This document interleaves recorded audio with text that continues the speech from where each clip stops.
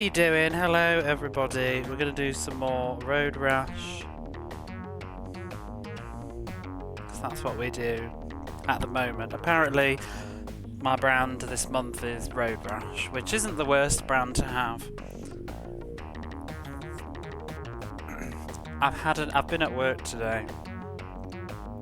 I've had a nap and I'm ready.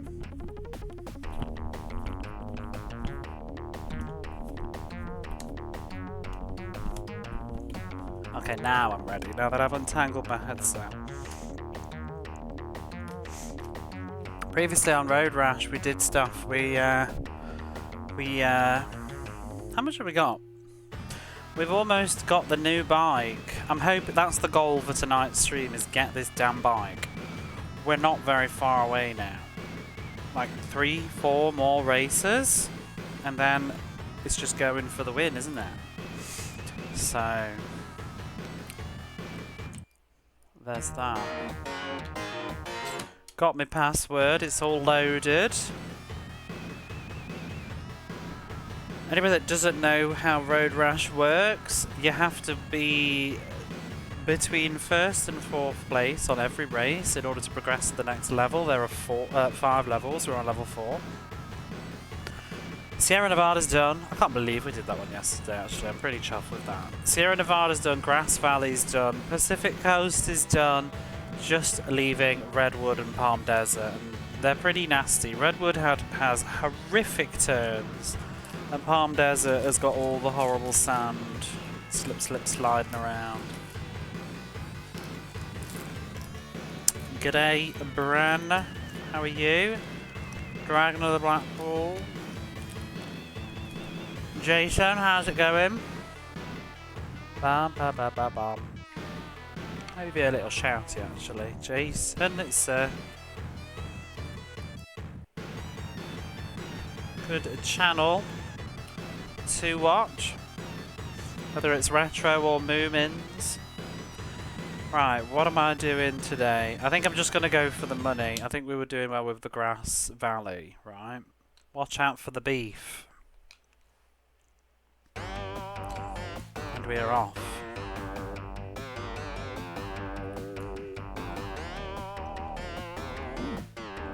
Ooh. Whoops. Shit. That's some good advice though.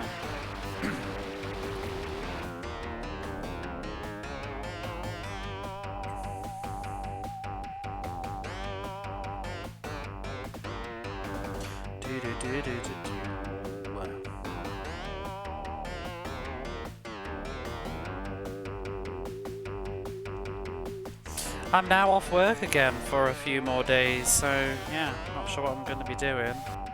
Might visit a friend. Other than that, let's get this Road Rash done. I'm actually, as long as I don't get tired, I'm just gonna lock in with this, I think, tonight. And let's just Road Rash and party. Punch Biff. Oh! Ah! Well, at least my bike came with me. Oh, don't do this shit. Okay, well, we're off to a cracking start in Road Rash. Nothing new here. I think I'm actually soft lock right now. Okay, we're okay. Isn't it weird? Isn't it weird? 86 and 2000, how are you? Oops. I'm sort of trying to pull my socks up. Like, I wonder what causes you to get stuck and what allows you to escape. See, look, we're caught up with everybody. Rubber banding city.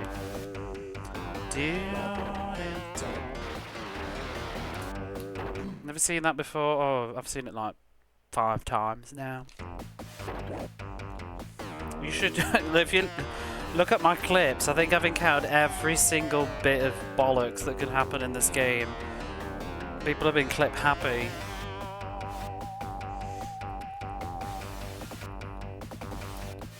I've propelled myself like 10 kilometers backwards before by hitting every single tree after a car knocking me.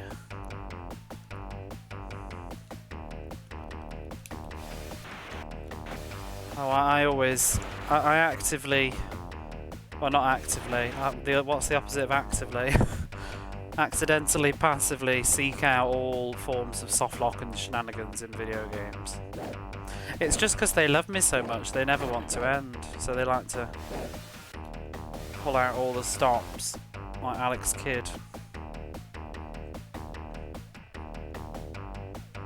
Spike. Oops. Sorry. Oh, it's Bob I got. Oh well. Whoa, whoa, whoa, whoa, whoa. Fuck off, Luna. Had enough of your shit.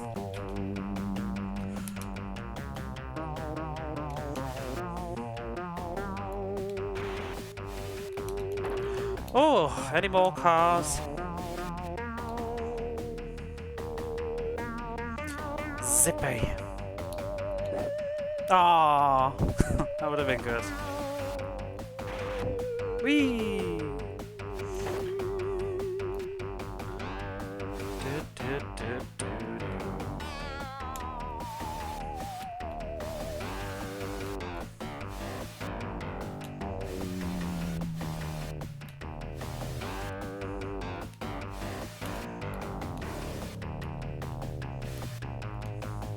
Ah!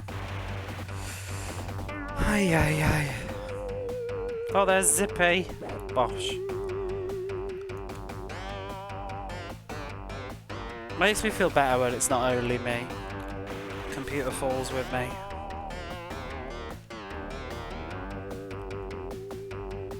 See, stuff like that, just to gush a little bit. But you know, like, just coming down that hill and the whole road's like flying in ahead of you with its big draw distance. You do get that real rush of like, I'm in California. I've never been to California, but I feel like I have.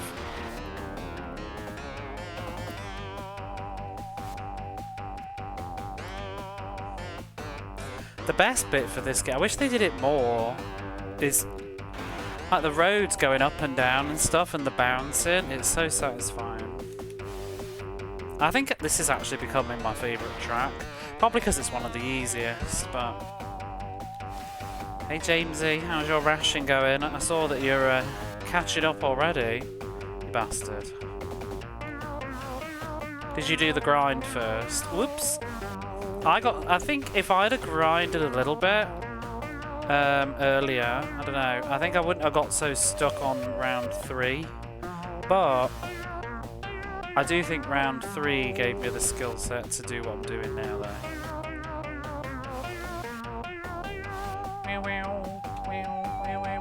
Can't catch up with anybody.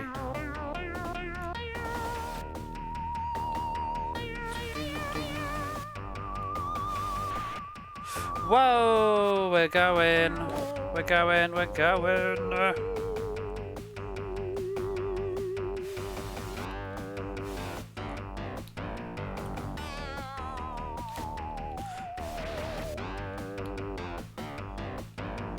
Who the fuck do you think you are?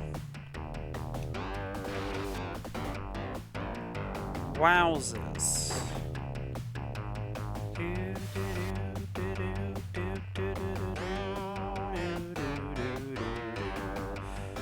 I really want to place well on this track just to prove a point of how stupid this game is.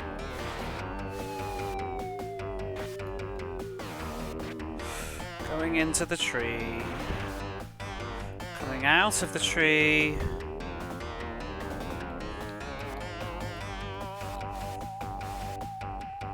Well, almost. In fact, look at that.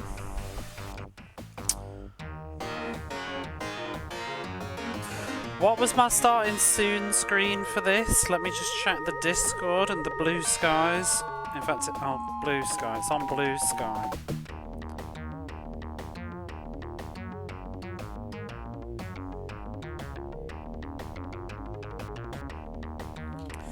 So, oops, that's not right.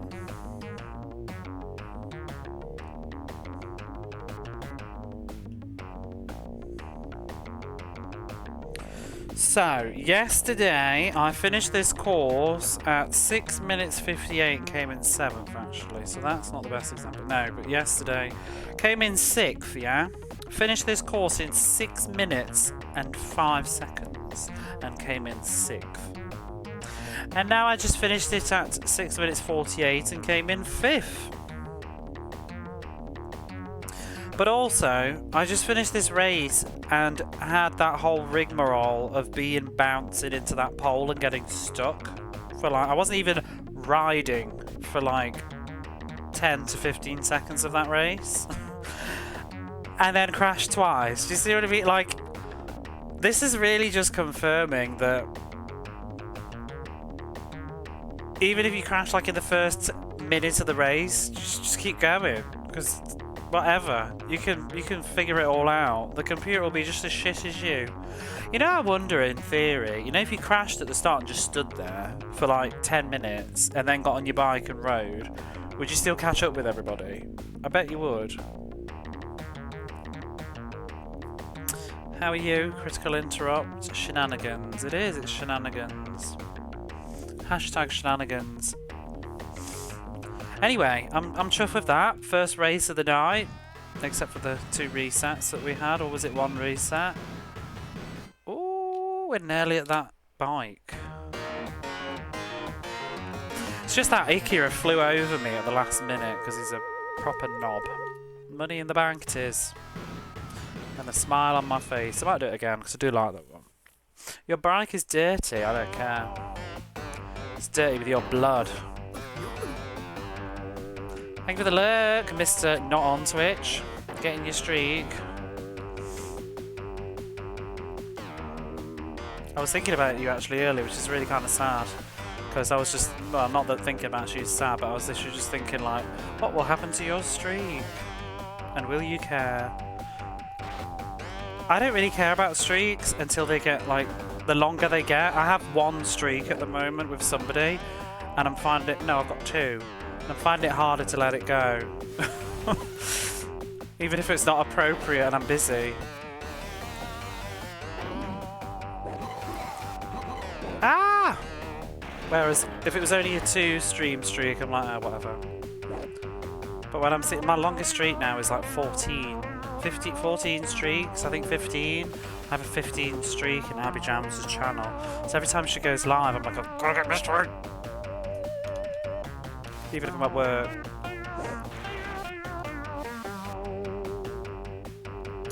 I see that they're gonna do some stuff with stories now though. Whoops. So that you can watch a story. Unfortunately, I don't post stories and I don't think I ever will, because I just don't need Twitch to be all forms of social media. I have nothing to say. I will post on Bluesky or in my Discord. Whoops! I'm trying to scratch my nose and that was really stupid. Oh, I busted. Oh. Bugger off, O'Larry.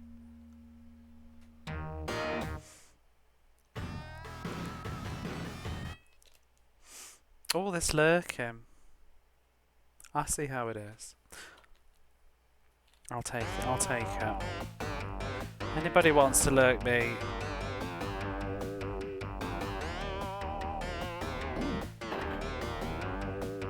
Lurking and twerking. What you mean?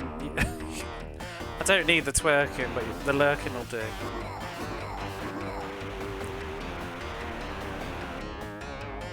Still here?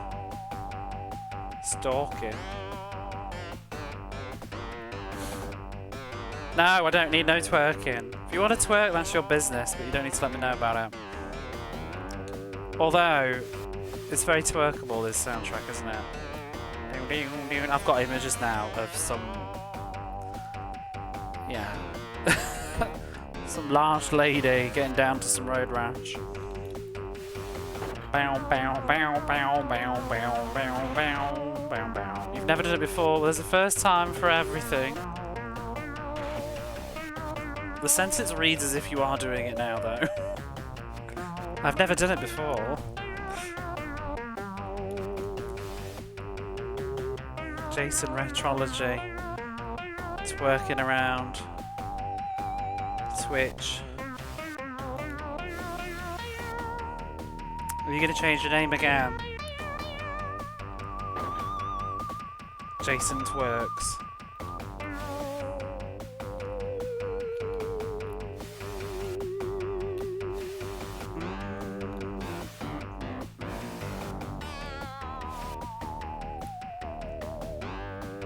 Twerking in some biking lessons.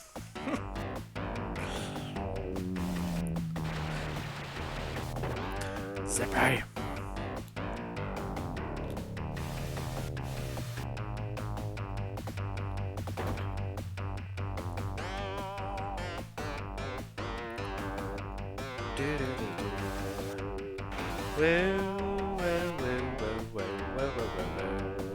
You can't not hum along to this. Like, I challenge you to just sit there in silence while you're playing it and not woo woo woo with it.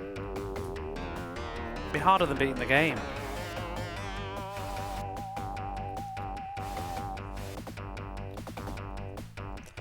Bow.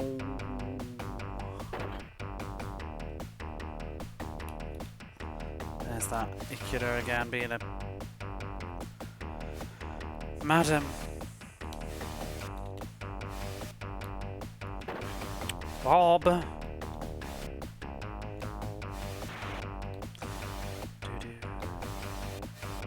It's been cooler today, but it's been this absolutely humid, nasty, like 25 degrees, maybe 28 by the end of the day.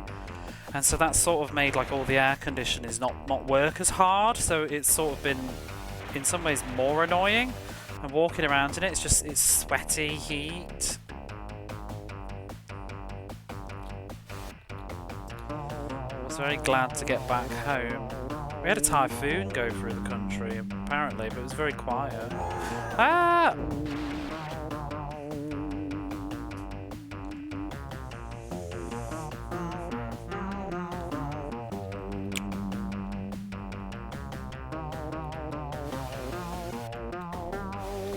I was a bit worried about whether I'd have work today. Fortunately I did. I'd have been pissed if I went to bed early last night for work and then it was cancelled because of a fucking typhoon. Although I would have got over it once I've gone back to sleep again, I guess. But next month my bank account wouldn't have gotten over it. Because if it's a typhoon and I don't have work, I don't get paid. Oh my god. Oh.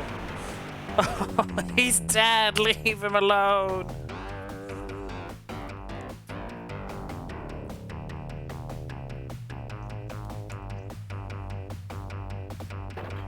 Ooh.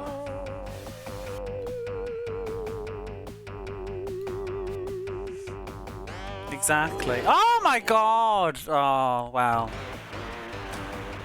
You caused that one, are you happy now? Stop, he's already dead. Cow. I thought this is a safe opportunity to just read chat without pausing the game, because the road's just, there's no cars, the road's wide, but didn't see the cow. Yeah, ooh, I love that.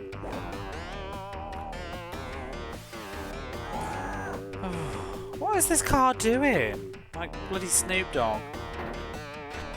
Yeah, here we go.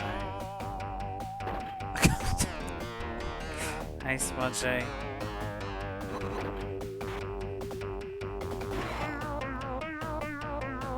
Is he just stuck? I've seen it all now. Sorry. Spike's glitched and can't move. I keep saying I've seen it all, and then I haven't. There's always more to see. I'm sure once he's no longer existing in the game, he'll fix himself, but yeah. That's so bad. So, if that could happen to him, that could probably happen to us as well.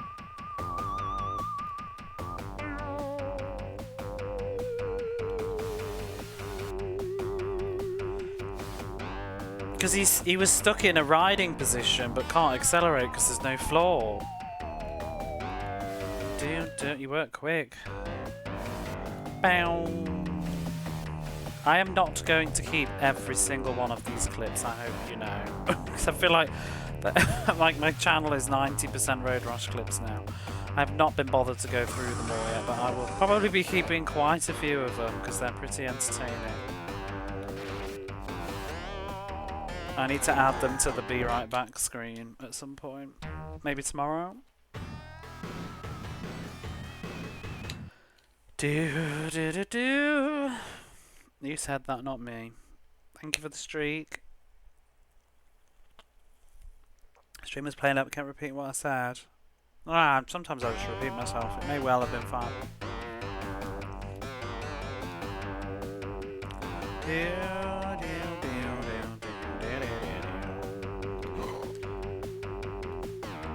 Is it really hard to not sing along to Road Rash? I think arguably it's harder than trying to beat the game.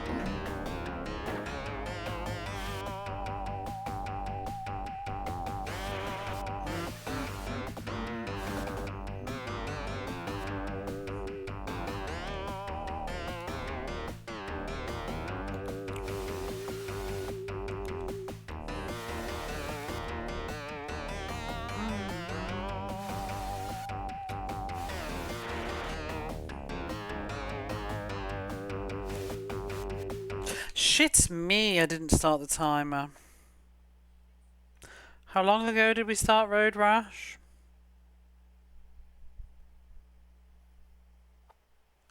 I'm just going to plus 20 minutes. It's about that, isn't it?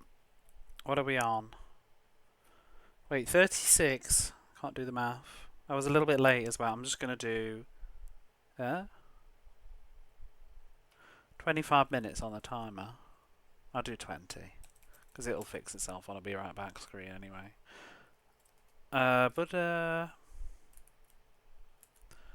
Whoops. 22 hours, 40... I'll put 47 in.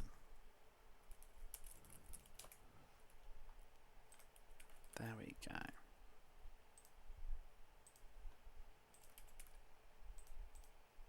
We're off. Because, you know, timers don't need to be super duper accurate. Because I don't pause them when I go for a break. About 30 minutes ago. Well, I'm usually my starting soon screen is I aim to be changing scenes after 10 minutes, but it doesn't often work out. I think today it was about 12 minutes before I changed into the game scene. I'm usually aiming for the 10-minute spot. Just to give people a chance to roll on in. Why does this keep happening?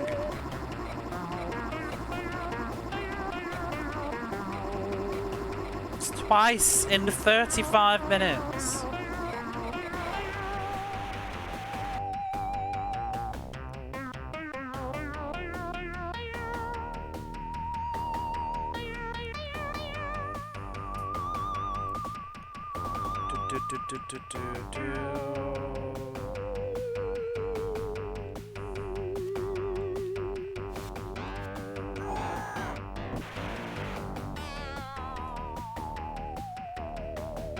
I'm sorry to hear that.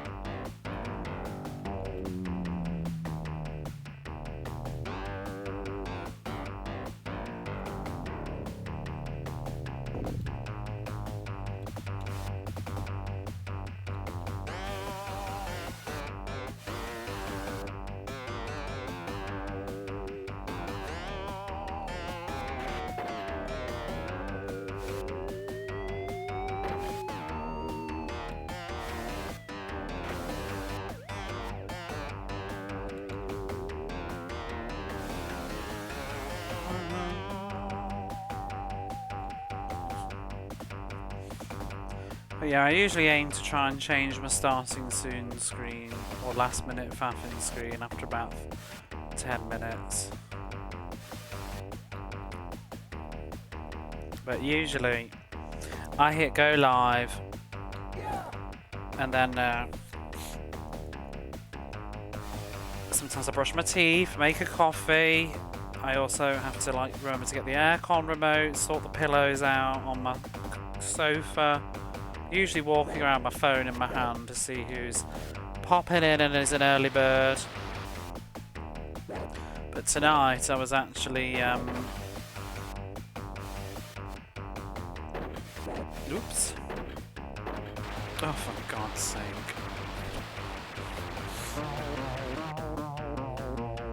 Still making social media posts. Tempted to restart this race already. I think we were at risk of not finishing. All this crashing.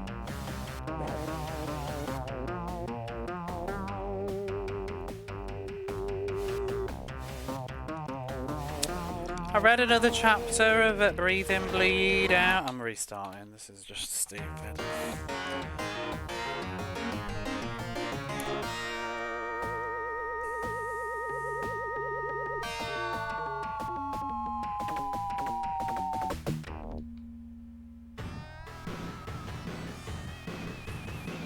Might read some more tomorrow.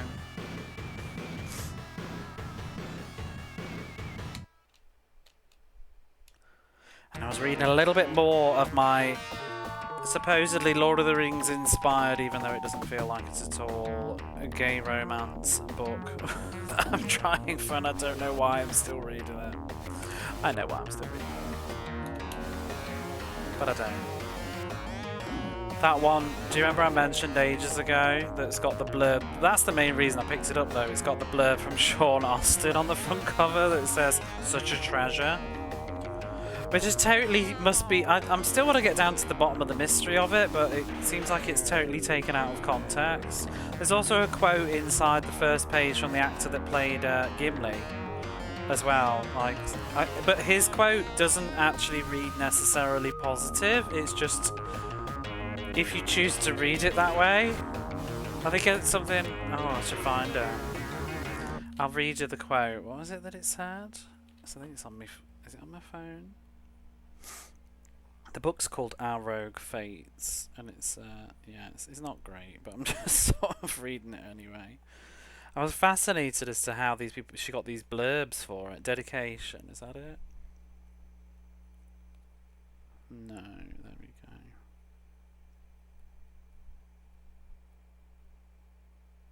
Sean Austin is quoted as, "I know a little something about finding treasures and maps of consequence. Who knew that when Sam and Frodo came together the skill would come in handy? We could be anti-heroes," which is this is the funniest thing, because it's like, it's not even the same book title that this blurb is from, but I think that was a working title. "We could be anti-heroes is such a treasure for you," says Sean Austin. It was praise for this book. And then John Rhys Davies says, "An unusual," that was it, "an unusual take on Tolkien." I mean, is that a praise? It could be. It could also, yeah, an unusual take on Tolkien. He didn't say it was good. He said it was unusual. But to be honest, the stretch of Tolkien, I'm 20% into it now, and it doesn't. There's not been a lick of Tolkien, Lord of the Rings in it. It's just fantasy, and it's not. It's really. It's not that good. I'm falling victim to my own personality where I can't let things go. I've actually thought about it twice now that I should just, as the cool people on YouTube say, I should DNF it, which is like did not finish it. Put it in my did not finish pile and DNF it and just read something better. But I kind of can't let it go. I don't hate it. It's just I could be reading much better books. But I'm also just sort of curious to see where it goes. I'll give it a bit more of a chance and think about it. But it's a total situation of, you know how they say like with writing you should show don't tell. It's tell. Like the whole book is just telling you the story instead of any sort of open interpretation. And sometimes it kind of drives me nuts because it kind of feels like nothing happens. It just feels like the book is just talking to you about this fantasy world, and it just dumps random just stuff everywhere. And it feels like it's just throwing in as many fantasy words as it can. It'll just be like, you know, in the village, as the centaurs walk by, it's like, why have we got centaurs? Where? Who? What? There's no... They're just thrown in there. The dwarves. The halflings.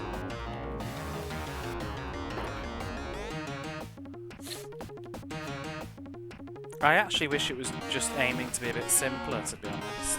And focusing more on... I wish it had more dialogue rather than just description. Fancy flavoured exposition dumps. Well, I mean, if they're sort of like very strong world building, but this really does feel like somebody's just trying to cover their bases and just give you the info without doing it in any sort of clever way. No centaurs in Oxford.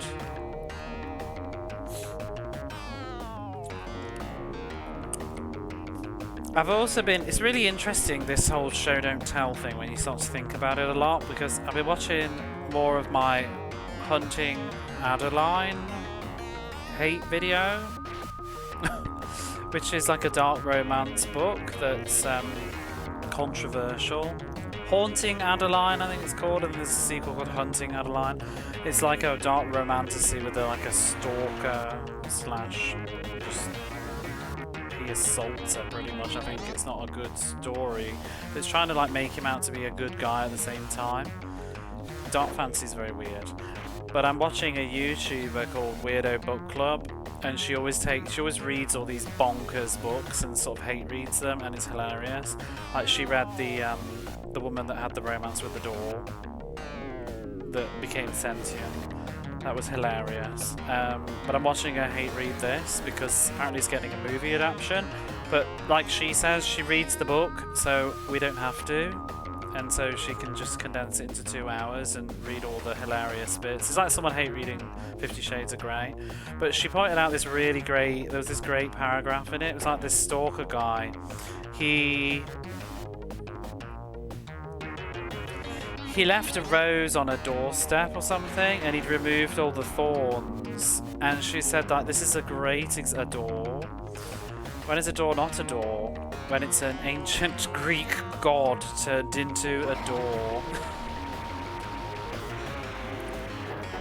But it was, it's like she's taken all the thorns off. He's taken all the thorns off and stuff. So it's sort of the implication could be that it's so that she doesn't hurt herself because he cares so much, kind of thing. But then immediately in the next paragraph it just spells it out for you straight away. Like it's done a show, but then it just tells you in case you didn't get it. Like she goes, huh, I wonder why he did that. Maybe it's so that I blah blah blah blah blah. And it's like, yeah, you didn't need to explain that bit. It was kind of implied.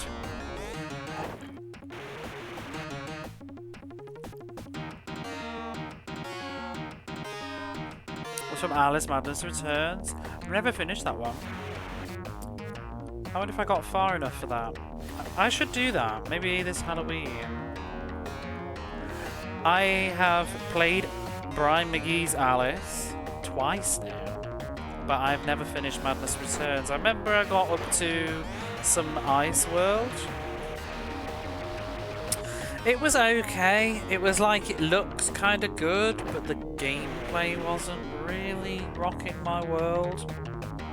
It was like a very 6, 7 out of 10. Like, nothing remotely bad, but just I can't remember it now. I thought it was sort of better than Brian. You know when we talk about games and aging and stuff though? Not Brian. Who's Brian McGee? It's better though. I've improved his name, don't you think? Brian McGee's Alice. American McGee. I don't know where Brian came from. This is a good job he didn't get confused. American McGee's Alice. PC people might come at me here, but I feel like it's aged a little bit. Hey Goatee. American, yeah, not Brian. I did play it on the PC a long time ago. Not too far though, because PCs have never worked for me. It was very grumpy on my PC, but I finally played it on the PlayStation 3. I can believe it's not a very good way to play it. Brian could have been American. Is there a Brian McGee? It feels natural to say that. I always wish he'd done that Wizard of Oz game, you know, that got cancelled. I'm on level 4. Level 4. I'm grinding for the best bike now. I've got the second best bike, and I'm about $2,000 away from upgrading. It has aged, I think. I was just saying yesterday, Goatee, you probably like had a similar feeling. The rubber banding on this is insane. I can come in 5th place by racing an entire minute slower. Yesterday I beat this course 1 minute faster than the previous race and came in like 2 places worse.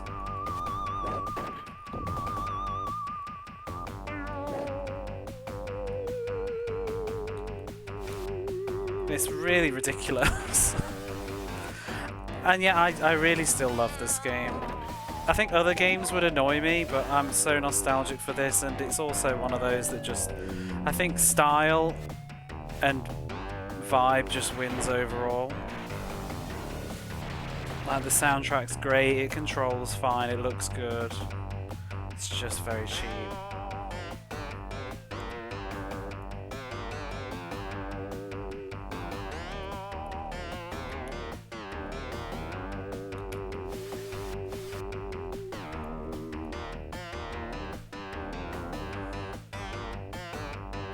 I wish I'd grinded earlier for the bike instead of leveling up. It would have been so much easier to get this bike at like level 2 or 3. Thank you for the bits.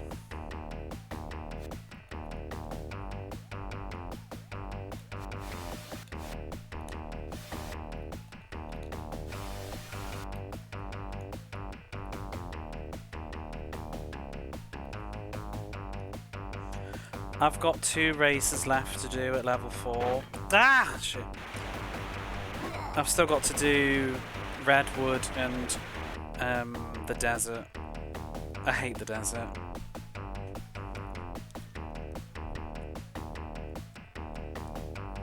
Oh, for fuck's sake.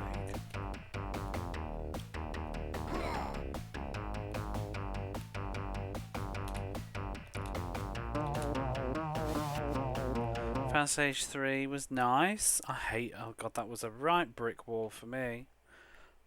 The drummer of Simple Minds was called Brian McGee. I don't think that. Yeah, he probably still is. Hey bud, how are you? I don't think that was the connection for me. But you know, after yesterday, I was starting to feel like Sierra Nevada was the hardest one. But then it just sort of clicked a little bit, but it's pretty nasty at the end. But I think because of the rubber banding, you kind of just can slow down. If you've been lucky early on, it doesn't really matter.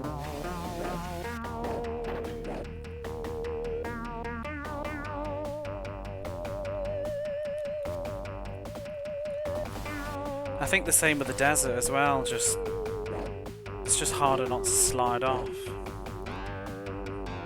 I think Redwood's worrying me more, because those turns are awful.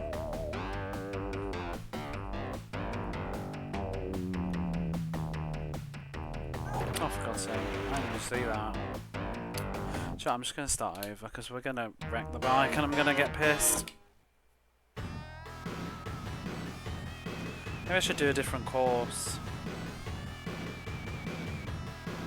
Let's do the Pacific Coast, because I like the music. We found Alaska very... Wait, Alaska's not in this one. Or are you just talking about Road Rash 2?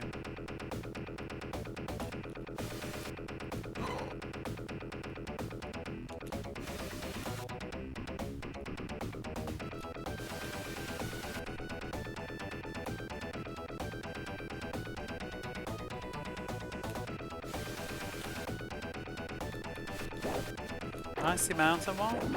Sierra Nevada? That's hella twisted. This music? Wait, this? I have not played that yet. I think this sounds like a Lemmings level.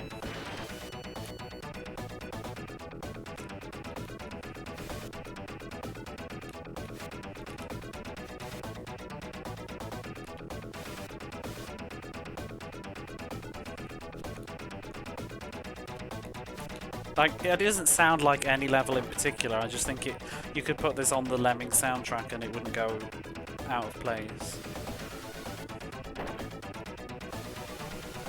Some sort of Amiga, Commodore 64 game.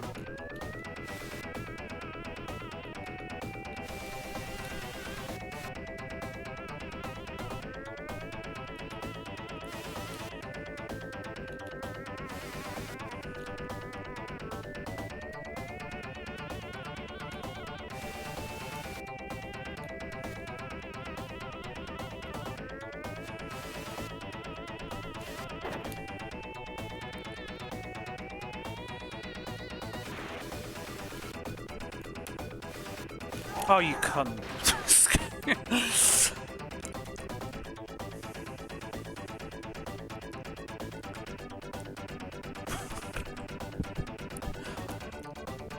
I was so anticlimactic as well.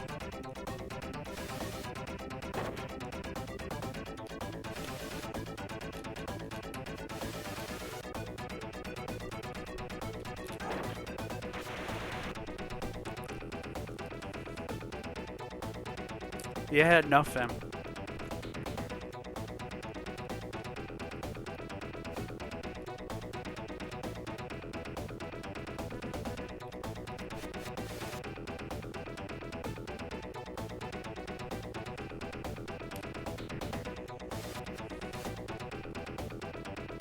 No, you're not. We don't need it. I'll delete it. You can clip all you like. You don't, because I'll end up raiding into somebody's channel and they'll shout me out and it'll be on there and I'll die. All my clips are already F-bombs. We don't need it.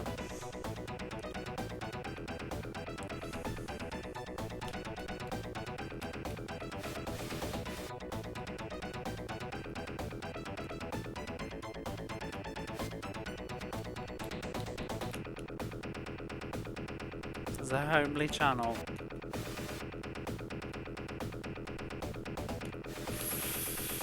Fluff.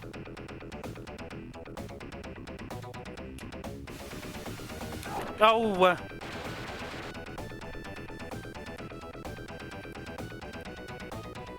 You know, it started out well. It's not going well now.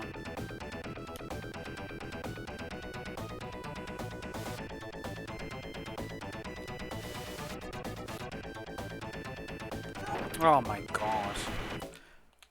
Can't see the bikes.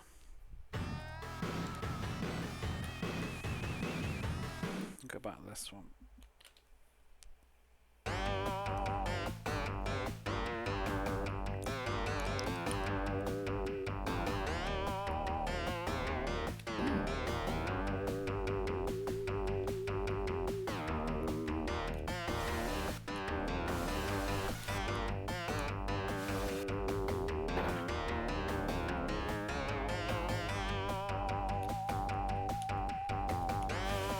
I wonder if this one as well, probably playing this back in the day. It wouldn't have made a huge difference though, but it probably was easier in the UK playing this at 50 Hz. Like for reaction times. Still be the same shenanigans though. Cause you, whoa! Hey Mac, how are you? I bet this one optimised. It's pretty old. I wonder if the music was. Because I always doubt my memories now. It's been so long since I've played any of these games on a real PAL Mega Drive. And I'm never quite I don't remember which soundtracks were slow and which ones were optimised. A lot of the time Sega Retro just says unknown. Doing good, big chillin'. I remember The Little Mermaid was definitely slower. And I remember Sonic was slower. But then a lot of these games, I've spent so much of my life replaying them via early emulation days, or like, you know, Mega Drive collections that you could get, which always use the ROMs or whatever, that my memory's sort of been wiped. Like World of Illusion, I don't remember. I presume that was optimized musically. Was Castle of Illusion slower?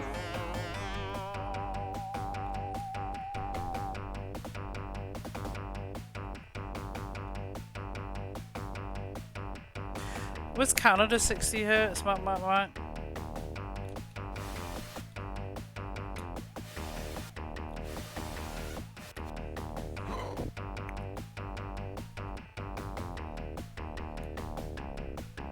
For games.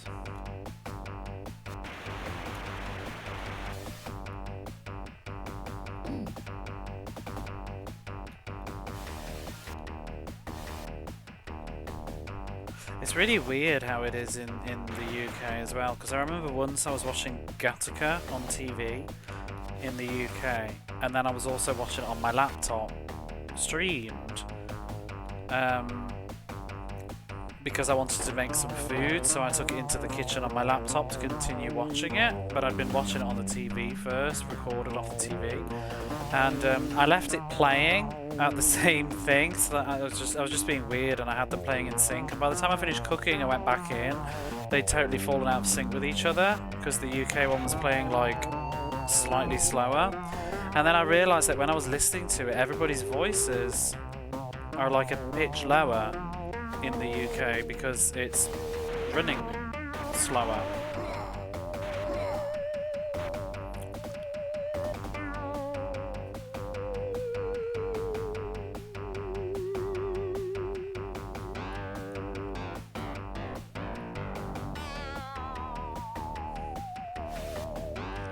And this was even in like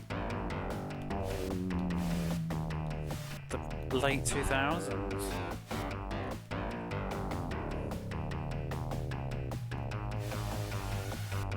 Canada was 60.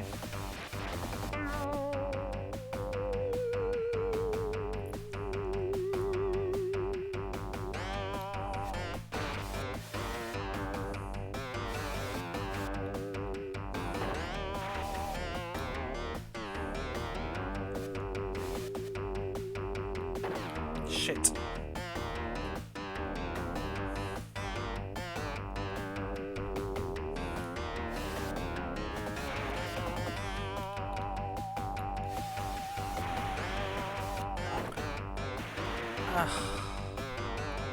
Hey Freddy! Oops. Just killing someone. How are you? Crap. Oh, it's absolutely savage, this is. Everybody's got fond memories of it, but I don't really know anybody that's finished it. Obviously Goatee has, I think. It seems like most people, if anything, have finished Road Rash 2 and not 1.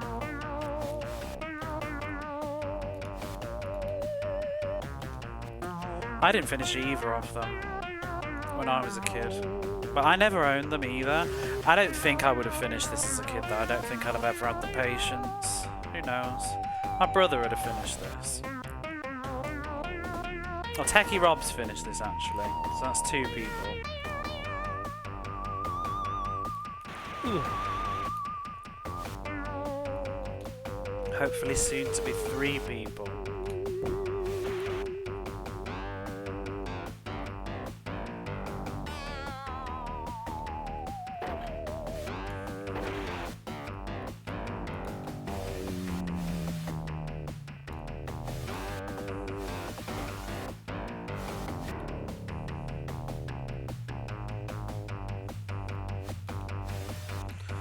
Crappity.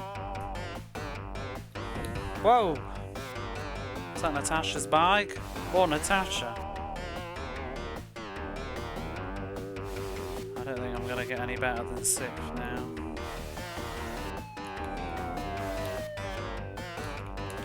Whoa! Throwing all the shit at me right now.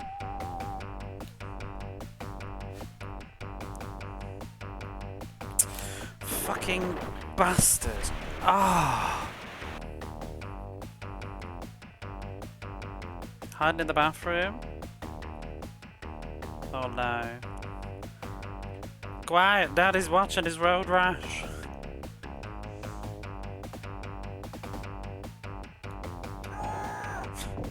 I am not Rex, I am finished. Good. I'll take my dollars. 1 more 1,000 to go. That's like 2 good wins and we've got the bike.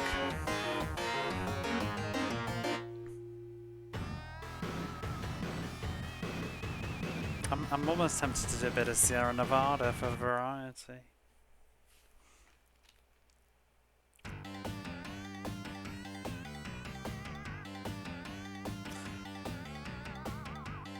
Gonna regret this.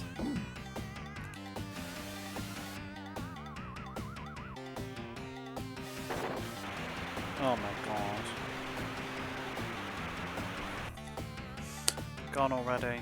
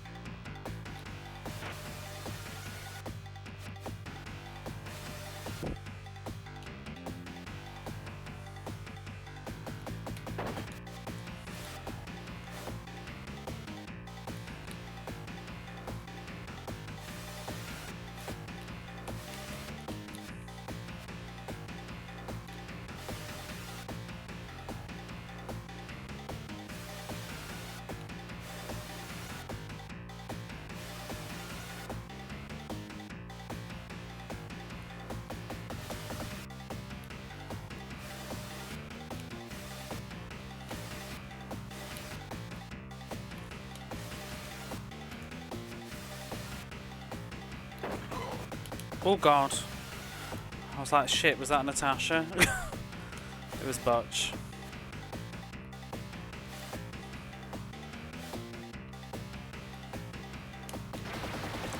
Ugh.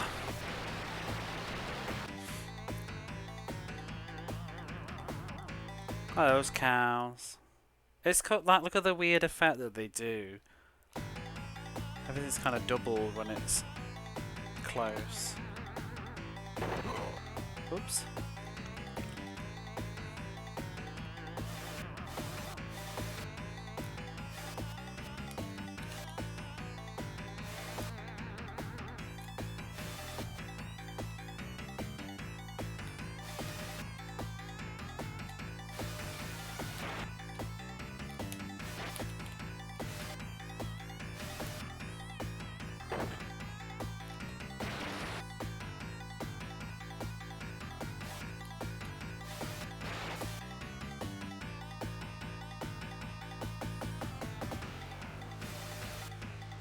Yeah.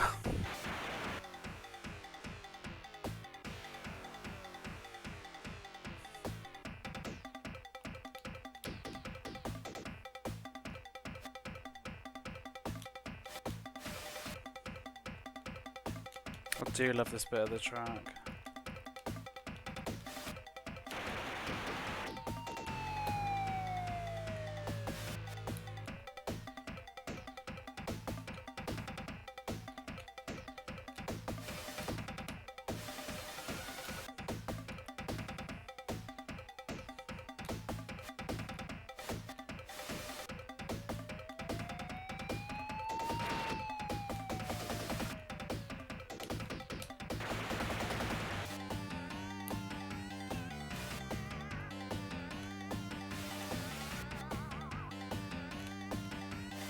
Why did you have to be on that turn?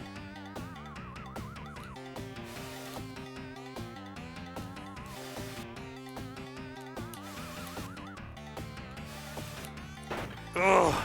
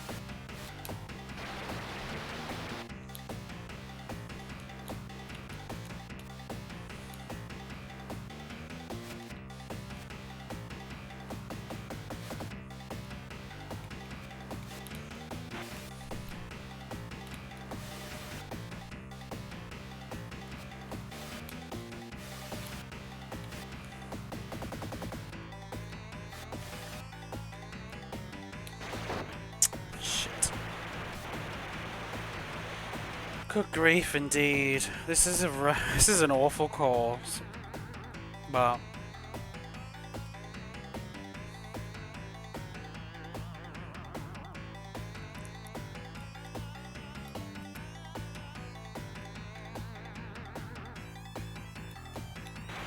oh my god, 2 cars. I thought that was the one that was in the right-hand side of the lane. Bollocks.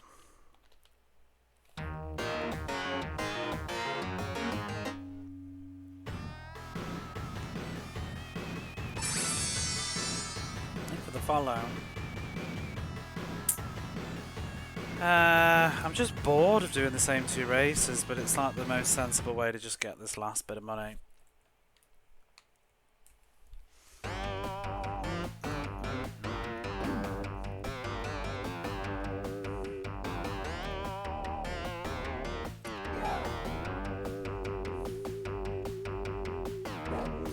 Oh, hello there.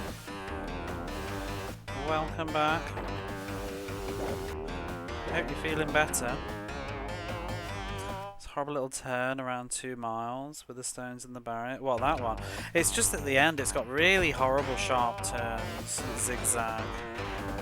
You just need to presume on that level that every turn is just going to turn back again straight away afterwards with very little warning. They're all like S-bends. It is really tough, this one. I'm hoping it won't take me 50 hours, but yeah. Well, if I can get this bike, all I've got to do is try and go for the win. So, struggling in the UK heat. How's it gone up again? Fuck me.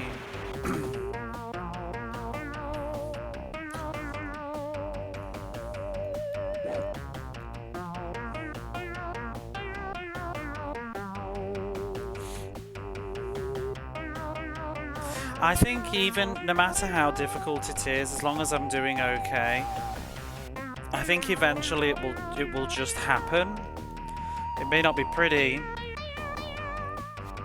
but like sometimes you just get thrown like a carrot or whatever, a bone, whatever you want to call it, and the game just, you know, like nonsense like that where the computers all just get fucked over by a car or something.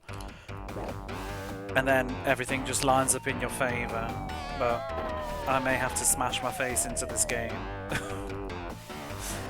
We'll see how level 5 is, but I'm really like, yeah, the carrot with a bone in it.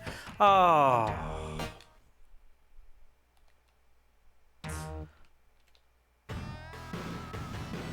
I think I'm probably the most concerned about this redwood. Let's just go for it, actually, because even if I win, that's going to get me the bike, pretty much. Oh, have I just turned the music off? Fuck that.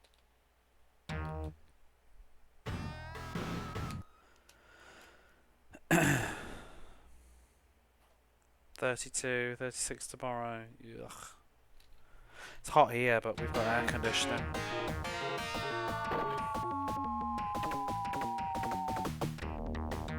It's the slippery one. What, redwood?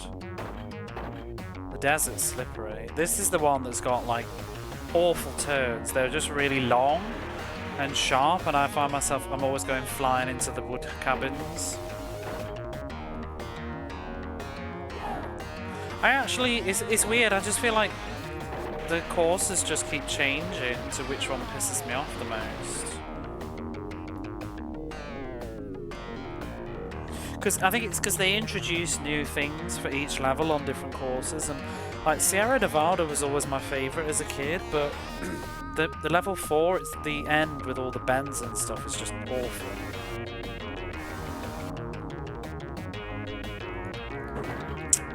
Yay, let's just start over.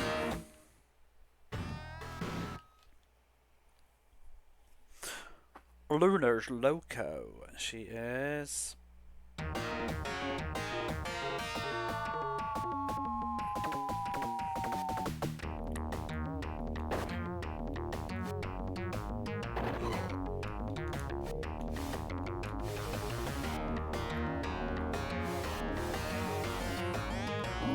Like I was saying yesterday though, once I've got this last bike, I'll just mentally feel a little bit better, because I'm sort of dividing my attention between the desire to get cash and the desire to just win the races that I need to win.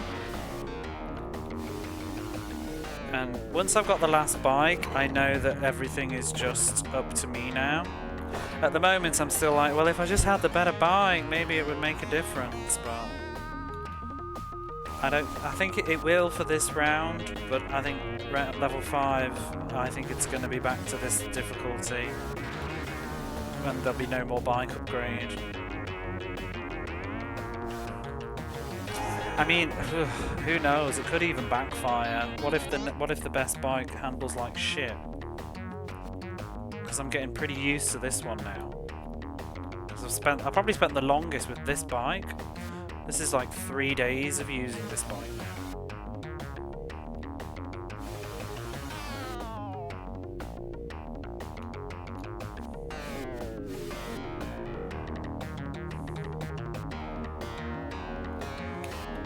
Fucking game.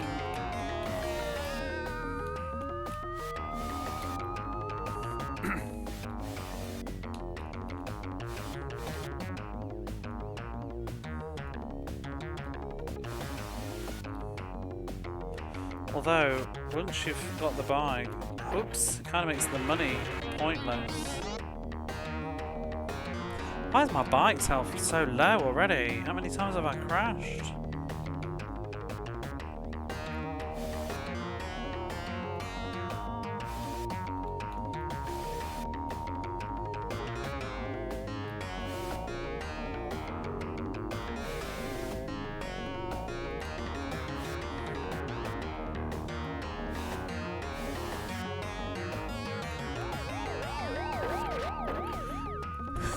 Oh god, officer killed me.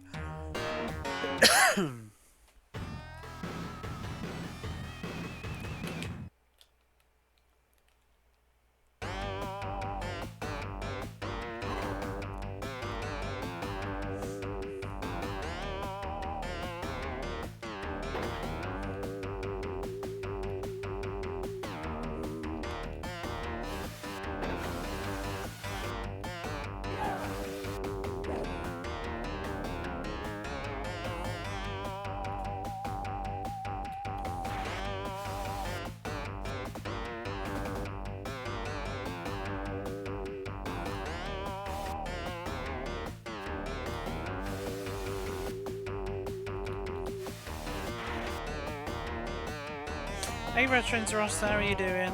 Oops. Better than him, I hope.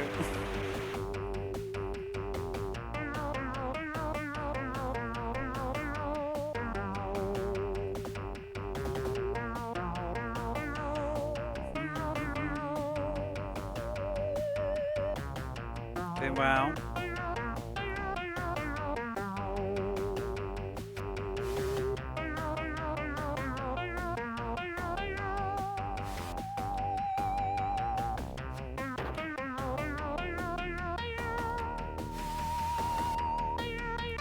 Whoa!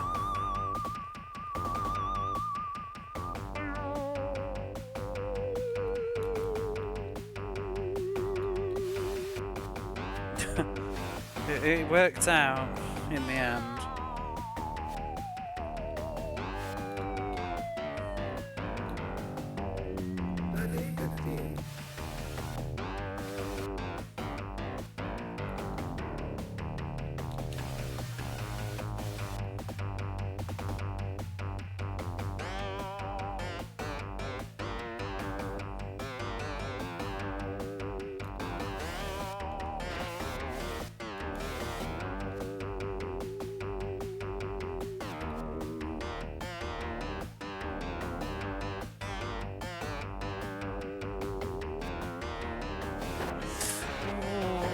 Bob.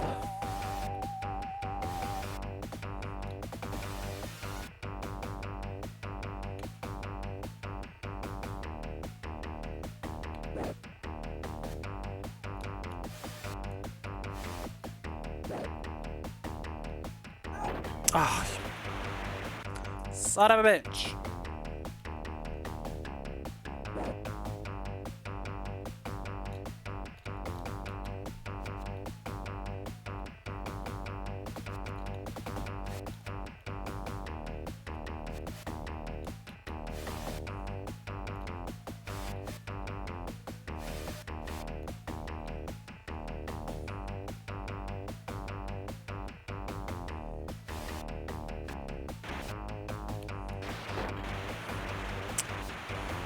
Crap. Oh, really?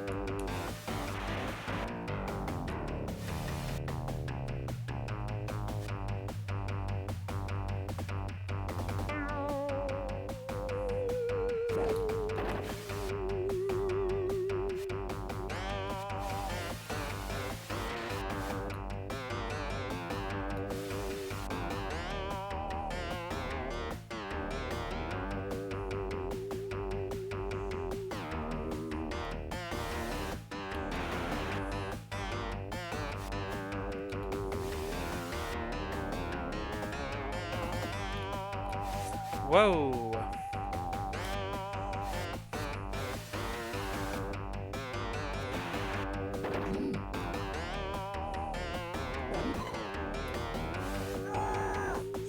Oh dear.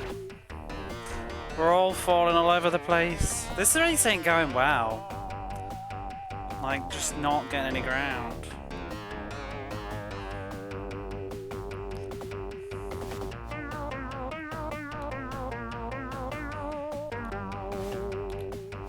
Everybody's still kind of clustered up at the front though. There's still a chance.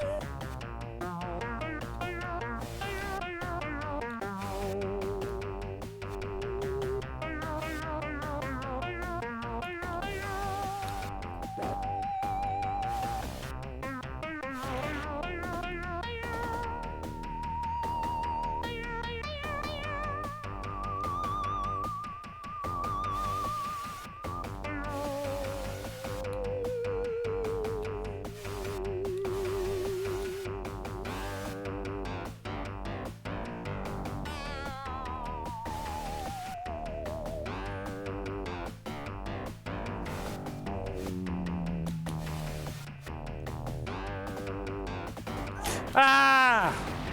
That was rude. It's all money. I gotta survive though. There's the police blockade as well.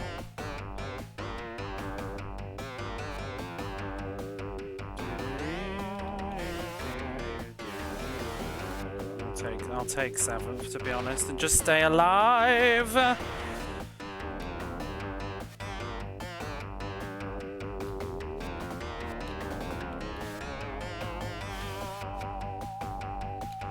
It is all money.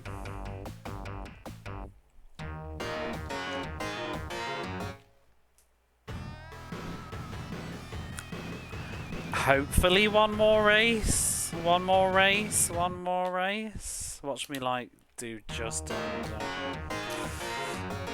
Before we do the one more race though, just gonna take a very quick break.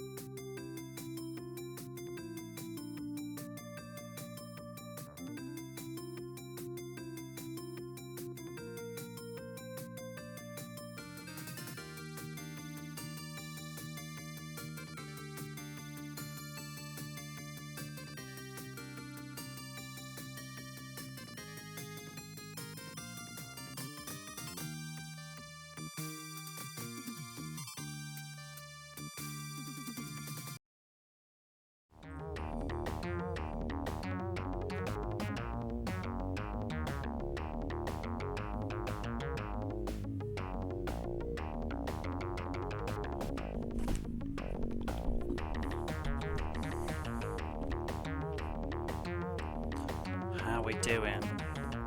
Are we alive? Can we get that fire bike?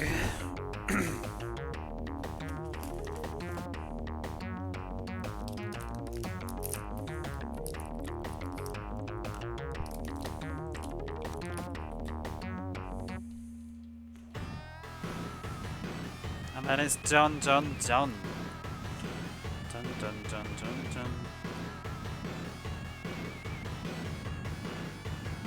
Just go for something cheap and cheerful. Bit of Palm Coast. Cops are getting smarter, says Natasha.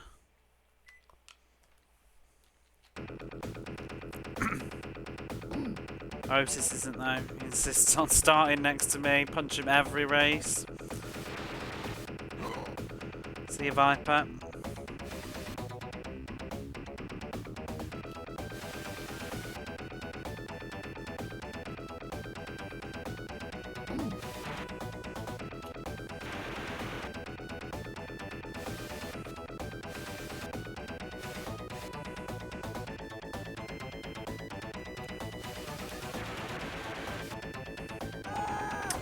Oh, whatever.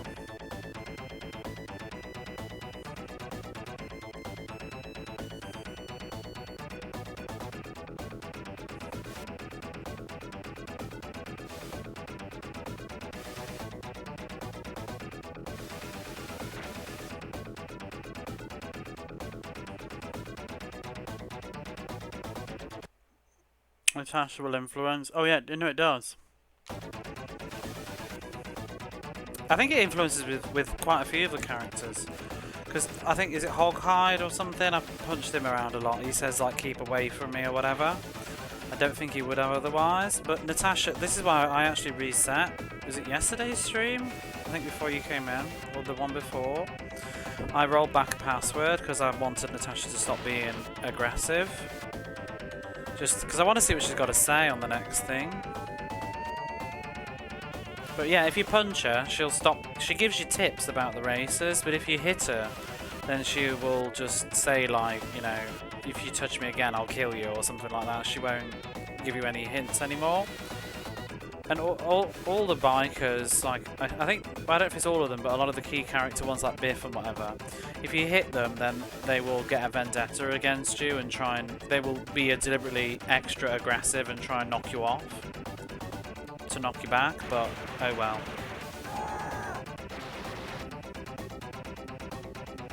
But I suspect it's influence, and you gotta be pals with the lady.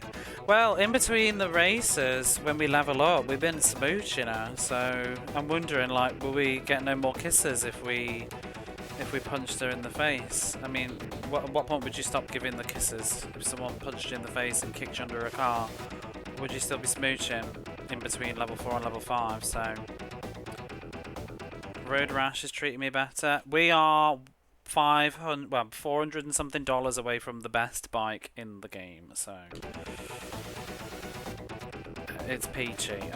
What is being hit by a car at the end of the day? I have lost count how many cars have hit me. That's your rule. What? Don't kick me under a car. Smooches will stop.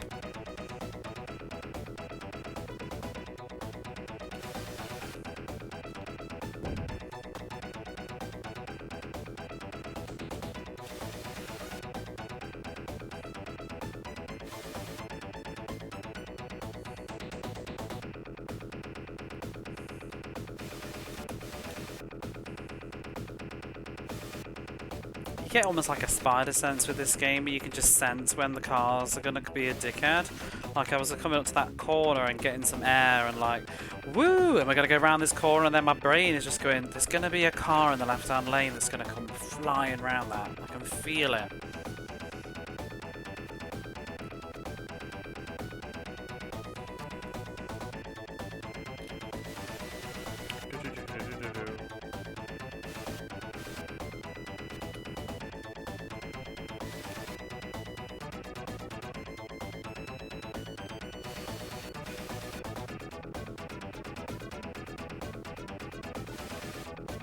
Oh, is that a moo where? Hey, hey, hey.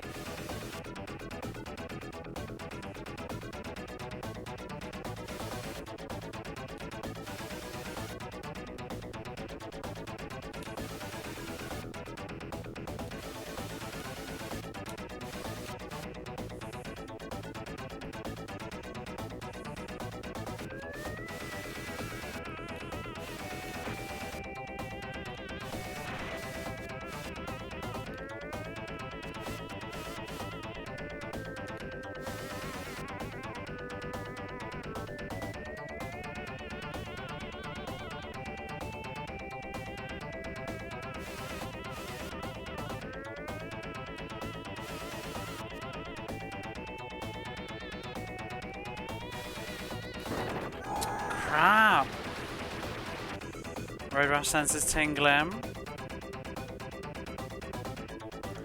Retro Dreamers doesn't require level 5? Wow, that's bold. That'll get redone eventually.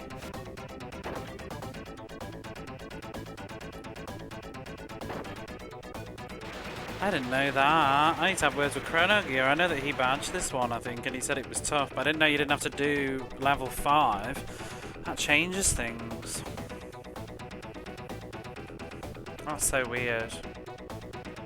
It's how hard. Oh, damn. This doesn't fill me with much confidence.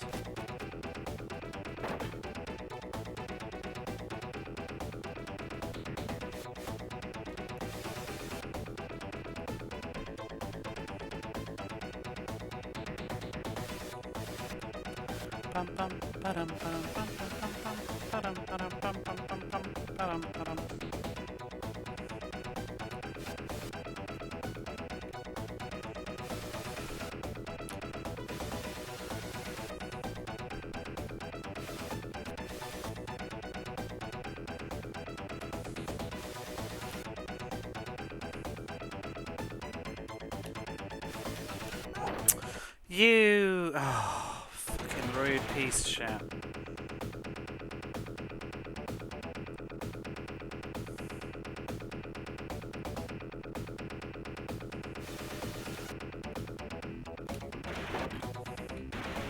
Ow.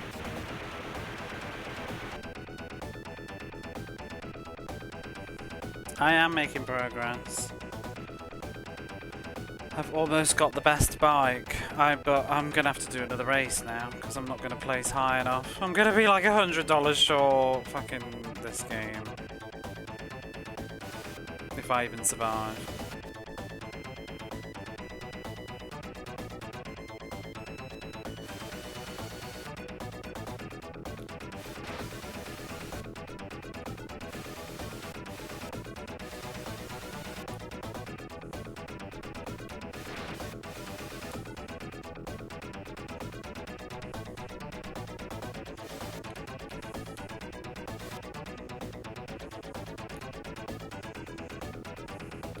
Seventh place. I don't think I'm gonna get enough money.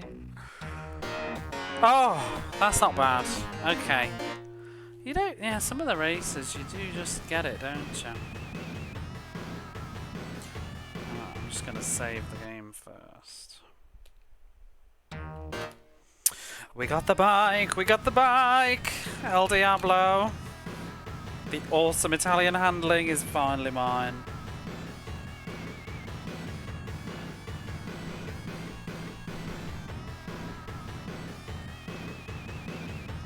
So I'm just going to take a moment to celebrate.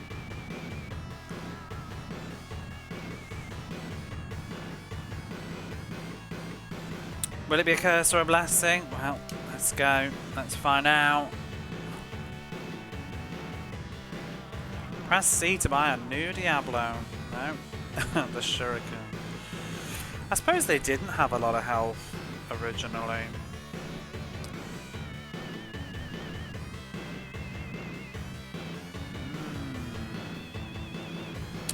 It's also purple. No, it's not purple.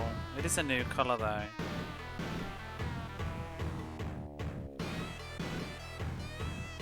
It's better than being that horrible yellow. Goodbye, Panda.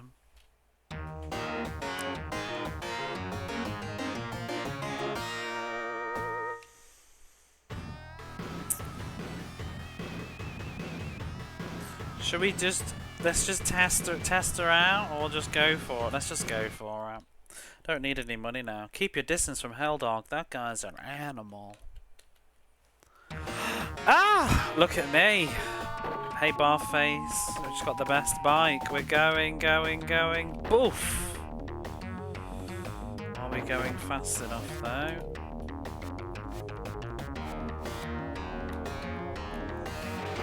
Oh, God. It just means you crash harder, that's all.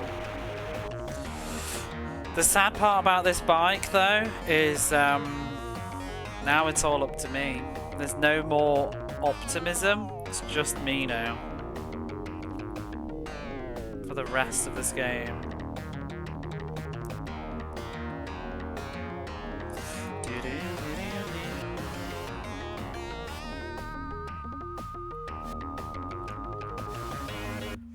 I am not though, no.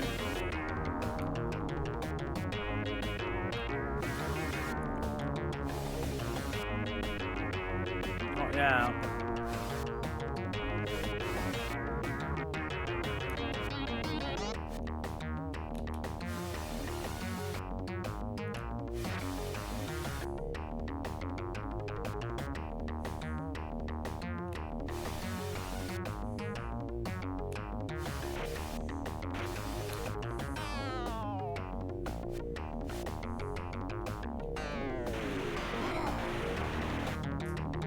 Yeah, godly patience.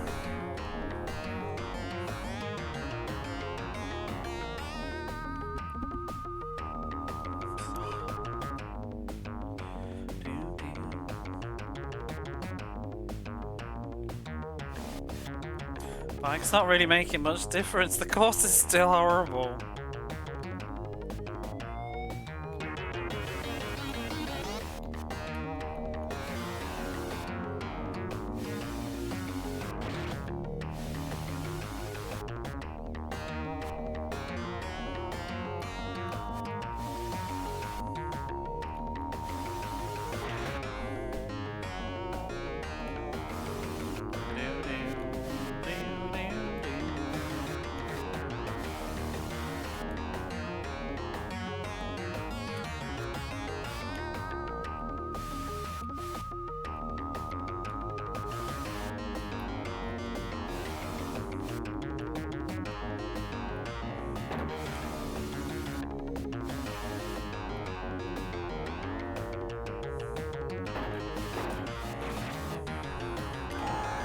Rude.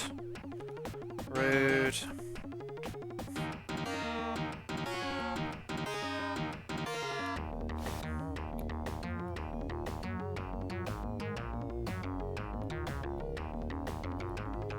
The extra health's nice though, that's for sure.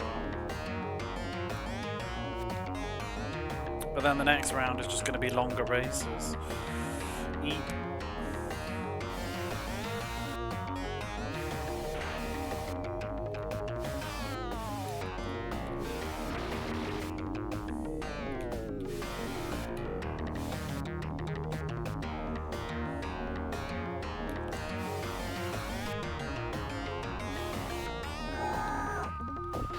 You're just so rude. You're so rude. It is. I mean, the next set of races, they're going to be like 7 minutes long at a swift pace, probably 8 minutes crashing.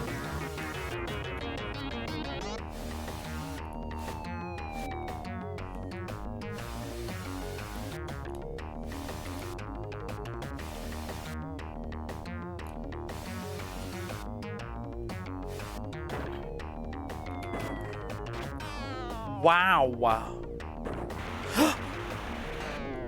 I mean, at least I knocked him away. It's also, there's a big snowball effect I find with this. Like, once you crash, it's kind of hard to get back in your momentum because it's the way the game works. It's weird because I look at the speedometer, but even though I'm going fast, I don't feel like the visual of the screen scrolling. It takes a while to pick up and it sort of locks into this state where it flows well, but when you're in between it, it's kind of a bit jerky and the controls don't snap until you've really got your full speed going, and then it's really hard to turn and cars come in and get really awkward. So it's like you crash once, you tend to crash again very quickly afterwards until you can sort of get back into your rhythm with it again. So sometimes, a lot of the time, like I'll crash once and then I'll crash like 2 more times immediately.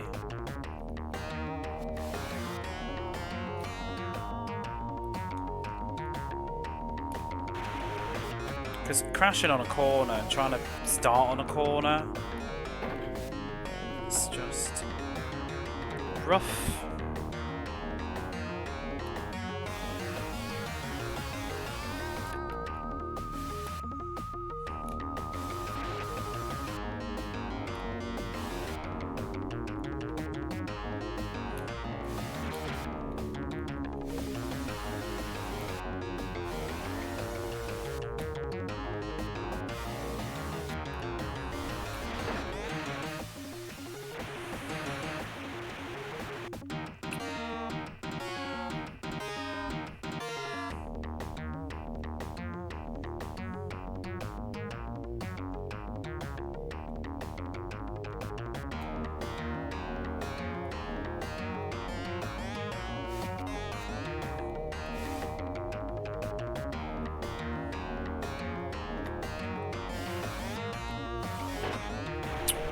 That Hornet just wasn't good at that speed. I have not, no.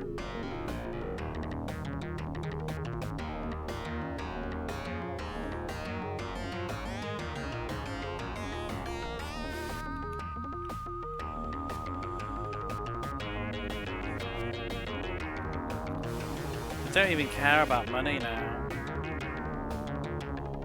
So it's like 7th place ain't good enough. Oh.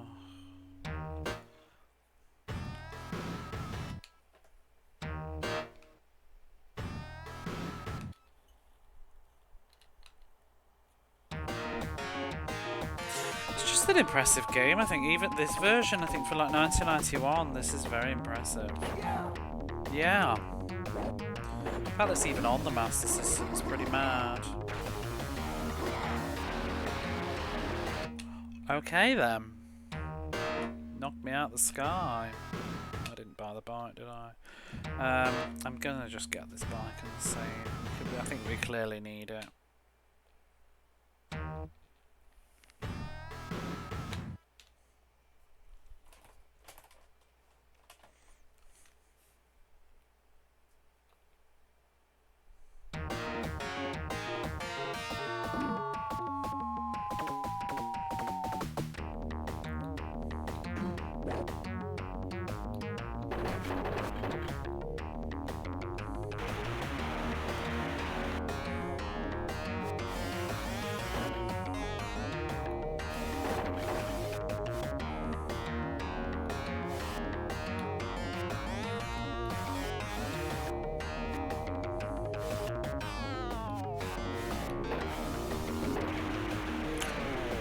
Wow, knocked me to the other side of the screen.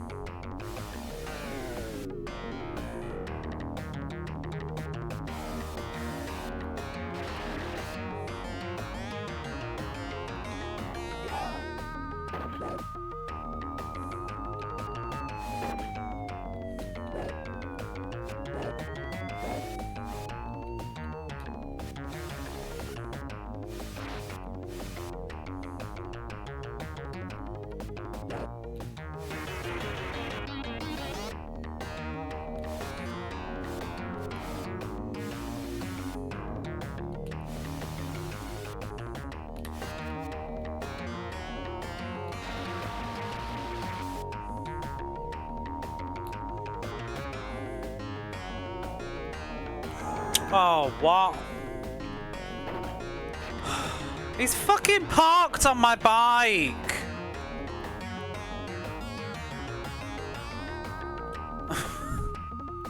Okay, I say again, I've seen... have I seen it all?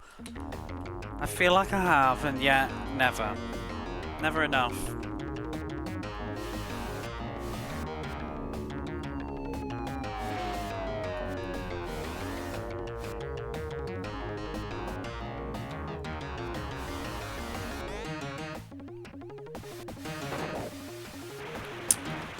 You just can't even tap these bikers. They knock you off.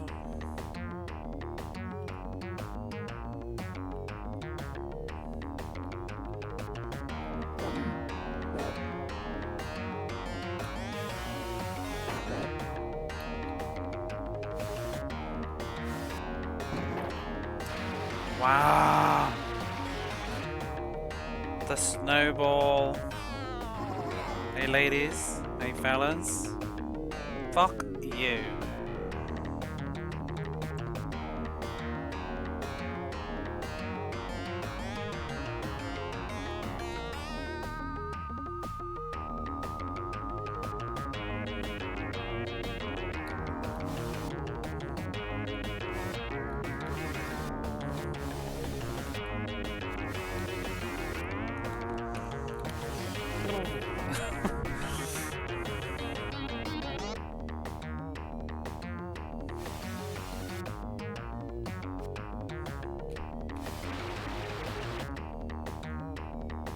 These turns.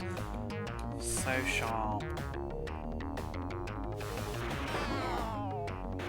So sharp. Oh, don't arrest me, O'Connor. Yeah.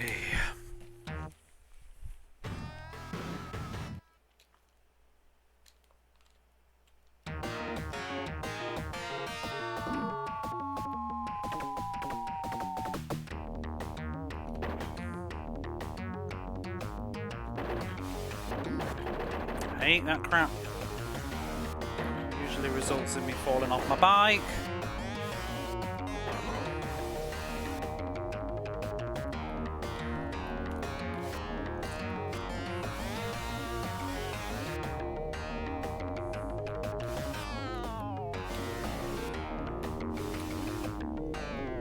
Bum bum bum bum bum.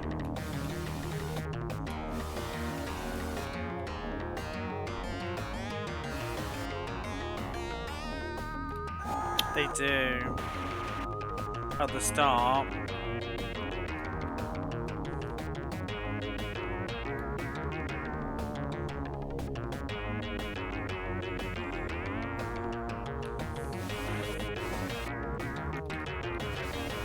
Viper's got one and Luna's got one. Maybe Spike. I feel like the people at the front do.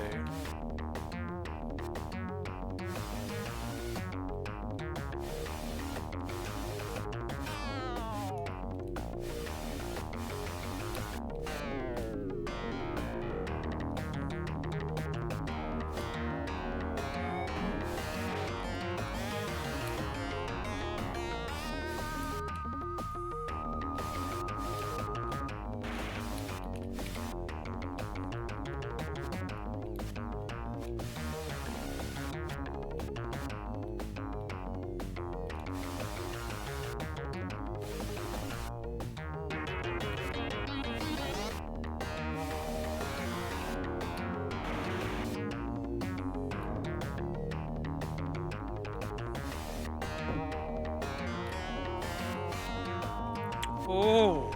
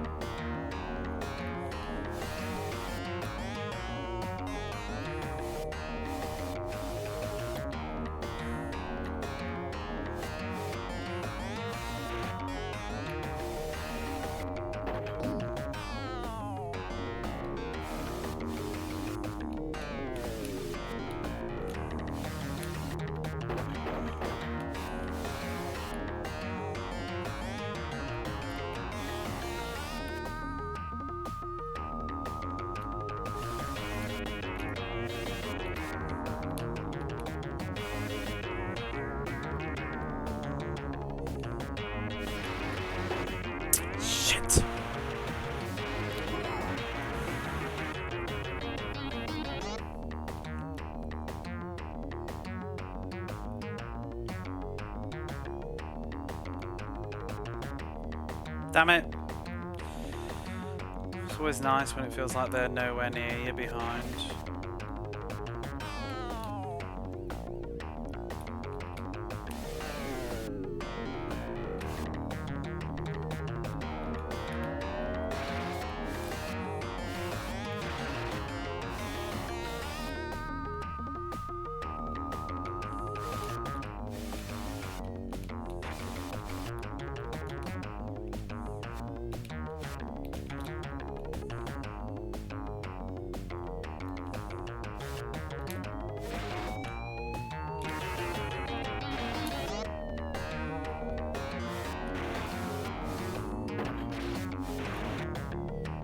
Whoa! Fuck that. Game is trying to kill me.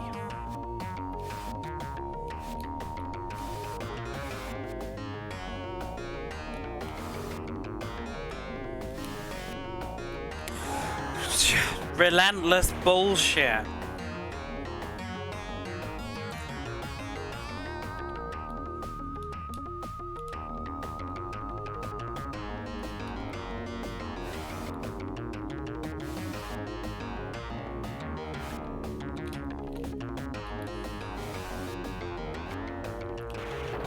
Oh God. All I need is 4th place.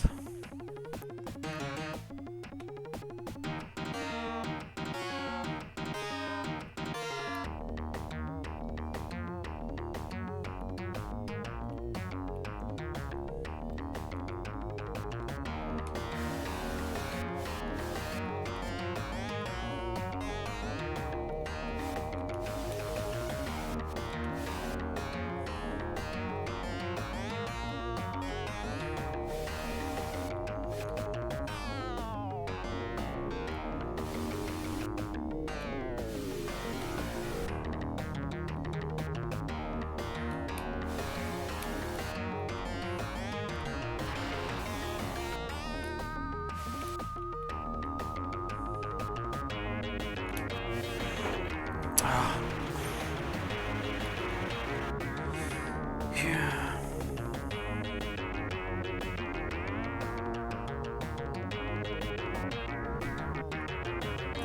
There goes fucking Zippy.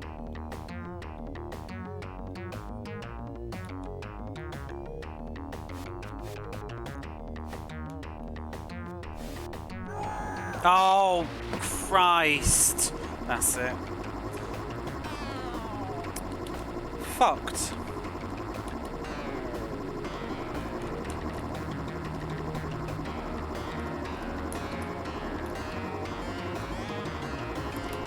Why you gotta be like this, Road Rash? What?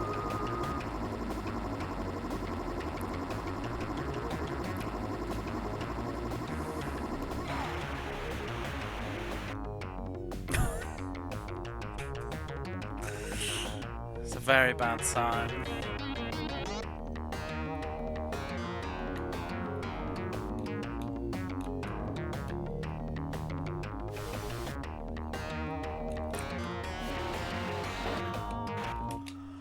Just shenanigans in those last minutes. It's hardcore, this.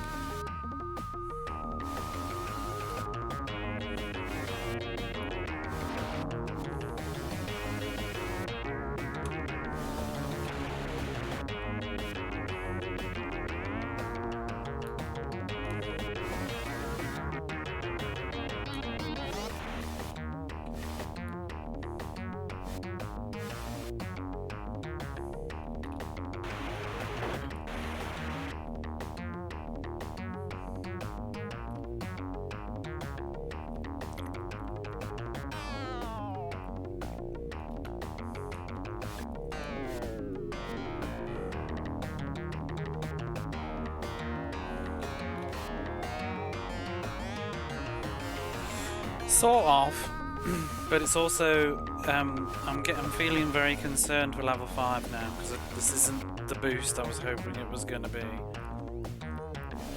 It's going to be just as I predicted. I think level 5 is going to be as hard as level 4 was probably like 2 bikes ago, if not 1 bike, hopefully.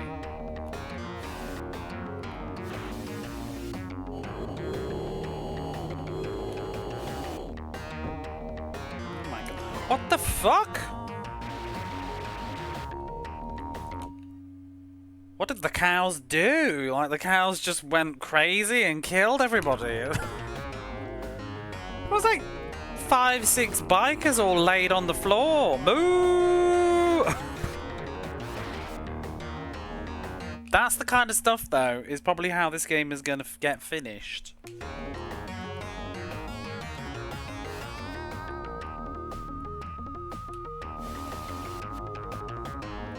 Let's pray for that in the future, please.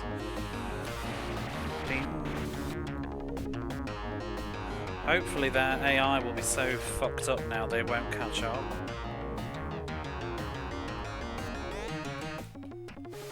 Da-da-da.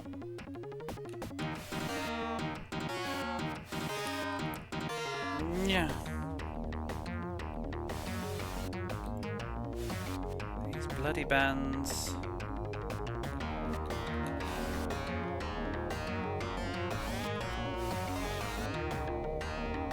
Cow attack bitch. Yeah, they were just sick of it, weren't they? Sick of the shit. Decided to rise up. It's a movement.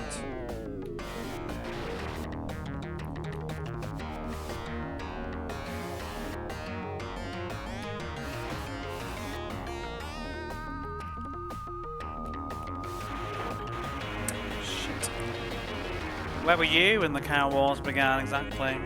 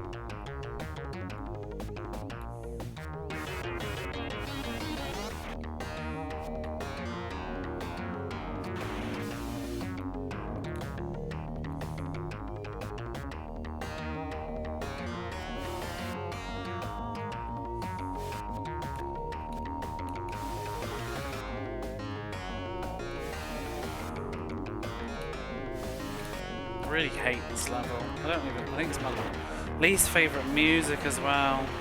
It's utter chaos.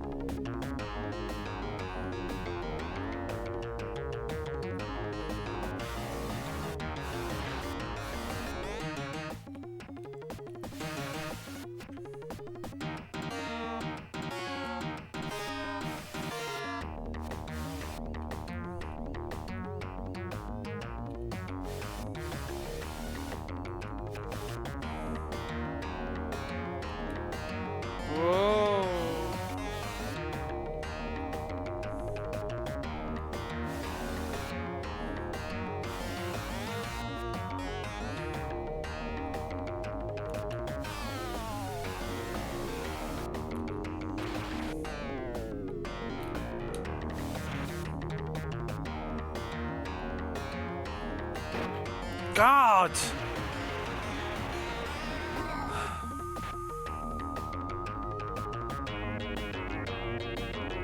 Get up.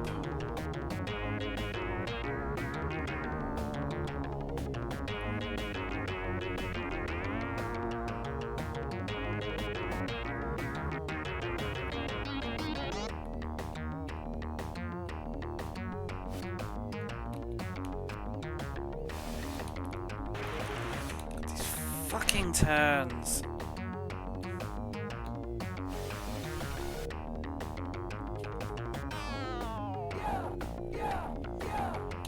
4th place, that'll do. To be honest, I think that's because everybody... Oh, 3rd place. I think that's because everybody, like, just melted. Thank you. Like, we need to stop praying to the cow god, honestly. I know. Putting the moo in moon. Okay. This is it. Just Palm Desert now. Who can we pray to for Palm Desert?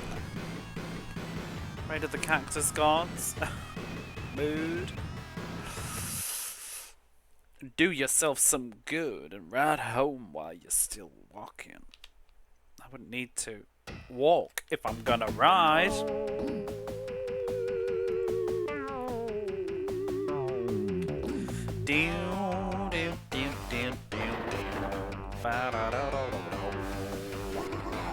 Oh. Fucking rude. You know what I mean?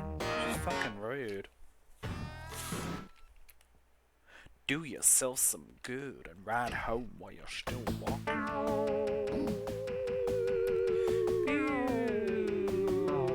Boom.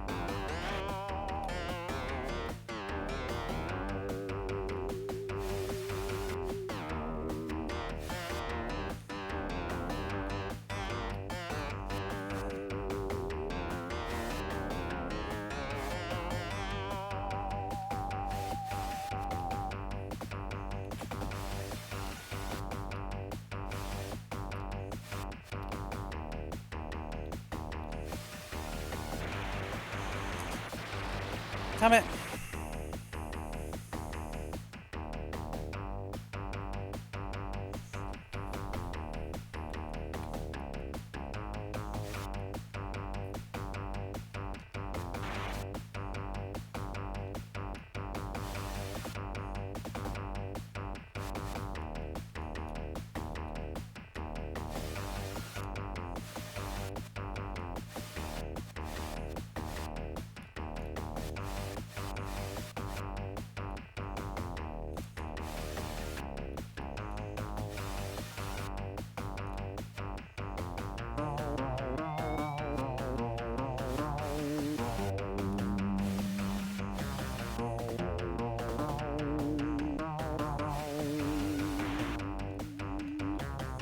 Whoa, that can't really hit me.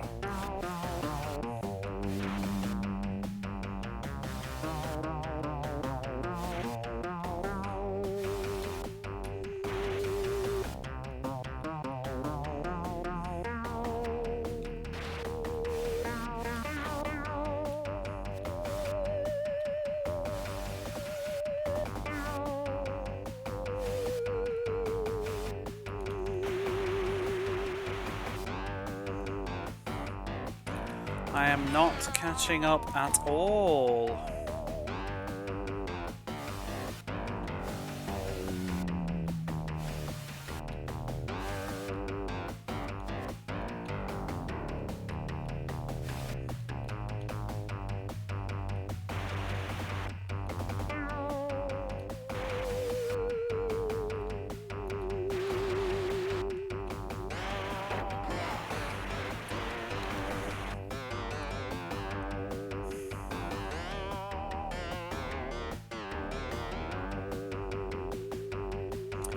Where the hell is 5th place?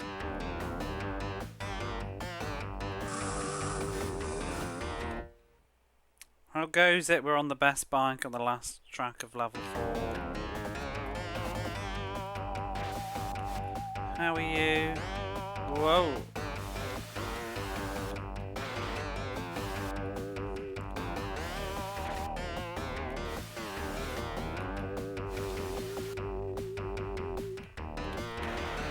Not sure I got time to catch up.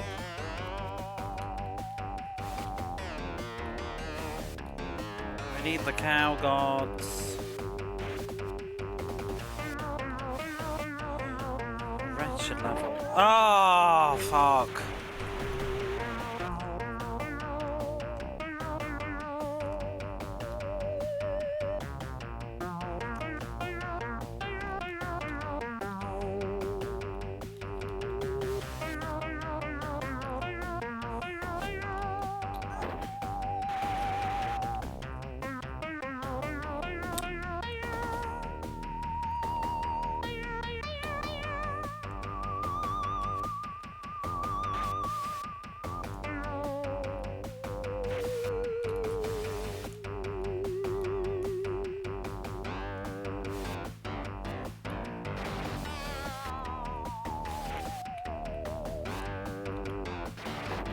God damn!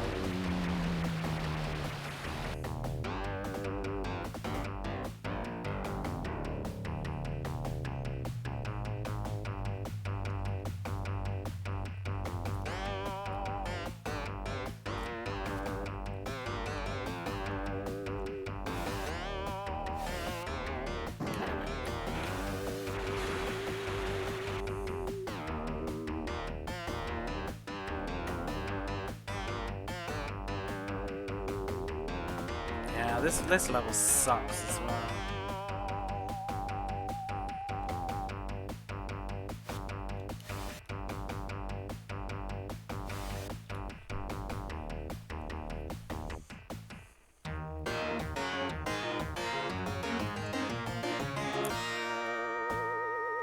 I'll keep the money.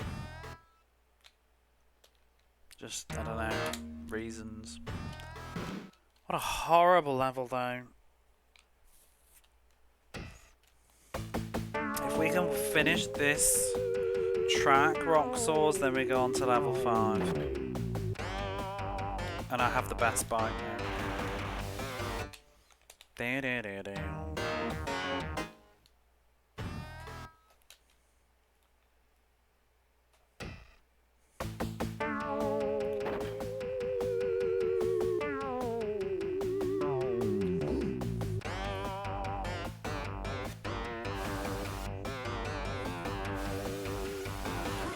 What the fuck?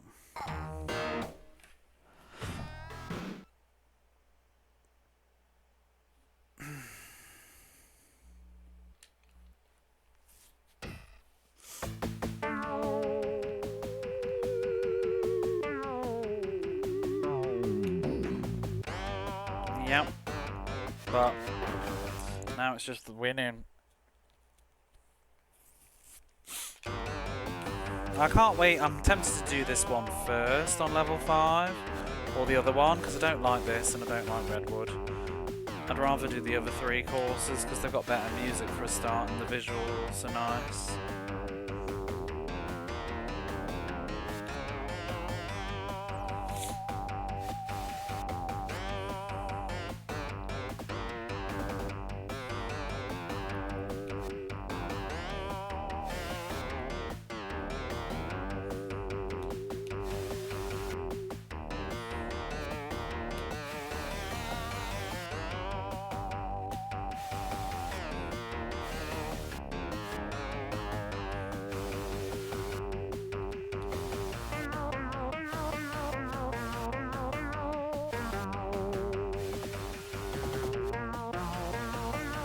Oh, for God's sake!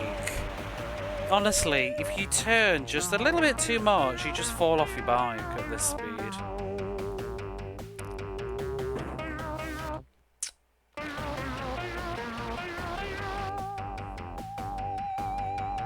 I feel like I need to get a head start on this one and then just keep it. Because it's too bendy later. I don't think there's many opportunities to catch up or overtake. But then again, I still think a lot of it's RNG to whether they're there or they're not. Like how the AI is performing.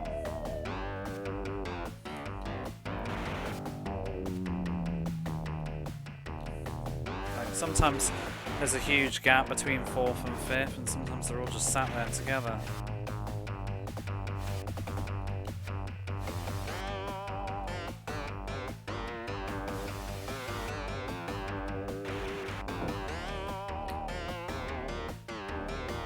Just take a little shortcut.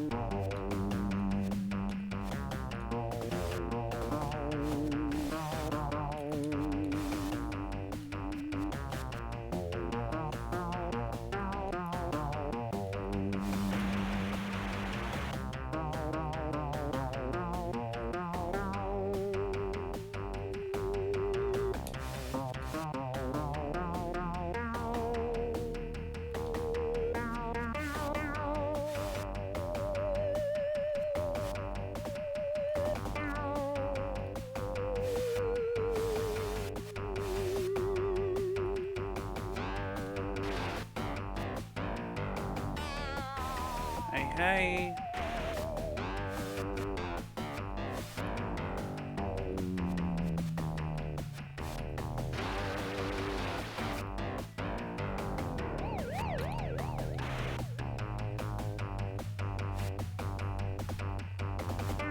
I just go like 50 kilometers without catching up with anybody on this course. It's just that bad.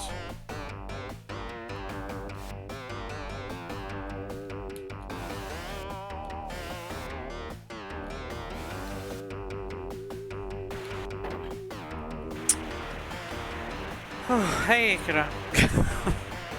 How's it going? Caught up with him then.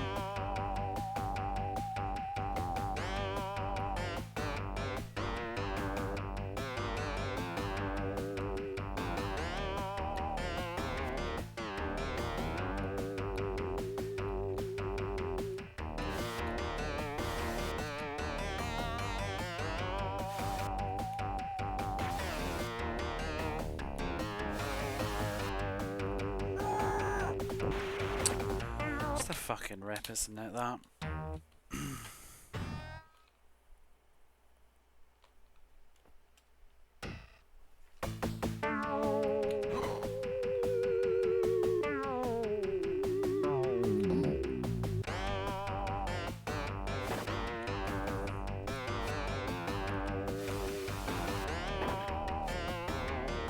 Oh, it's savage.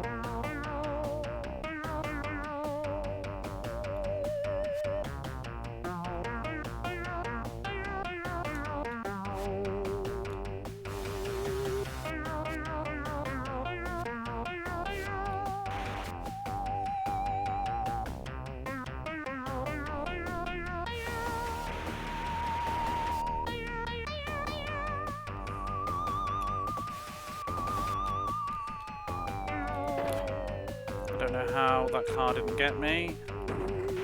Ugh.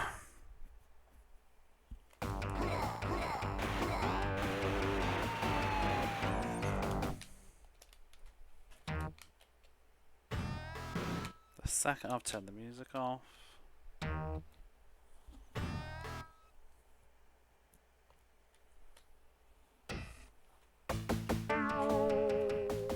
Whew. This is where the real grind begins, just smashing your face into the same race over and over again. This is gonna be level 5. Oh my god! Like, you really can't turn on this damn bloody bike. It's not this bike, it's these speeds. Turn too much and he just falls fucking off.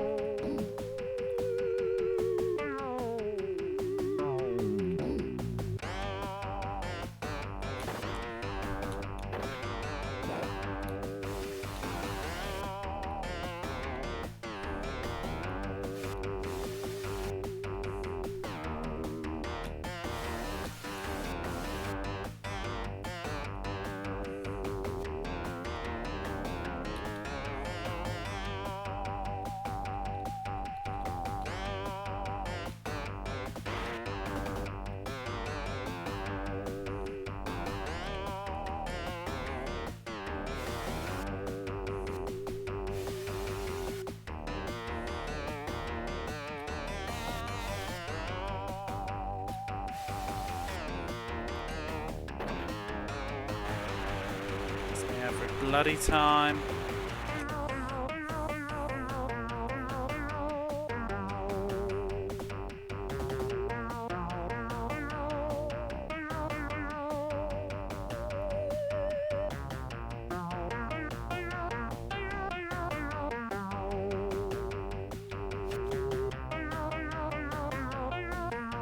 Hey G.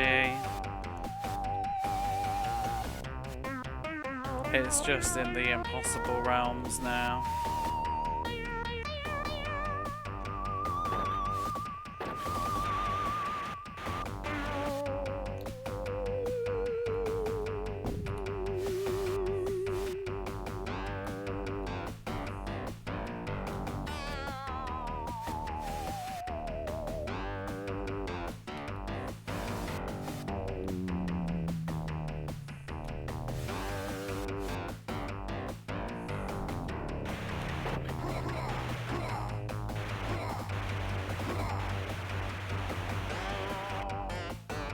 Don't even, you son of a bitch!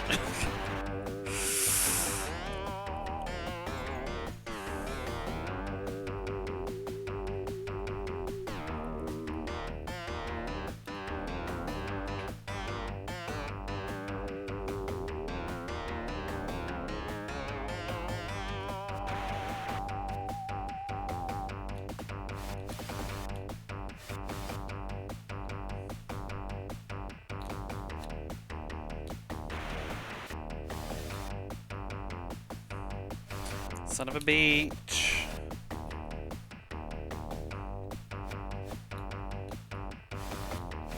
Broccoli.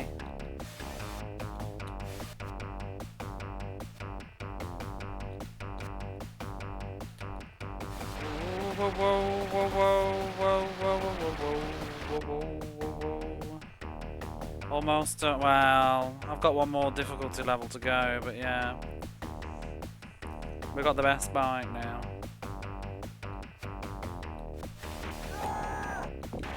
Just fuck that, just fuck out. I've just got to finish Palm Desert on this level 4 difficulty. And then on to the final.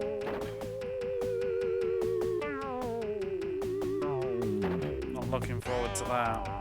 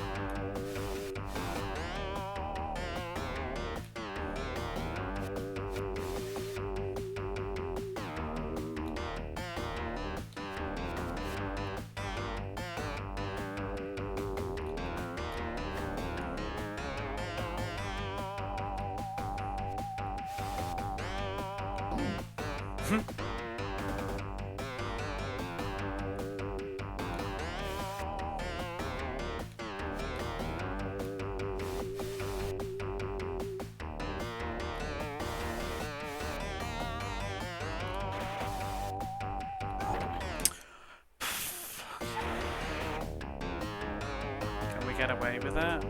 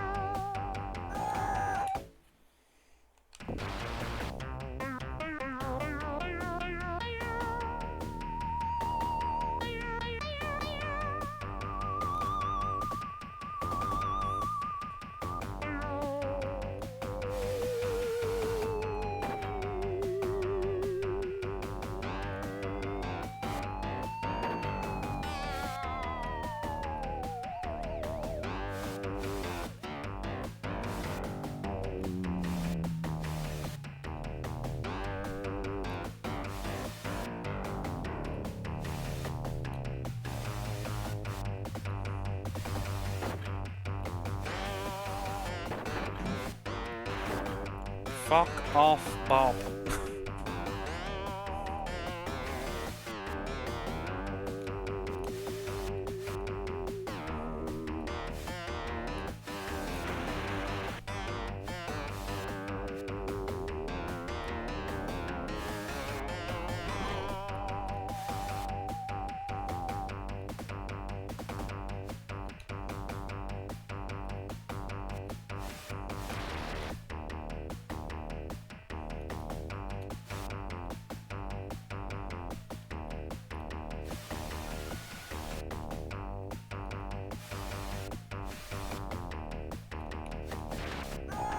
What even fucking happened there?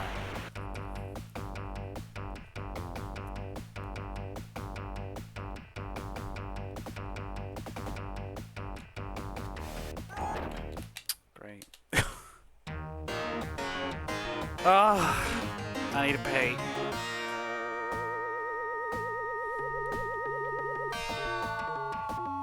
I'll be back.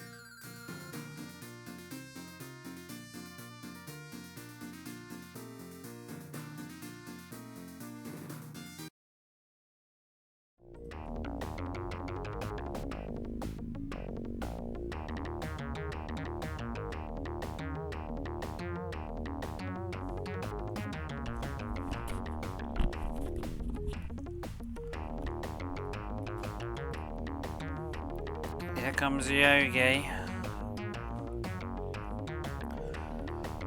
Woo. The sad part when you've only got one left though is there's just no variety. Like I can't even just like, oh let's just do another one and take a breather. It's just Palm Desert. It's crappy ways.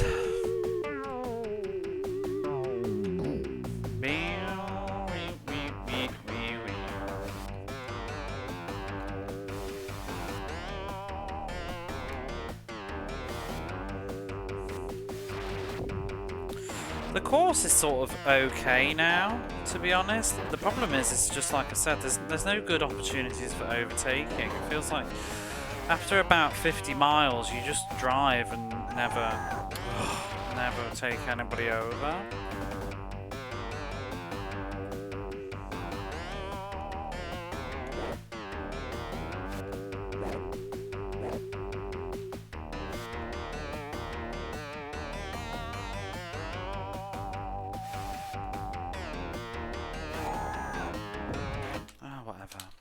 Let's just do that again.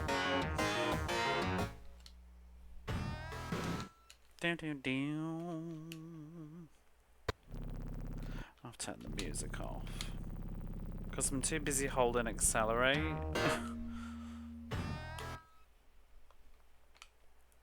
Oh fuck you, alligator. Exactly.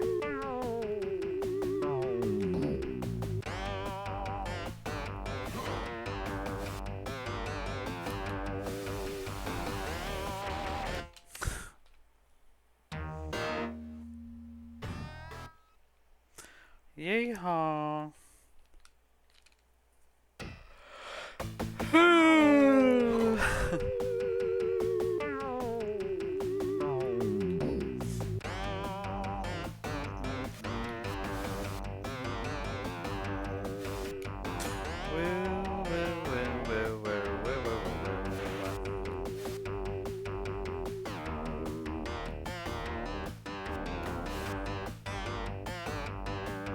I may have to have a little break to eat a sandwich in a few. Getting peckish. That's just going to make me hungry. Do you ever find like when you have a nap, there must be some reason, but having a nap makes me hungry? Like I had dinner before I took a nap, but I feel like having the nap cancelled the effects of dinner. But I just didn't have time today. I should have had a nap first, but then it'd be like, oh. I also wake up like needing sugar.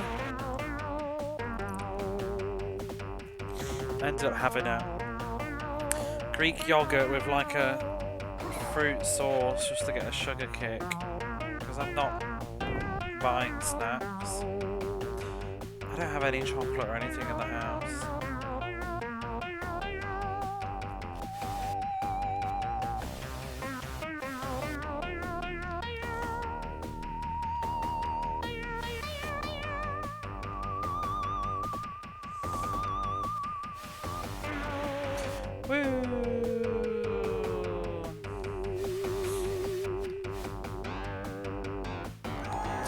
Oh my god.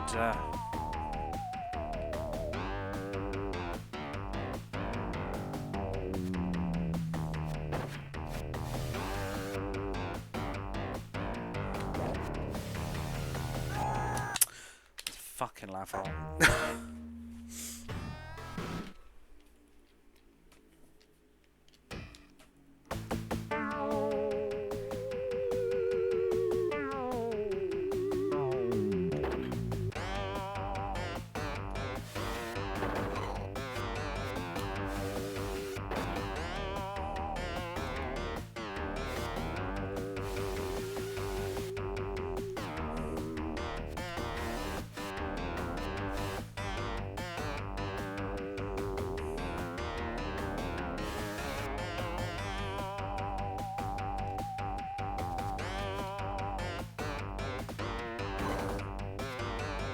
See ya, Bob.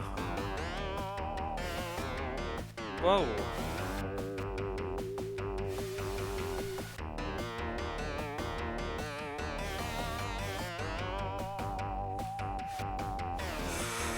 Oh, fucking. Oh, that was such a good start.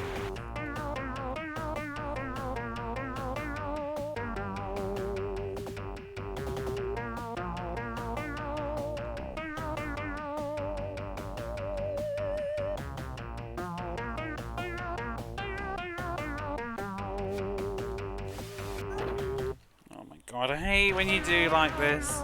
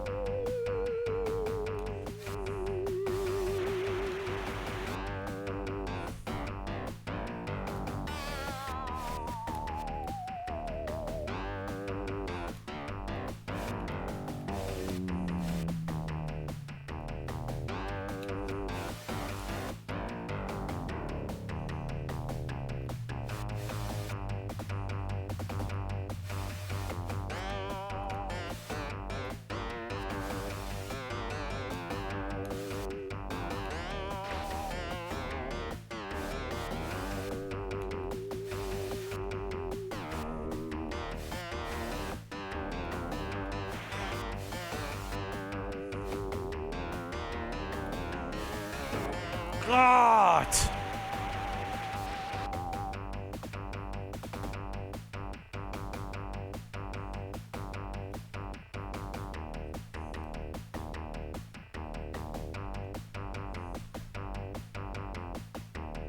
That would have been the best chance to get into a good position and hold it.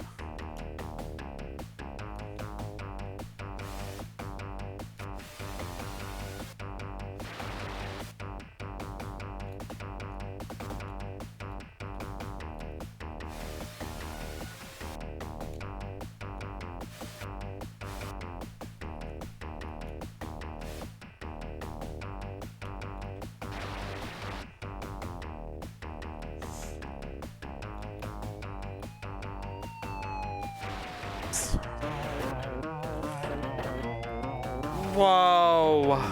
Whoa! Ping pong. And it's over.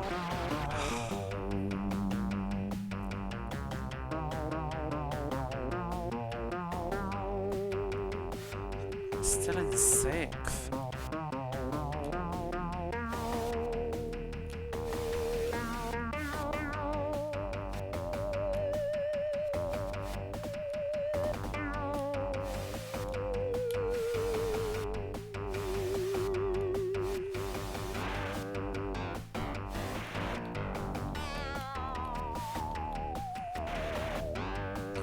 These bends, I can't not break, and that's why I just can't catch up. They're long gone now. It's like triple bends with all those. Oh my god! Just sneeze and fall off your bike.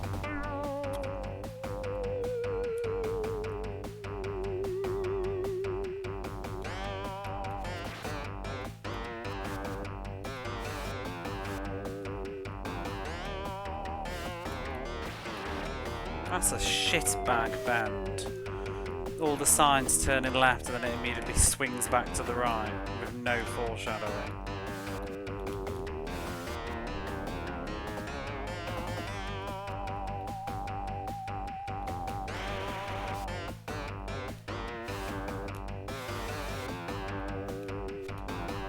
that.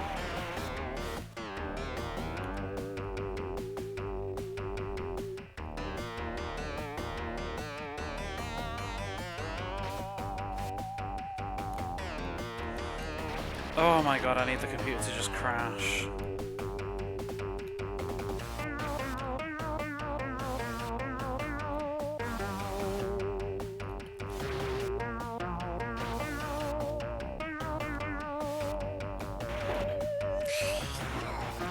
Here.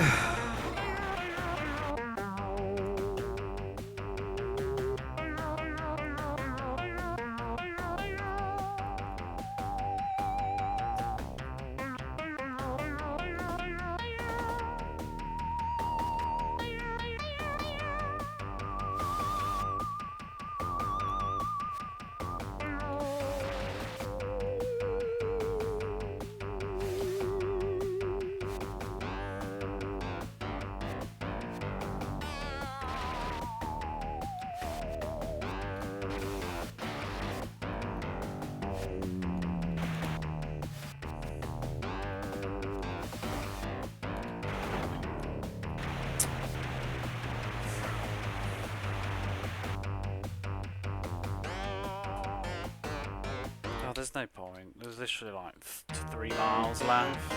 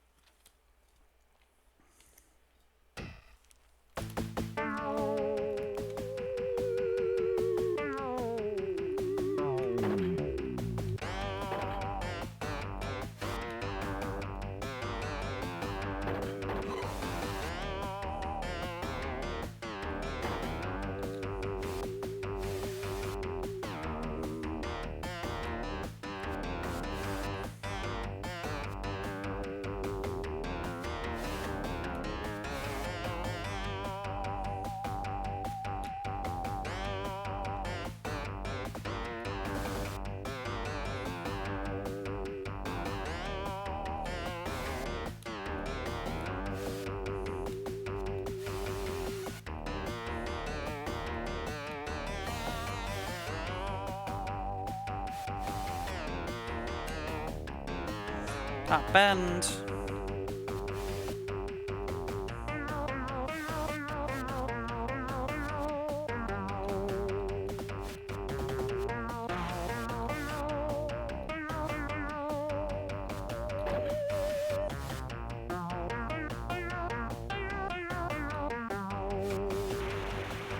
Shit.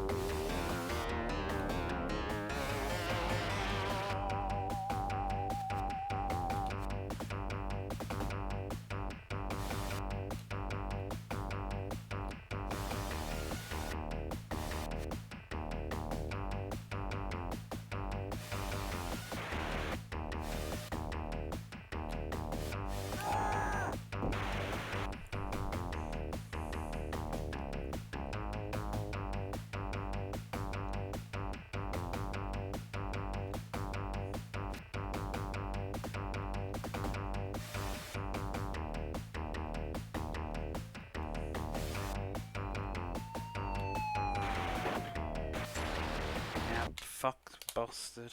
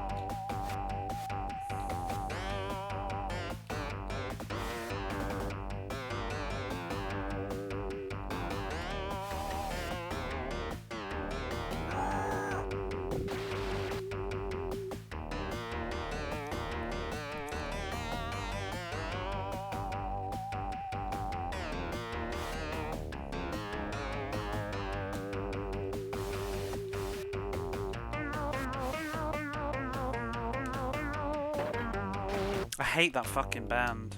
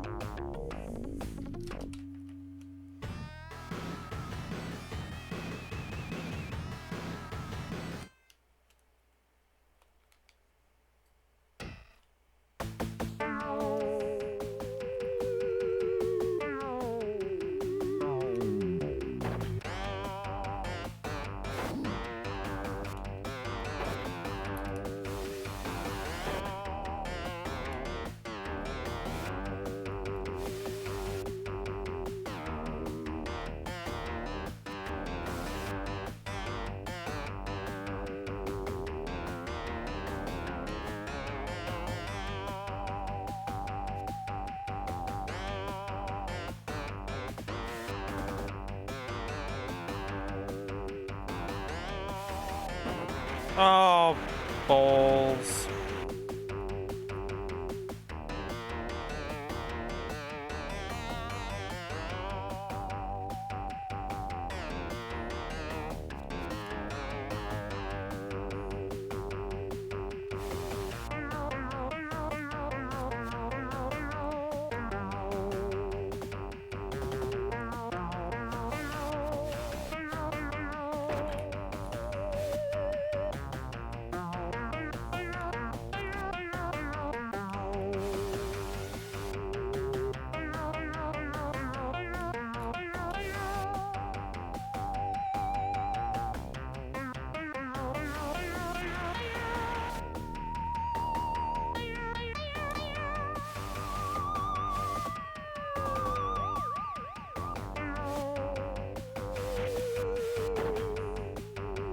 Just don't hit Natasha.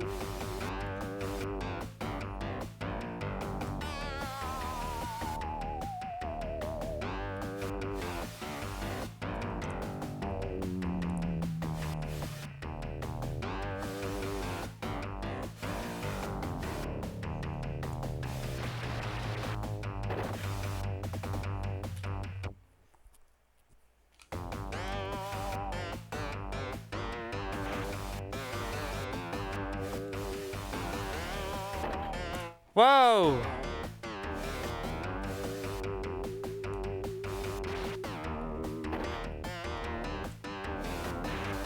Out the way!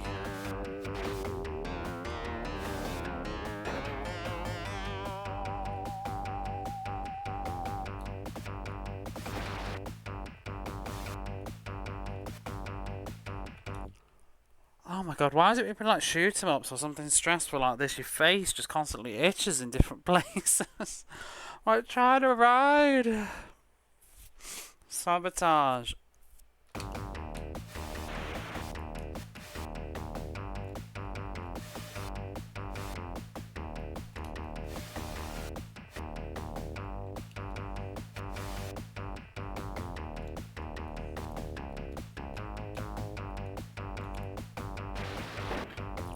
Fuck!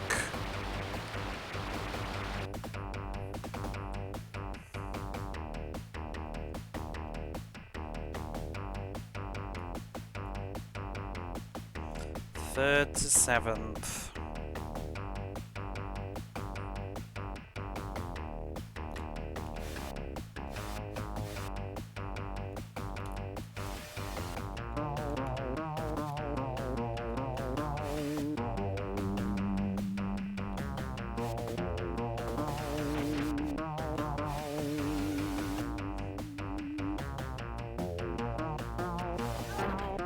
Crap.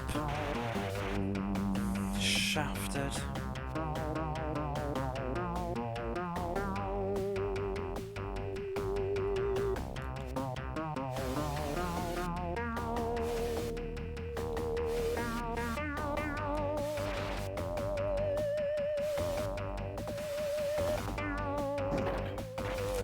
Honestly.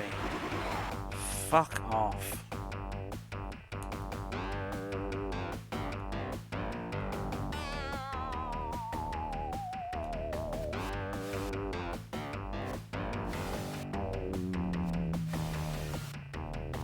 Oh, this game is just being a bellend. Wow. That was like 3 middle fingers.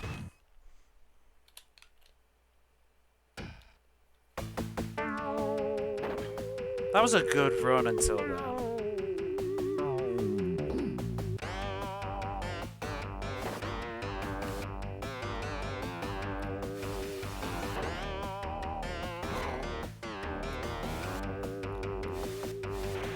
It's savage. The bends get too nasty to be able to turn.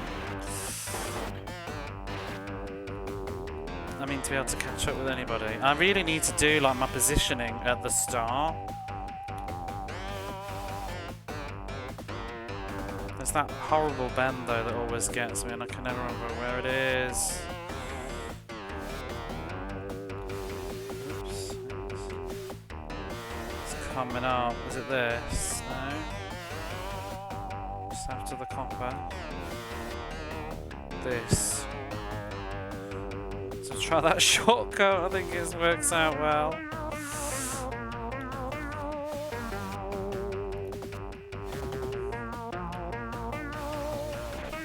Fucking hell. Try not to slide off my bike then.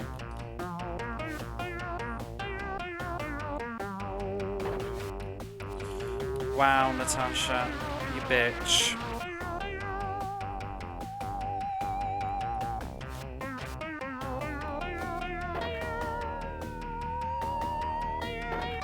Oh, really, game? You're gonna throw 2 cars at me while I'm trying to get around this policeman?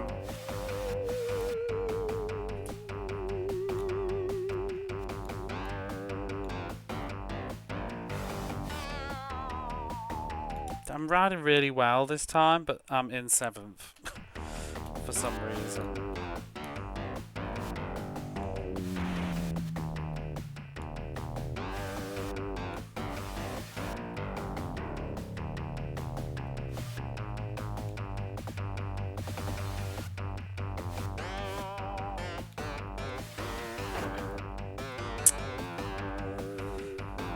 Red car wasn't there. I would have been able to overtake them all.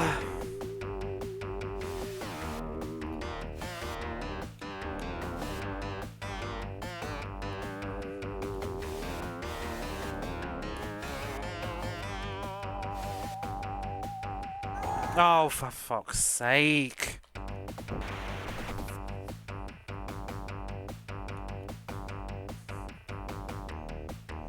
I try and stay in the right lane like as much as I can, but you can guarantee whenever I've drifted into the left-hand lane, they'll just fling a fucking car at you.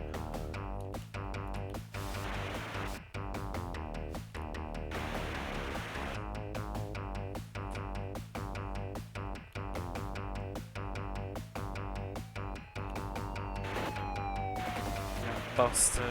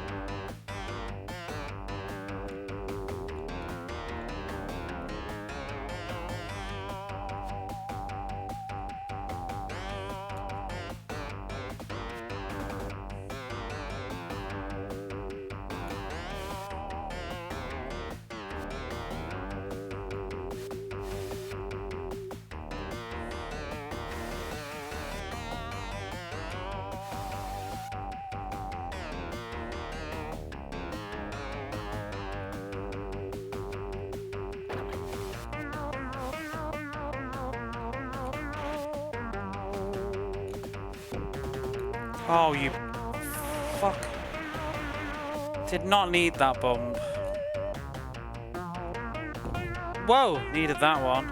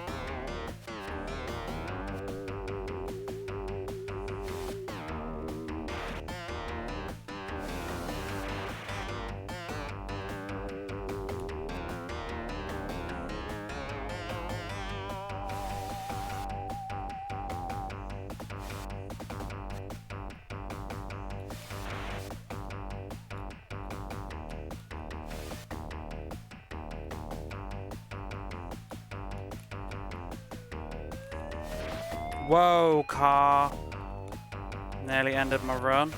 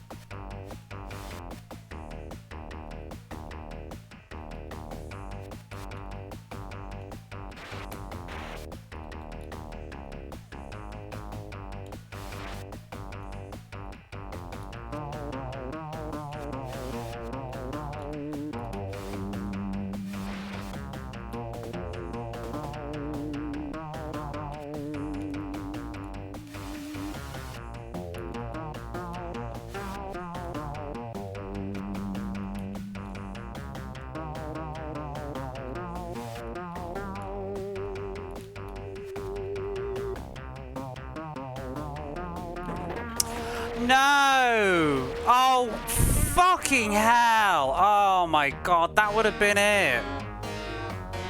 Oh. Oh my god.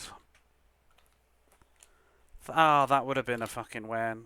I was driving so carefully, just like, I'm keeping third place. Ah, oh, bastard game.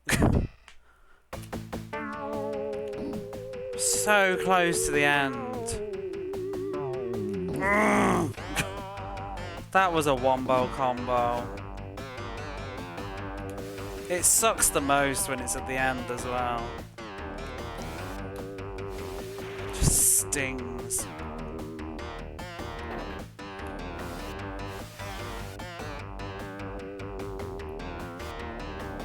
Even if like it was just a crash, I'd have probably recovered and still kept my position, but bloody policeman being there. Bullshit.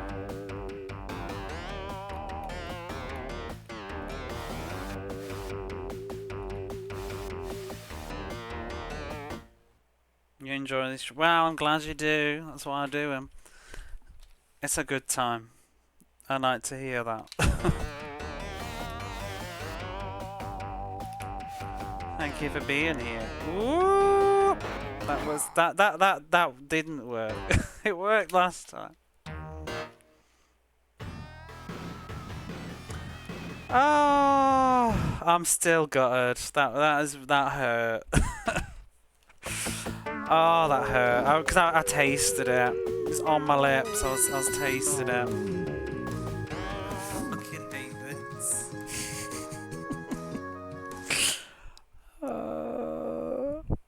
Would you like the context? Piss. Piss. Piss. Piss. I need to turn my laptop down. What is all this? This ain't me. Fucking hell, please. Oh. Have you told everybody to come into my stream and just do this? This ain't selling me. Hello, I swear a lot. Thank you for the follow. Follows are anonymous. If you like Mega Drive and you want to watch Mega Drive and you don't want me to shout you out and your name isn't Helen, then drop me a follow. Thank you for the raid. Sorry, I'm running. I've just had the most devastating loss. I'm pretty sad. Like just like 40 seconds ago, I'm playing Road Rash, and this is level 4. I'm on the final race of level 4, and I was in third place. I was at the end of the race, and I just crashed and got arrested, and it was all over. And I'm so sad about it. But G's giving you a shout out. I see. Thank you, G. Let me give you the big one. Did we do that? Rough games and cozy vibes. I hope so. But yeah, I'm trying to beat every Mega Drive game and like beat them, and sometimes they beat me with a big stick. But there's a list if you're curious, and there's genres and all that stuff. We're playing Road Rash, and it's bloody hard. If you've played Road Rash, you probably spent a lot of time enjoying Road Rash, but not actually bothered to finish it. That seems to be the impression that most people have. But yeah, thank you so much for the raid. I'm gonna get back to playing Road Rash. If you like Mega Drive, I play a lot of it. If you don't like Mega Drive, we're probably not gonna be friends. If you would like to learn to like Mega Drive, then you're welcome.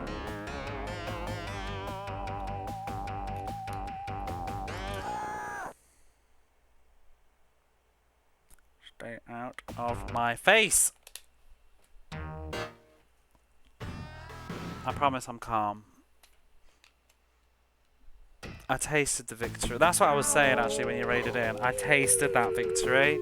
It was on my lips. It was delicious. And then someone like ripped that cake out of my mouth and stomped on the floor. Why am I even bothering? Like, just calm down. Calm down.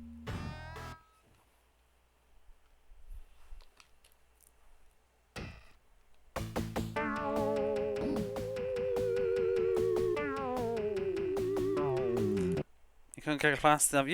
Where have you been? Where you been? We've been playing Road Rash for like a week and a half now. Good times though. Welcome in. See the end again. I know. That's the. I'd rather get arrested at the beginning of my race. It's just. Oh my god. I really thought I'd won then because I'd held third place for like 3 minutes, 4 minutes, and we were coming up to like the final minute, and then boom, busted. Fuck you. And it was one of those. You're kind of relying on the AI a lot in this game to be like awful, and the AI was not being so great, and I got a great lead at the start. It was going well. Couldn't click fast enough. Doesn't mean it was fast. Yeah. Couldn't click fast enough today. Actual difference with the grinds account. I think it's when Dudo's just playing games that's not like usual. Like he's just playing like speed running, grindy stuff that maybe perhaps not everybody would like to watch, but if you'd like to watch. I've considered doing that, you know. Like when I'm playing like boring, long Japanese games or whatever, or just playing like Oblivion, to be honest. It's been tempting to just do a separate channel, but can't be arsed. I'll just bore people with my Oblivion, because it's, you know, the most boring game ever, so we've been told. Whatever. I figure, take me at my most boring, or don't take me at all.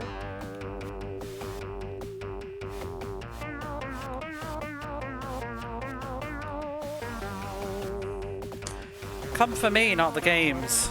Hey, how about that? But don't come for me. I have infinite patience. It's infinite patience / stubborn. See, sometimes the game just works. We're in 4th place for no reason. I didn't believe it. Thank you, G. See, that's the correct answer. That's the correct answer. Yes, if you can't handle me at my Oblivion, you don't deserve me at my Roger Clemens.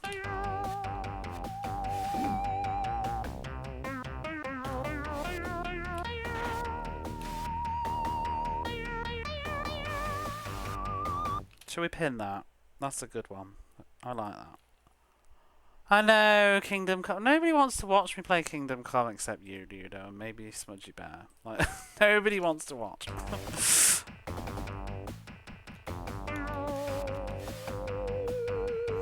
It's fun though.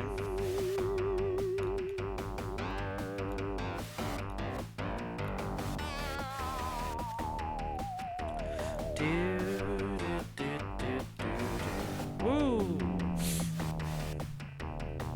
Stop right there, criminal scum. I just need to, I need to just set a date for it, to be honest, just like one day. We'll call it Ignorance Thursday or something. The reason you're growing up obsession with motorbikes. This is the reason I don't like motorbikes. No, it's not. Idiots that have to be noisy on motorbikes are the reason I don't like motorbikes. That like to drive around and let you know they're there.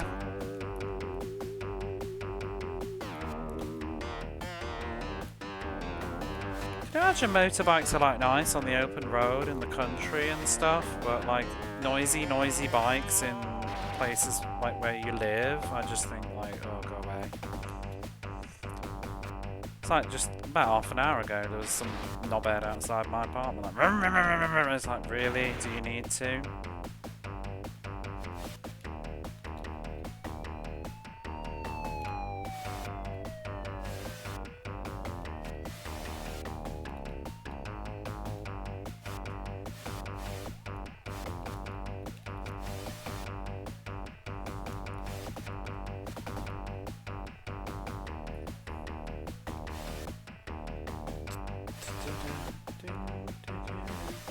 Thank you for the raid. You are the first raid of the evening. Oh. I thought you were away. Or is this the last day?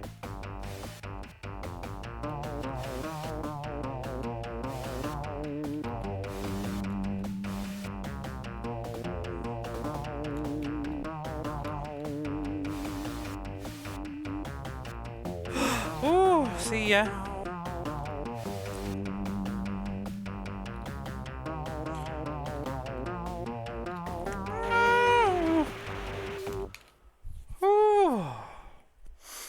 Are you leaving tomorrow? Realise it has a utility. To get the attention. No, I don't need noise. It triggers me. Don't need to be that loud. People deliberately like customise their bikes and stuff to be noisier.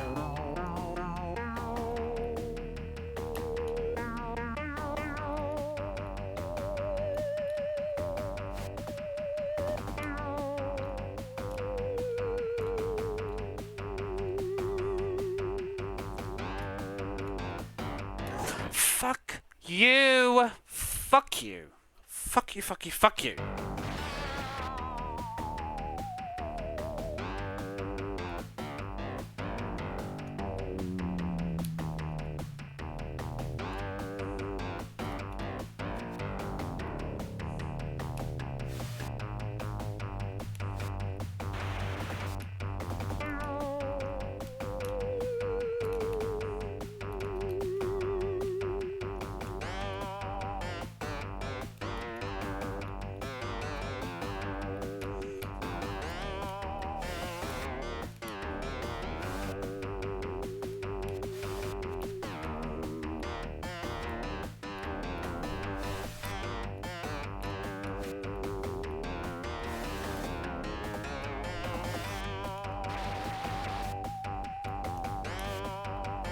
This part of the course is absolutely horrific.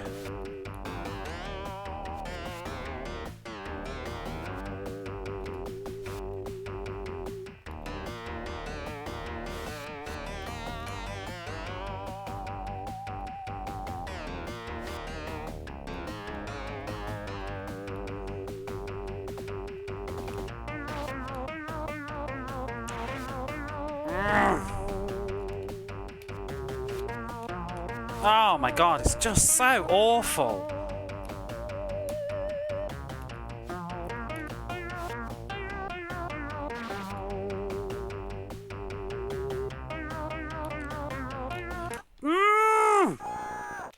Why you do this? Get on the bike. Go. No, no. Oh, you. That's it. This game is hateful. Hateful. It's just so fucking cheap. It's the finish line down here.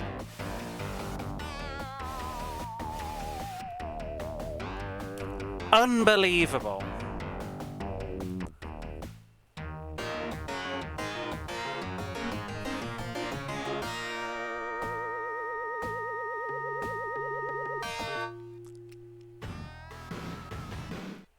Denied.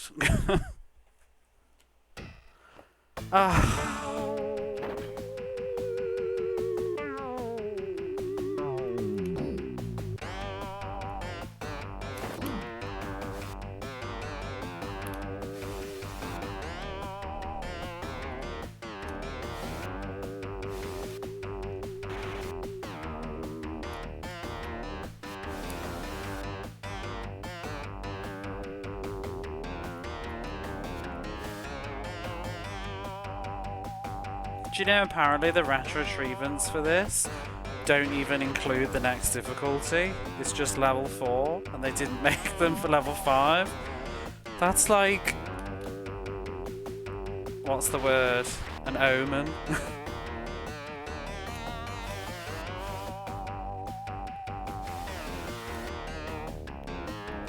Perhaps a health advisory warning? There, we are strong. I ain't got patience for that stuff though. Honestly, I'm just a finish the video game kind of guy. I'll beat it. That's it. I don't need to do anything fancy. I don't need to do it deathless and hitless and under 30 seconds. Just finish it. It's enough. I'm satisfied.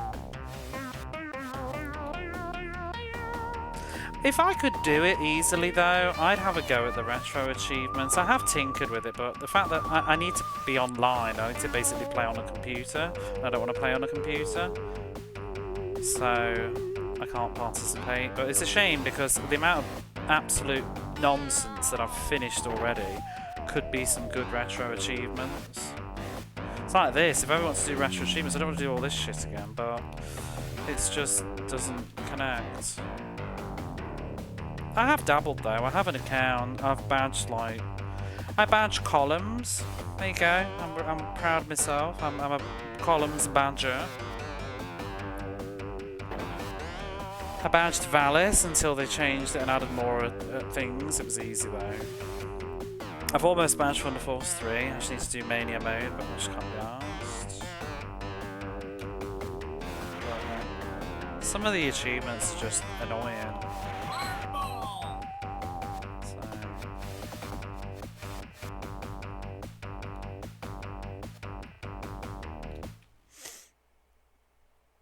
Yeah, I don't have a Mister. But that would be fun, but Misters are probably expensive for me. In the tube. Have you got the patience, G? I don't know if I have. Hardball! Oh no. No more hardball. No. No. I love the soundtrack, me too. Beat it all on the first, but yeah, it'd be like beat it all with like come first place on every race on the first bike and under like 20 seconds. While swinging a cat around your head. Video evidence needed. Oh.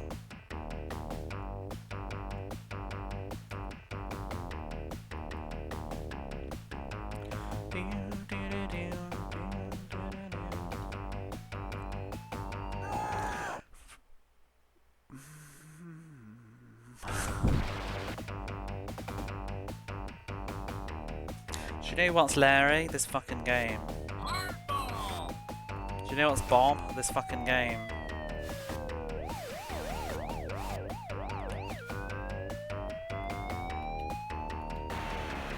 No, I love it really. I was being a bit rash.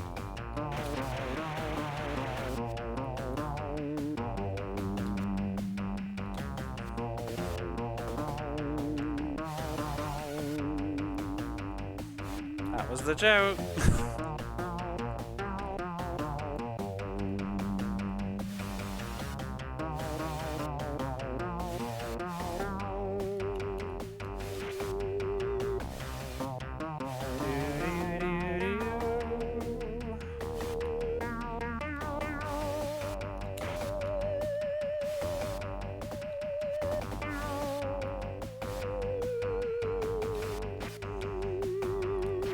Ah,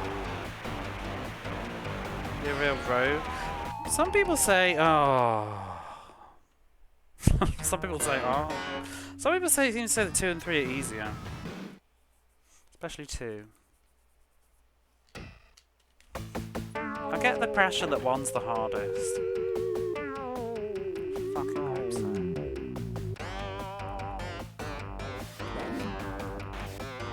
The road signs, actually, they're not. They're very useful. I'm always looking at the road signs for what turns are coming up, because, you know, it's there, look, left. I'm constantly staring at them when they're there. Left.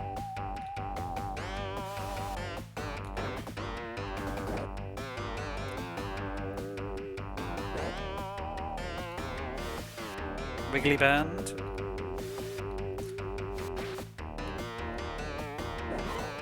Ikira is gone.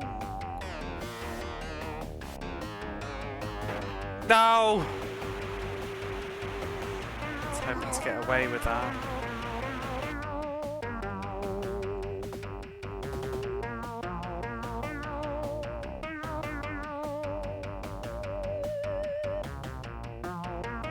How about us now? No.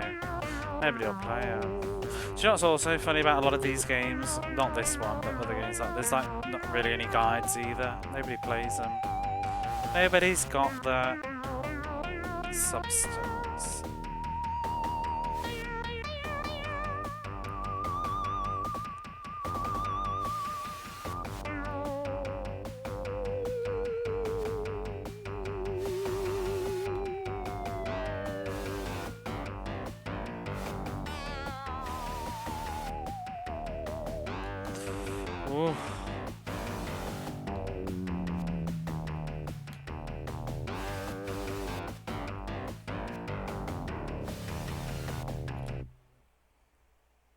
No, they really don't. It's that kind of a road sign that's helpful. That informs me that we're going to turn left. It. I mean, obviously, but yeah, it's really helpful. But it's when there's no signs that it's the worst, because it'll say turn left. There's one course like Sierra Nevada's awful for that. It'll say turn left and then it's immediately turn right again. But yeah, it's always giving me that foresight.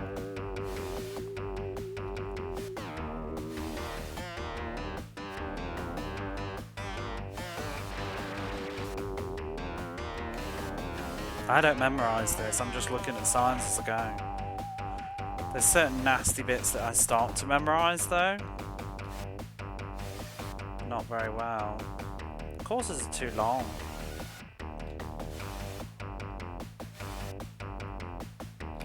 Whoa, whoa, whoa, whoa, whoa! Everybody's falling over. Still not in fourth though.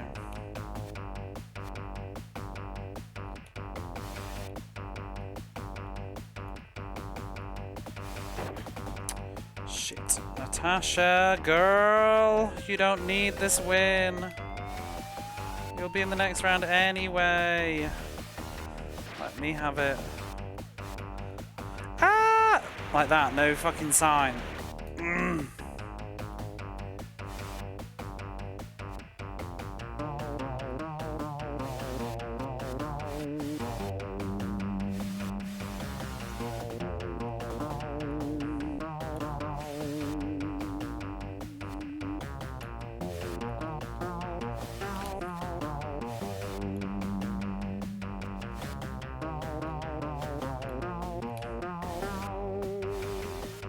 This is the part of the course which just gets insufferable.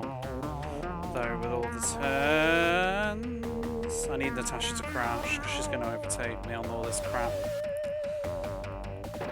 Ugh. I need her to crash, not me.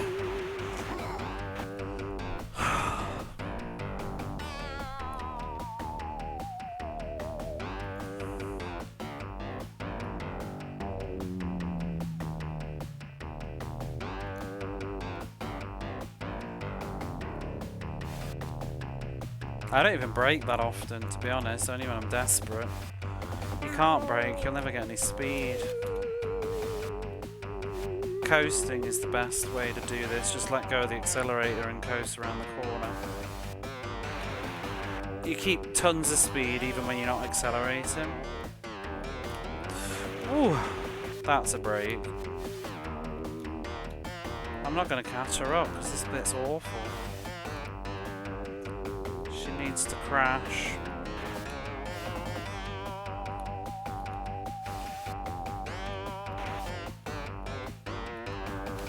Hold on. When you brake, that's when they usually go past you. Oh.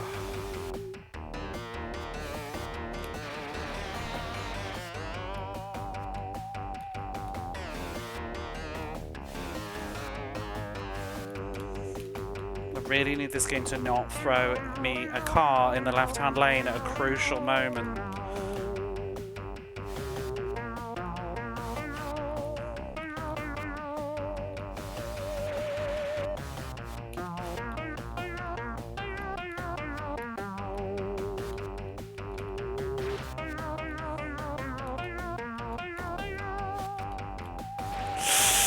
Ah!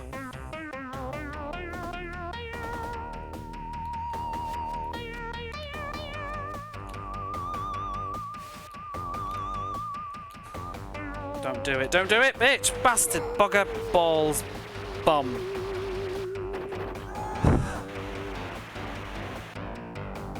It's over. It's that 1 mile, it's that 122nd mile. Come on, pray to the gods, Natasha, no!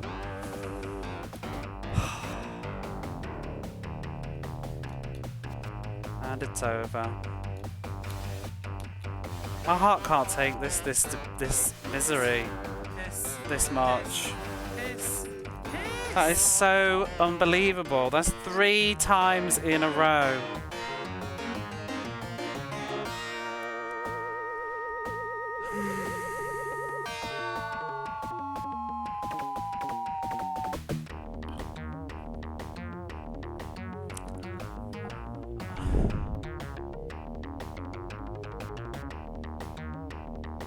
I don't know if I need to go and eat a sandwich angrily and come back to this. One more. I can get peckish though. I may have to have a sandwich break.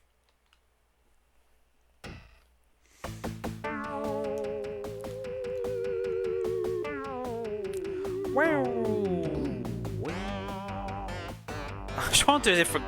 I want to do a different course, but you know what? After this nonsense, I'm very tempted into stage 5 to just do this level again while because I think it's mostly going to be the same, just with an additional minute, but I'm not sure. So while it's in my mind.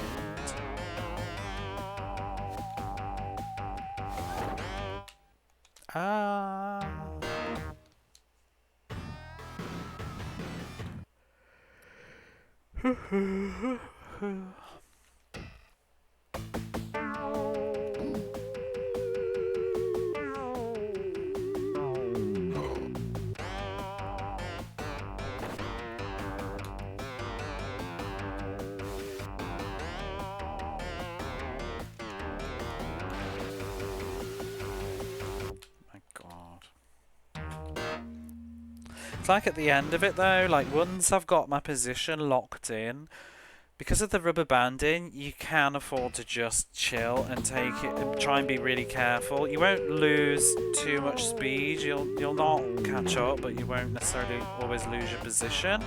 So it's better to just be cautious and brake on all those bands and stuff and stop trying to be super fast and just hold the position that you've got.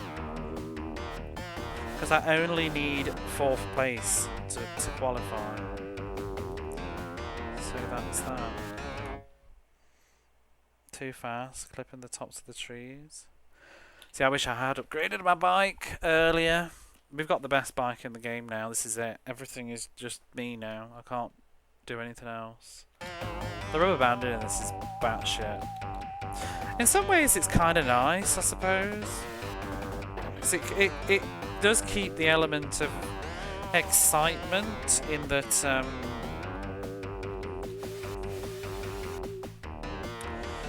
there's always a chance to catch up again, well, with a certain degree, but you can definitely recover from a lot of rubbish. Oh fuck, I've just hit save. Ah! I don't even know what my bloody password was.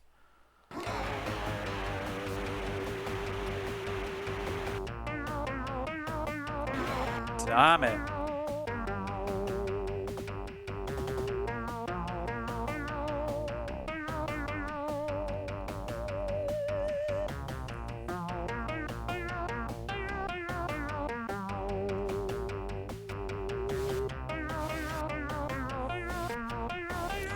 If anybody wonderful wants to go in my VOD that's in my Discord and snapshot my password,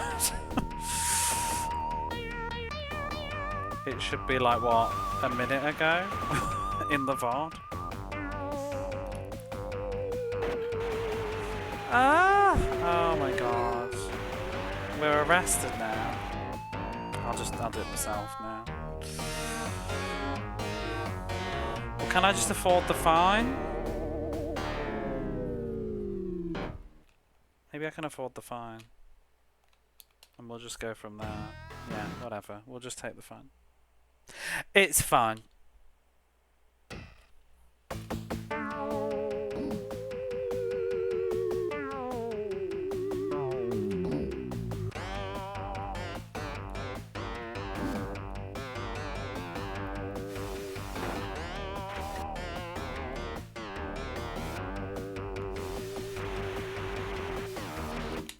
Yeah, I almost feel like the rubber banding is okay in that regard, but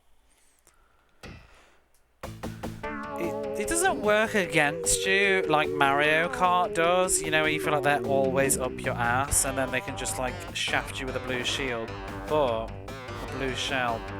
But it can sort of mean that it makes it hard to catch up with the person in front because they seem to always exist at this similar fixed distance until you put your foot down on a particular stretch or something, but like when they're not on screen they just sort of maintain this like distance.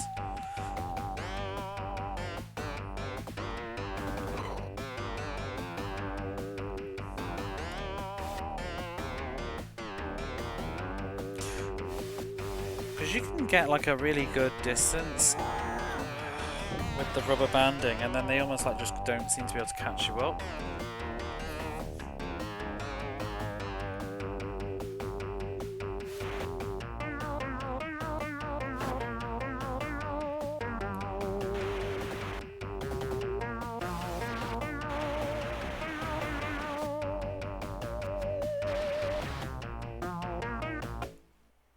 Revolves around, yeah, exactly. That's what it feels like though, because you know, like we've discovered, how fast you do the race doesn't really matter. It's how well you do the race in regards to everybody else. Because if those of you that didn't see before, but like I've done the same course like an entire minute faster and ended up positioning worse. It's just the way the game works. Like, you can do the race super fast, but everybody else will also do it super fast, and you've got to perform well within that criteria. It's kind of just weird. Like, if you're playing super fast, but you just don't overtake anybody, and you just maintain this sort of safe, super fast speed, I don't know. I can't even explain it myself, but I can't explain it. It just is what it is.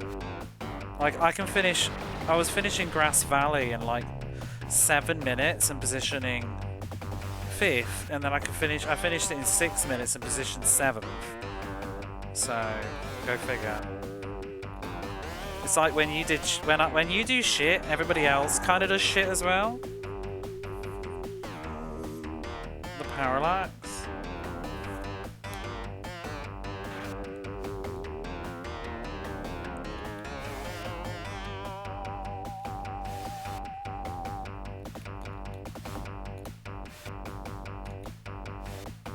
I mean, one race I did earlier, I actually flew off my bike and got stuck in a pole, glitched out for like 15 seconds, and yet the person that was in front of me was just like still in front of me by only a little bit. They didn't seem to carry on without me. So even though I was quite literally not even riding my bike for 15 seconds or so, just stuck, I still managed to place like 7th.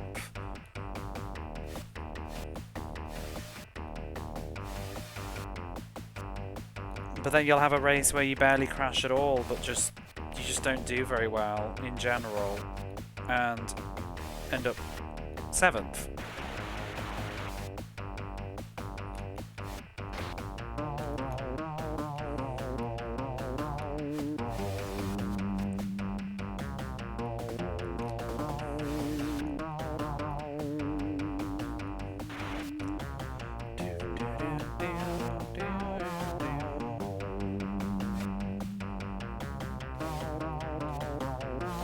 So not a good place for that car to be.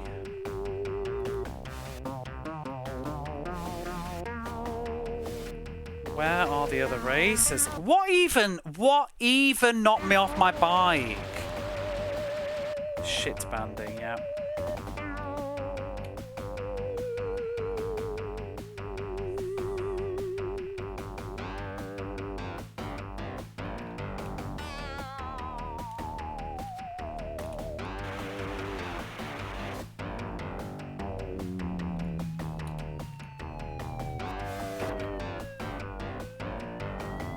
Gonna be an absolute arse.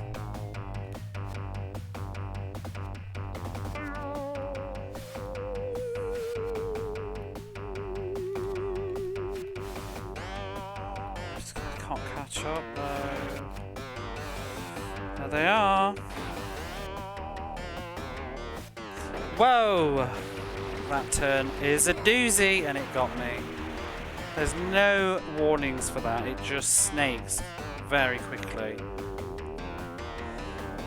I've got like 30 kilometers left to take 2 positions.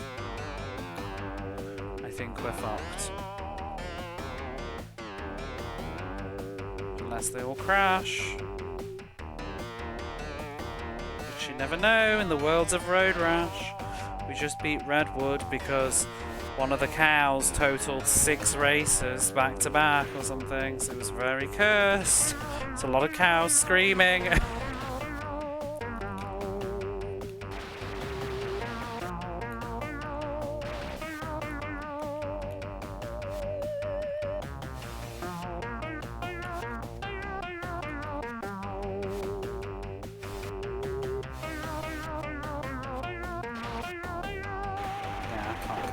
Whatever, it's fucked. Ay, ay, ay, ay, ay. Yeah, I gave him my milk money.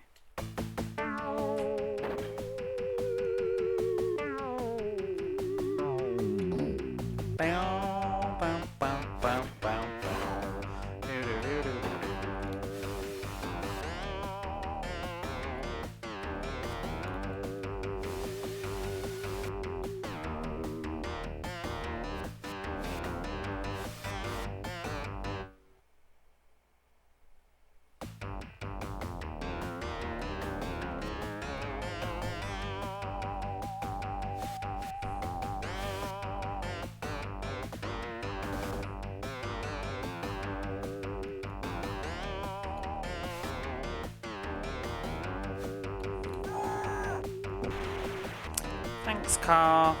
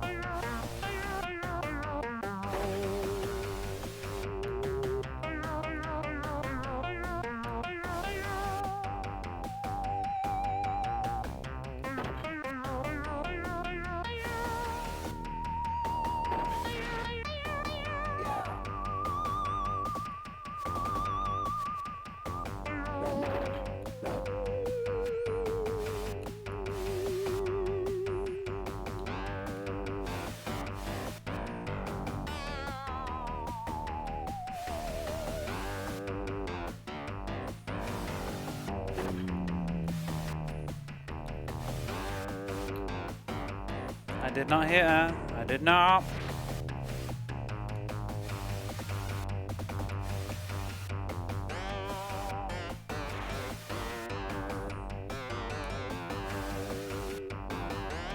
Oh, how do that?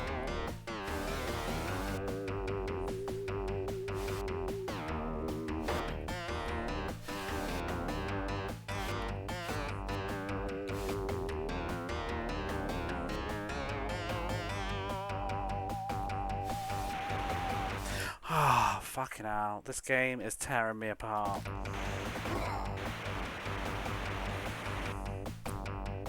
She did. Keep her comments in her pocket.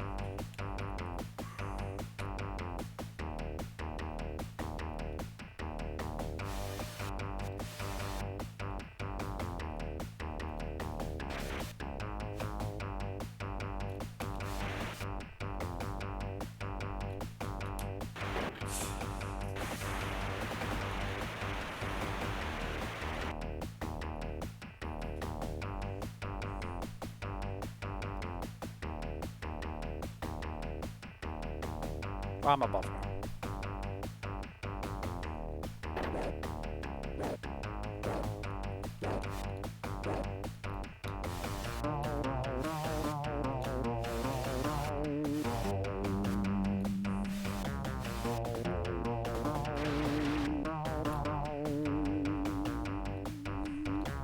Wow, wow, wow, wow, wow, wow, wow, wow, wow.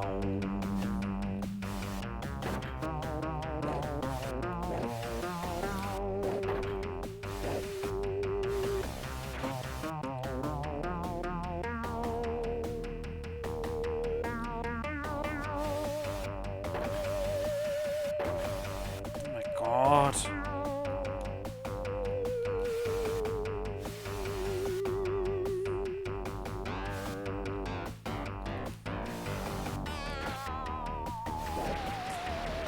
Oh, just piss off.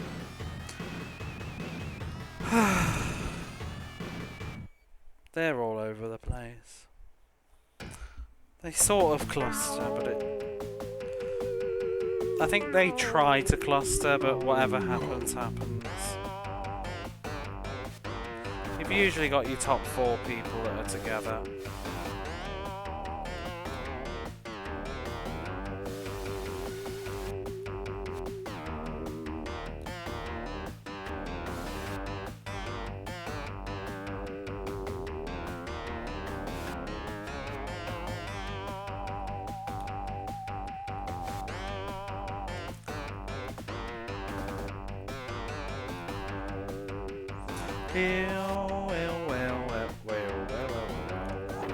Oh my god.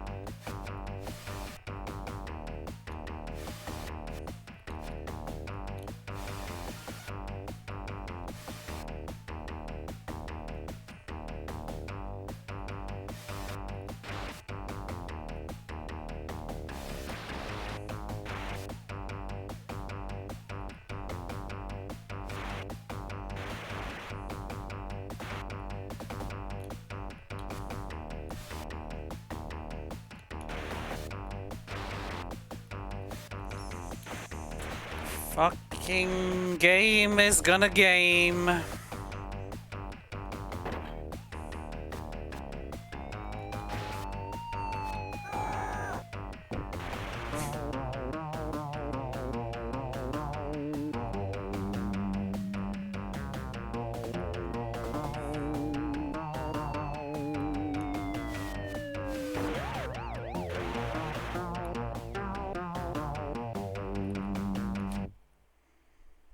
Like arse, Flygon. How are you? I've almost finished this race 3 times in a row and something has happened in the final, like 4 kilometers.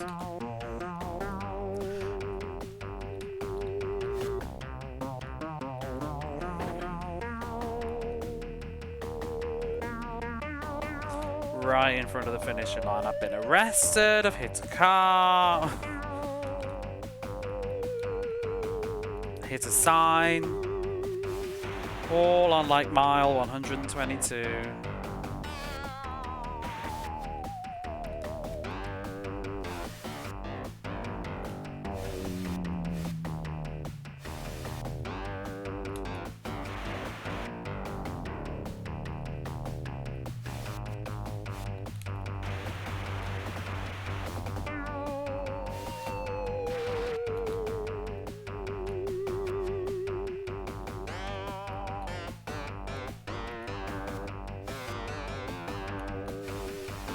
Not catching. I'm not gonna do this. I'm not catching up with anybody. It's just a waste of fucking time, that is. Oh, but you know what I'm going to do? I'm going to take a very short break. I need to eat a sandwich quickly, so I'll be about 3-4 minutes.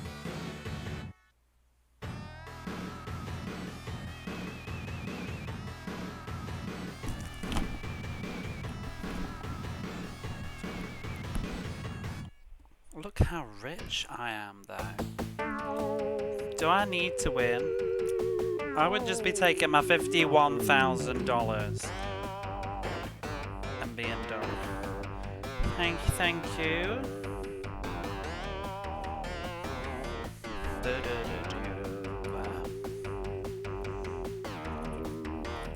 What I would do with $51,000, let me tell you. I'm going to tell you, so please let me. What would I do? What is $51,000?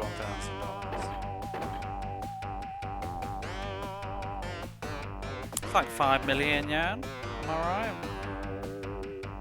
500,000 yen? First thing I would do is buy a new television. Then I would also buy a new laptop.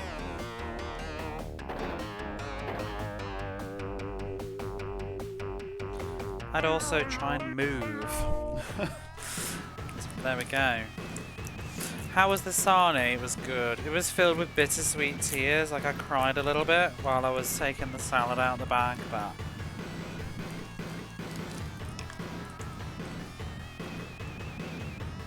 I had a ham and cheese and daikon. What's the word?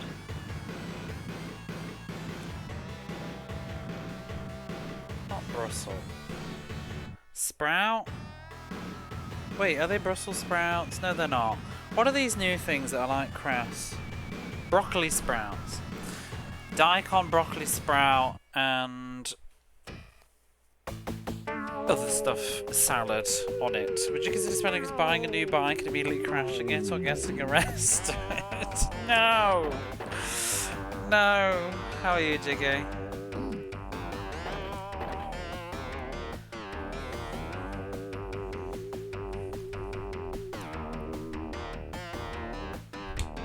I would never, I've no desire to ride bikes. This is it for me. This is my do yourself some good and ride home while you're still walking. I still don't think that makes any sense.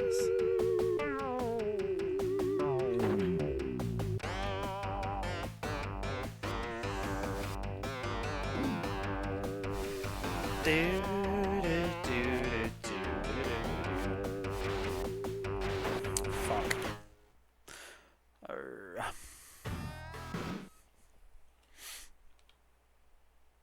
What is he wearing? I suppose it's his biker jacket. I don't actually care. I'm just delaying the race.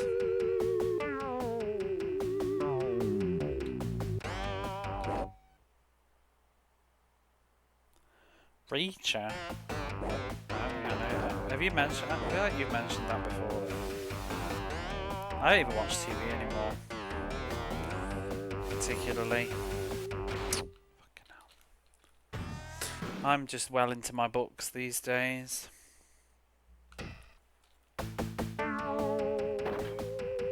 Maybe that's what it is. Maybe it's a dog collar. You know, some people like that.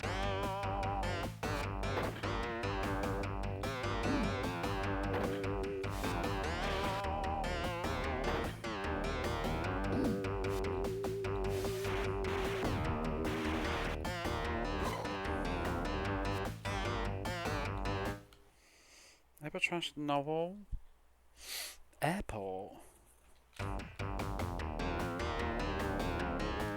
Oh, you mean like an airport, like you'd read in the airport? Hey, I read a lot of trash there.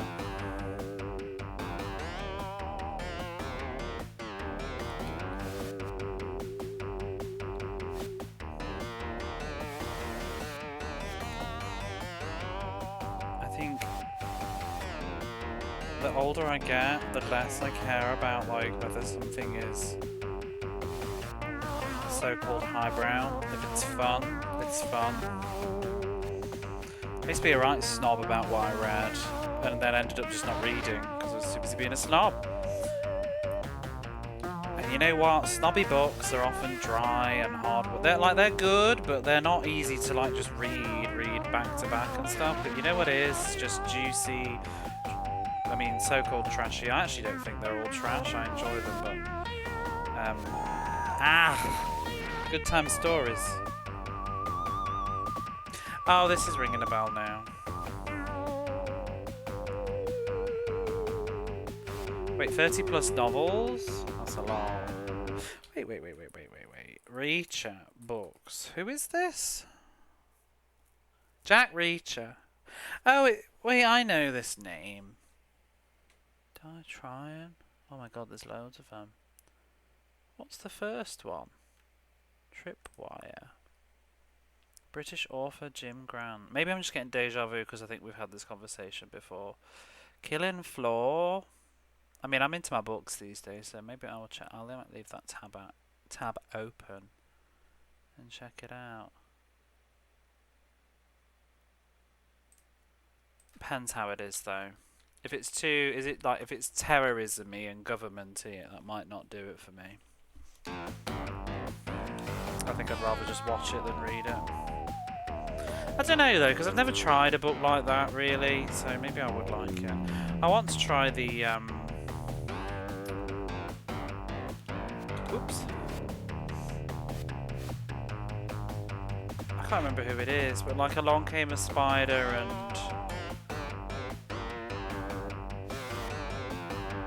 what's the other one? Kiss the Girls, that series of thrillers.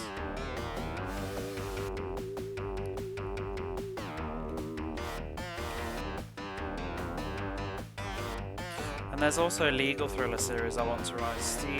Steve Kavanagh, I think, is the author. He's done quite a few legal kind of thriller books I want to try.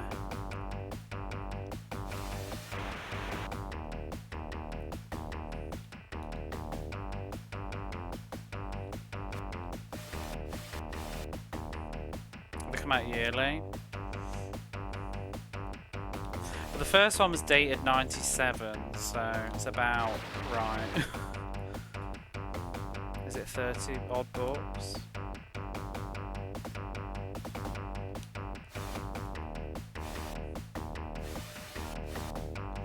Not Tom Clancy. I'll have a look. Like I say, I'm reading a lot these days. It's mostly what I do in my free time, so I just put things on my to-read list. 30's ambitious though, but I have started reading the Patricia Cornwell series, and she's got I think she's got 39 books of the Kate Scarpetta series. It seems like there's no real good there's no adaptations of her stuff except this new series, which apparently wasn't so great with Nicole Kidman in it. But I read the first book and I enjoyed it.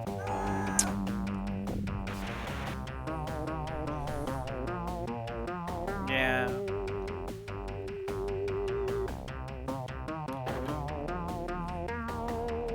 I'll probably just read the blurb of the book and see if it appeals. Oops. But sometimes a series is fun because it's nice to get to know the characters. It's nice to have stuff to look forward to as well.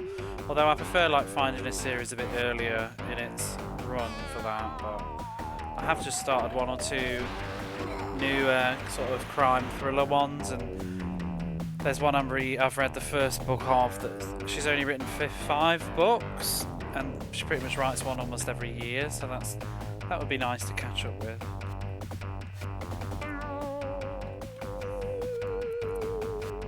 2026 is my year of reading.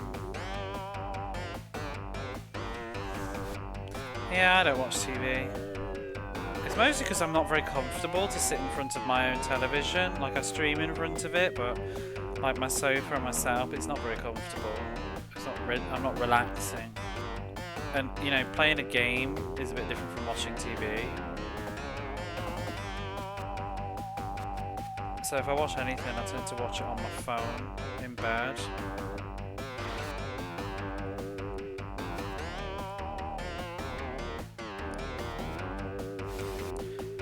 But these days I prefer to just read.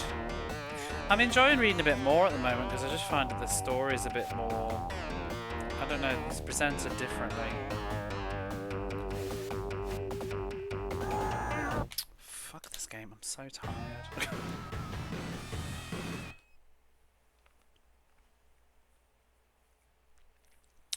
I've just been trying to make more time to read. I think the trick for me, obviously not everybody's the same, but watching more. Yeah, I watch Twitch instead of TV, to be honest, if I need that sort of media fix. But I use it more to socialise a bit when I'm at home. Like for me with reading, the best thing I started doing was just replacing doom scrolling. Like I don't need to. I wasn't necessarily just always putting time aside, but like in the morning before work, instead of just going on social media and reading that while I eat my breakfast, I'd just pick up my Kindle instead and don't bother with my phone. And on the subway as well, instead of just watching some crap on YouTube, read my Kindle.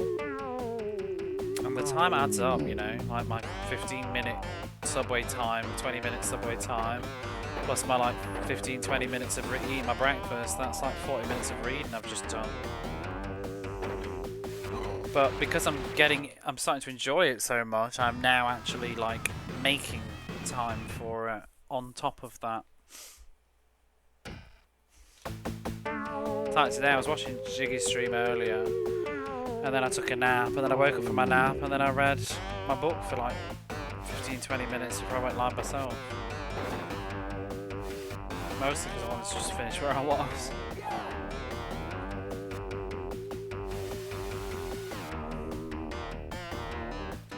Tomorrow I'm going to have a day in bed, I think, reading. I also need to do a load of busy work on Twitch, but I need to like organise my VODs, but I can't be arsed. The ones from like the last 2 weeks. I also meant to do write-ups of some game reviews and stuff. I'm getting so behind on all of that. I like sharing my thoughts, but I hate bloody articulating them.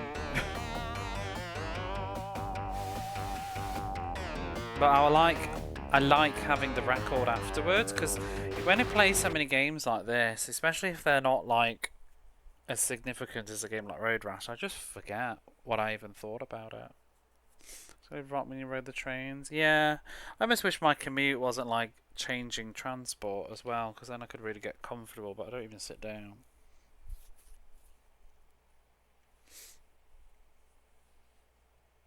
And take the tram.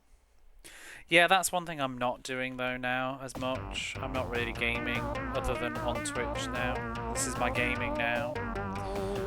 Whereas maybe next year I'll get back more into that, because I've got so many games I haven't played. Twitch just takes up all my gaming time, and I spend it all just playing games like this over and over again. But like I've got loads of Vita, PSP and DS games I need to play. I was playing the Legend of Heroes trilogy on my PSP. I was like about a quarter of the way through the Tier of a Million one. I also, this year I've really been neglecting bothering with anything in Japanese. I've been just reading English books and socialising on here, so I kind of need to get back into that with playing games like RPGs and stuff again, and even just finishing the Japanese book I've got on my Kindle. It's just, I'm often just too tired. I mean, if I got in the swing of it again, it would probably work. But that's one of my other goals, is to pick up my book again, because I'm like 70% through this book, and I've been reading it for like a year. I just need to finish it. Got a massive manga backlist. I don't really have any manga. Well, I do. No, I have loads of manga, but I just don't buy it anymore. Because I don't read it. I buy it with the intention, and then I don't read it. And I don't have the space. I wish I could get a digital solution for manga that was good. I've downloaded a sample on my Kindle of a manga once, and I just didn't like it. It didn't look good. I feel like I'd need the Kindle Fire or something. It just was annoying. But yeah. I kept meaning to get into the Berserk series from recommendations, and also I want to play the games. And like about a year or two ago, I bought the first 3 or 4 volumes of Berserk, but I haven't read them. I probably should put them like next to my bed. I keep forgetting.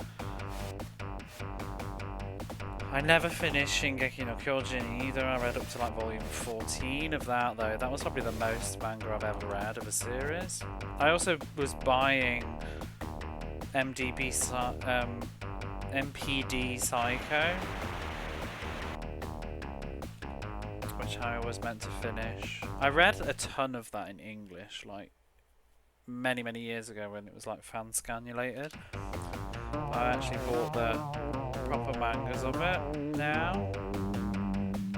I've only ever read the first volume though.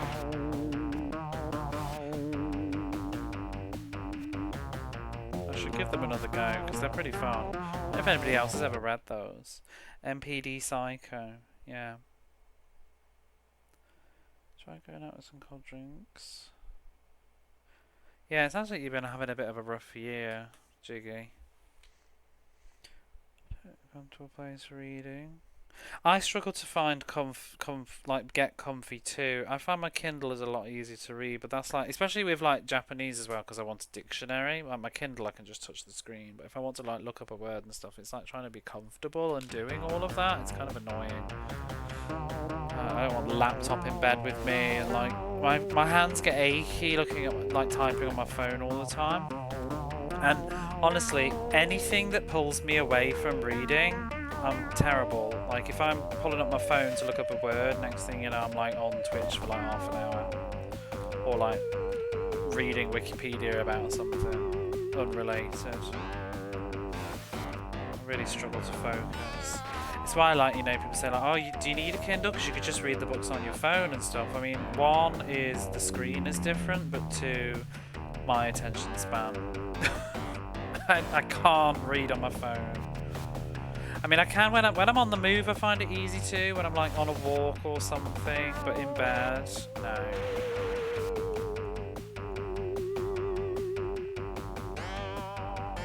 Physical books. I like ebooks, but I wouldn't like e-manga. I think I love ebooks because it really doesn't feel like a screen to me because of how good the quality of the thing is, and I like the fact that you can adjust the font size and make it bigger. I also like the fact that every book I read uses the exact same font and same size because it's all to my preference. And also just it's lightweight. Some big hefty books are a real pain to hold.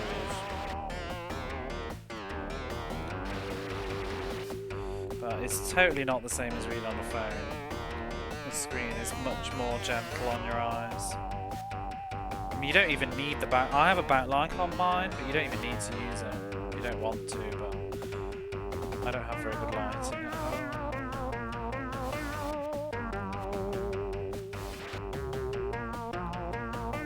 See, this race is going fairly well in terms of crashing and stuff, but am I catching up with anybody? Am I fuck? I'm just gonna cozy on through in 6th place, or not.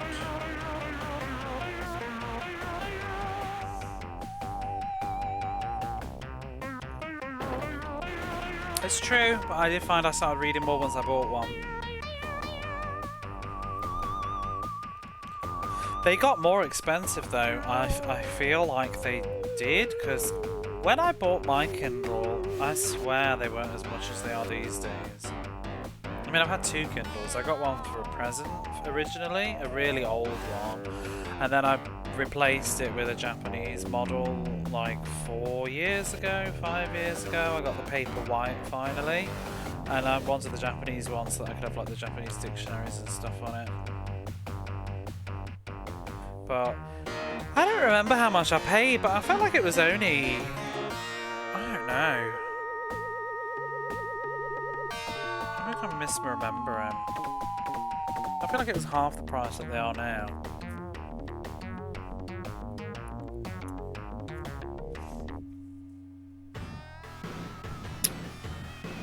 Bloody Palm Desert. Boo.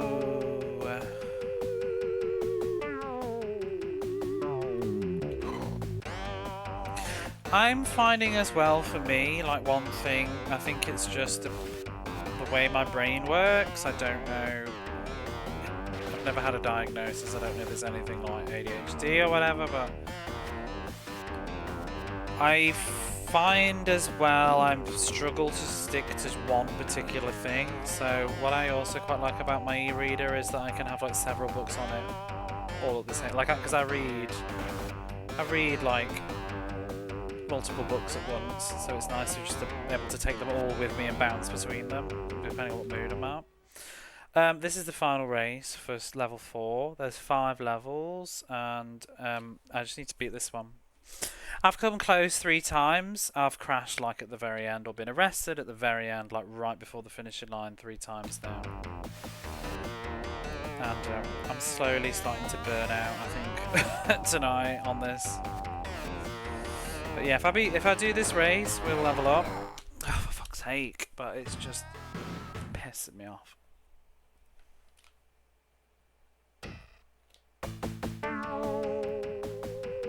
Yeah, level 4's awful.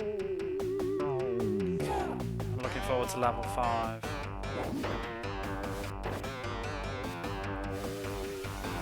I have finished this race mentally 3 times now though. I've just been robbed in the final seconds by some shenanigans, so I just need the stars to align.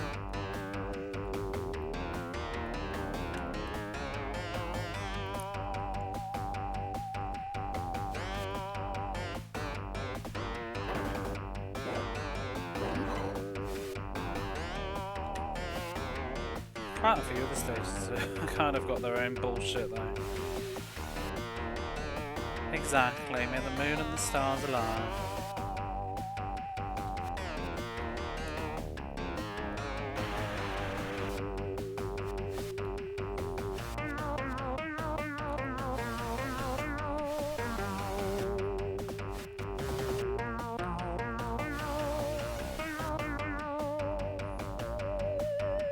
True.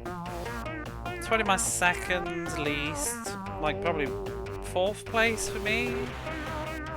I think Redwood song's the weakest, then this, then, oh, I don't know, Sierra Nevada or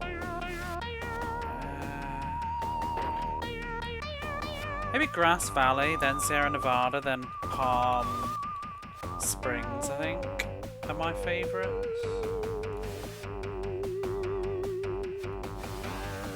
But I mean, all Road Rush music's good music, really. I couldn't until I streamed the game for like 25 hours, but now I can. Can't actually remember how Redwood goes, but the last time I just played that level, I remember just thinking like, this is definitely the weakest track, whichever it is. I remember Sierra Nevada though, because that's one of my favourites, and also Palm Beach, Palm Springs, whatever it's called, Palm Coast, I can't remember. Not this one, the other one that looks like this, but on the photo. Ah! That music sounds like a very Commodore 64-y. Sounds like a Lemmings level, I think.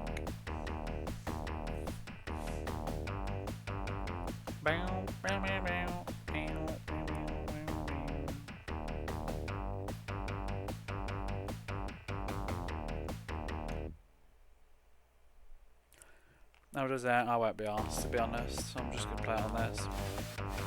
I'm not really that fussy. I heard that was the case with one of the Shinobis, some people say as well, the Shinobi 3.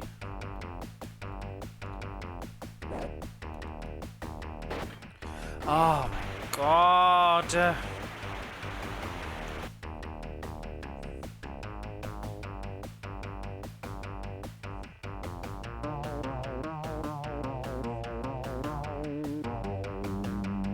On real life, right? I don't know. It might not even be the Mega Drive 2. I think it might be different versions of the Mega Drive 1. I don't know. One version people say is not great. I don't know. I think sometimes it's just people like splitting hairs about stuff that most people just don't even think about.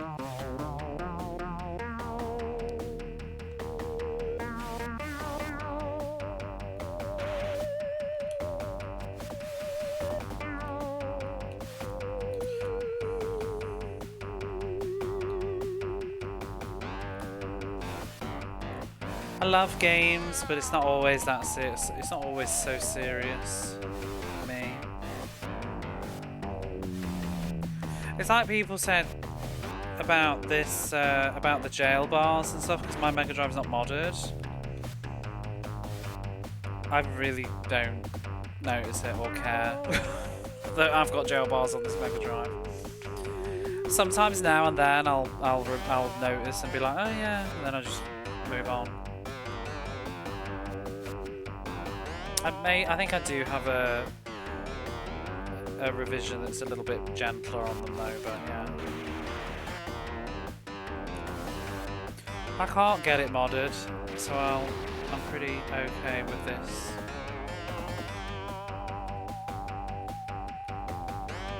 Fuck.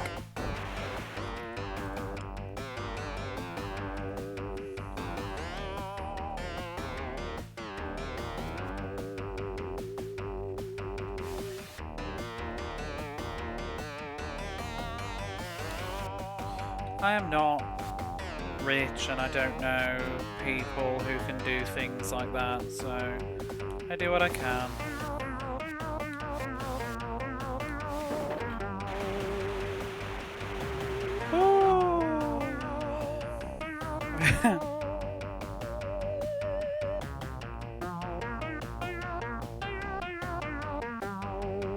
I don't want to know what the issue is. It's just depressing.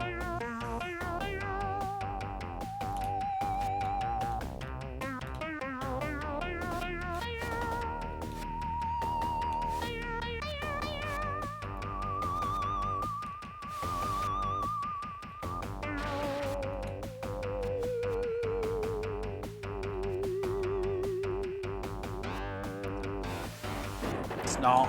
I have a cheap capture card, a crap laptop, an unmodded Mega Drive, and I'm being arrested.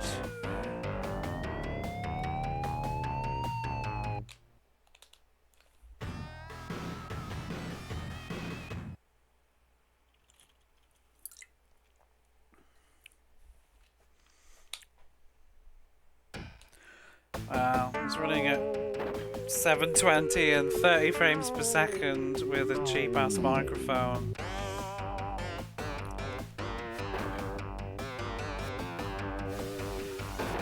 Jail bars for me.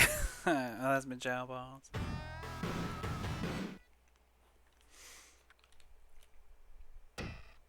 I don't know.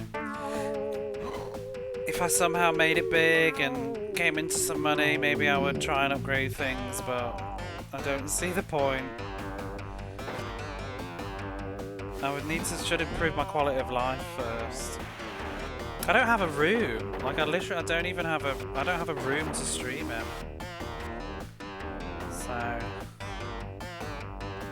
I'm streaming in my living room / bedroom / apartment. What up?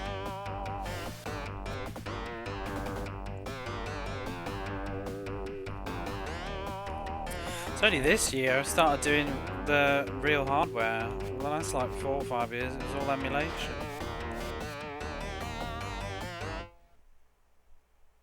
Oh my god. I can't even imagine playing this at 60. I wonder if it would be better. Oh my god.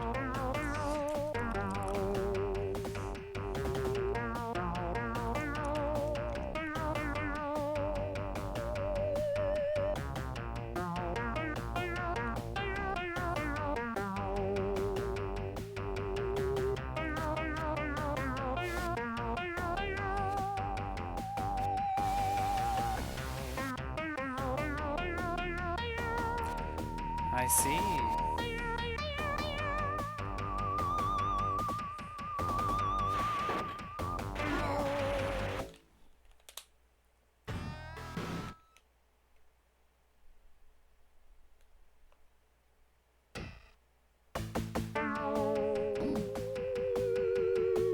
Now it sounds awful.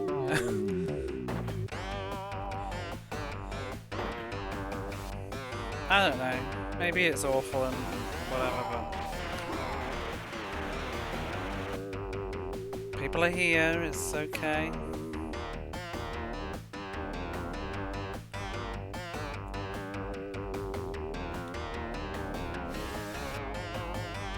I haven't really played 3. I tried when I first could play on an emulator and I just didn't really like the look of it. The graphical changes.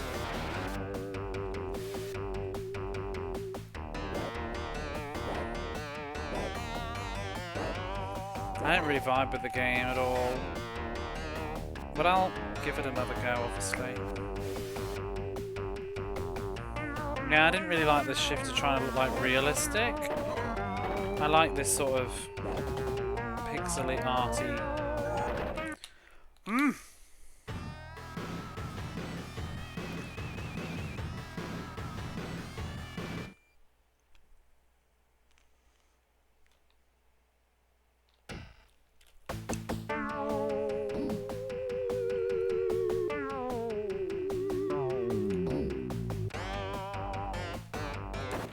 I don't think I've ever played any other Road Rashes, just 1 and 2. I can't remember if a friend had an N64 one. Oh my god. I think it's a sign. I'm just like not even anymore with this. I've not had a good run for like 40 minutes now. I think I'm mentally checking out. I just would have really liked to finish level 4 this evening. Oh, for fuck's sake.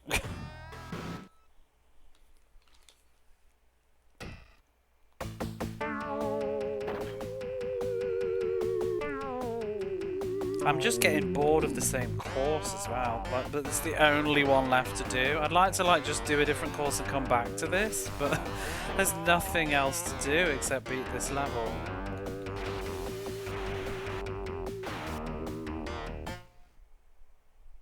A cheap cop with the PC one. Hey Fishy Ash, how are you? I keep feeling like it's Friday because I've been to work today and I don't have work tomorrow, but it's not.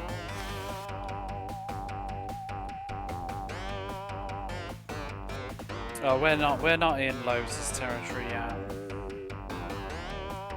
Like, how long did that take? Like 50 hours? And like 30, 40 of them were just the same track. I've almost finished this 3 times, like it's there. Beat that turn. I love the soundtrack.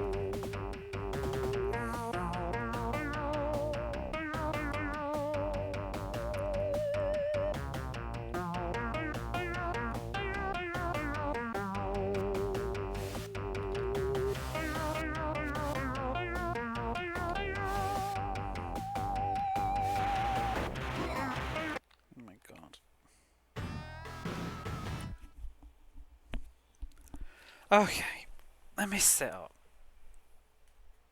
It's gonna make a difference, it's not. Slowly sliding down the sofa in depression. Take it out on Vine.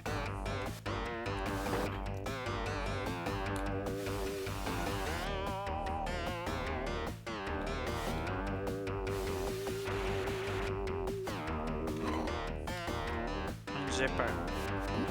And Luna. Oh yeah.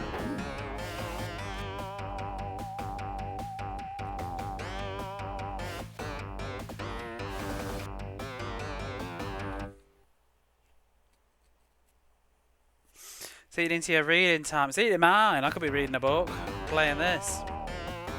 I've not read much today. I did read like another 10% of our Rogue Fates, which is not really great. And I read the first 3% of The Better Mother. Not a lot's happened. I can't really say much about it yet.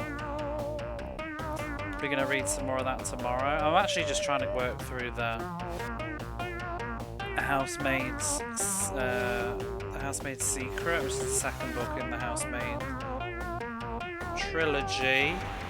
That's fun. It's just, I was saying in Discord though, but I really feel like I've only read 1.5 books, but they feel as like the equivalent of like adult Goosebumps kind of things, like psychological thrillers for just adult women and gay men. She bangs them out like 2 a year as well. But they're just like easy breezy reading. When you're in a slump, they're quite good for just pulling you out of a reading slump. You know what, I think Birdman saved me though, 'cause honestly that last passenger, it just like put me off reading for a little bit. It was Birdman that sort of pulled me back out of it. Ah! You'll finish it. Congrats.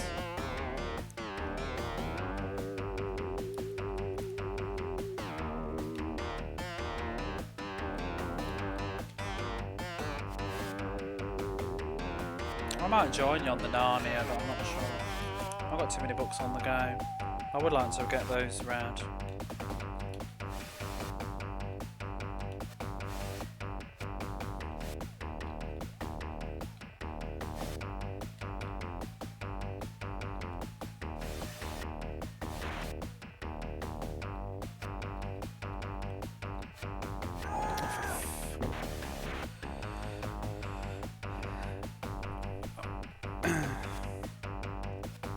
Oh fuck it, I'm just gonna start. I'm just gonna crash and get wrecked and get angry.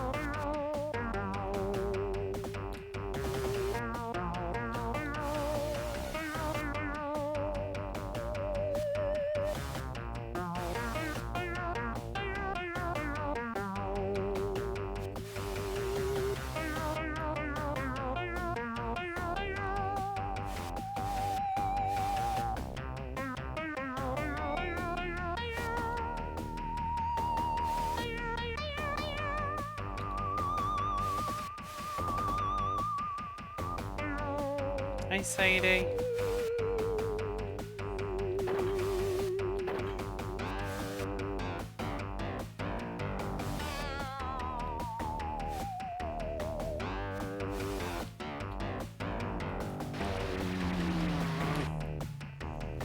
Bloody car placement there.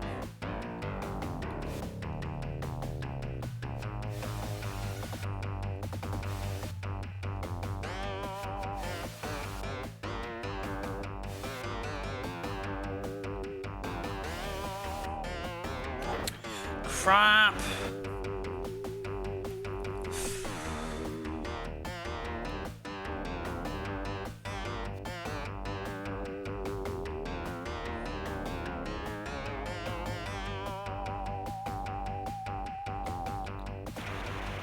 Oh, for fuck's sake!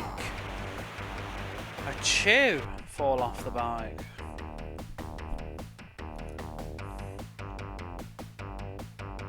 You're welcome. Thank you for joining.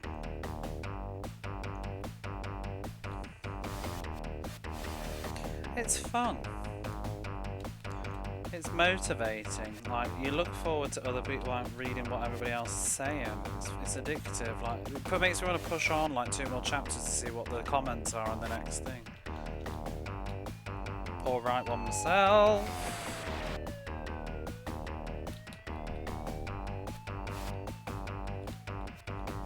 Can't cater to everybody, but you know, I like what I like. Well, I mean, I tried to guess what I might like. Just pick a handful of books. Shit.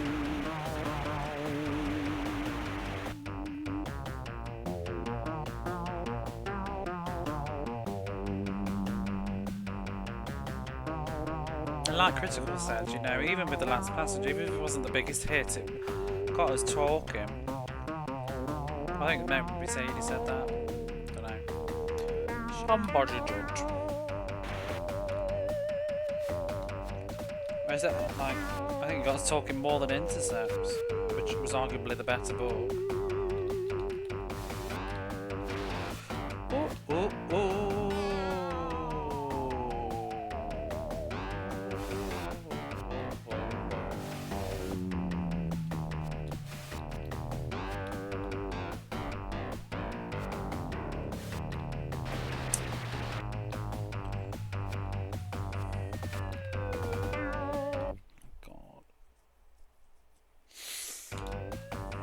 Thrillers are great. Thrillers are like the best genre for reading because of the nature of how they're written. They're designed to make you keep reading. That's the whole purpose of the genre. They are designed to be page turners and hold you in suspense. They can maybe get a bit samey sometimes, but yeah, they're just... It's the problem with other genres, really, when you try and read like fantasy or something, because they just don't have that pull in the same way. Although sometimes they can do. I feel like Game of Thrones had me like that. But it's only, it comes in waves though, really. It's not like the whole book, just bits of it.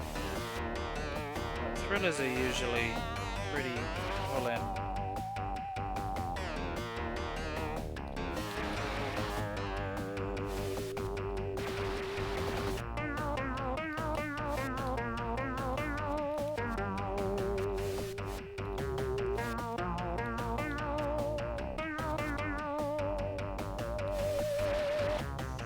My tastes are quite dark though, so it might not always be everybody's cup of tea, but I do like a dark book. I'm trying not to pick the darkest stuff, but maybe one month I will go really rogue.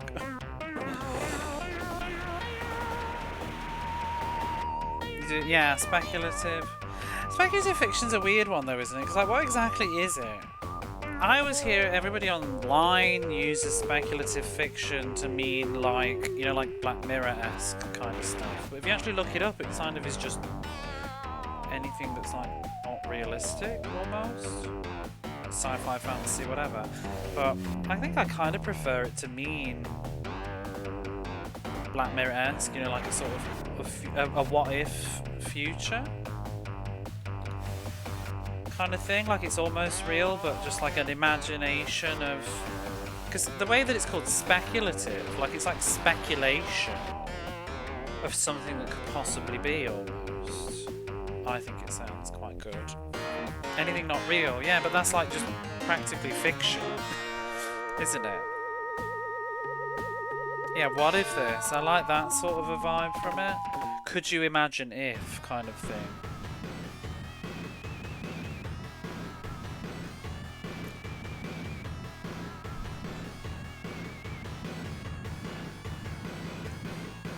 But I mean, lots of slightly realistic genres aren't necessarily realistic. Like, you know, some thrillers are like pretty crazy. I mean, they could be realistic, but like often it's a little bit ludicrous.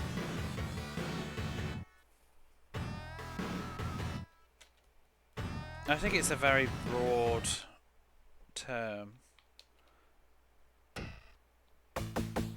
There's also, have you heard magical realism? I keep hearing that a lot on YouTubers that I watch, like magical realism, which is like sort of set in the real world but with like elements of magic, whether it be like time travel or something like that. You like that category? Doesn't appeal to me as much, but I've never tried anything. It's too bad you've read Odyssey, to be honest, because that was definitely going to be a candidate book. I mean, I could just do it anyway, I suppose, but yeah. I do want to read Odyssey.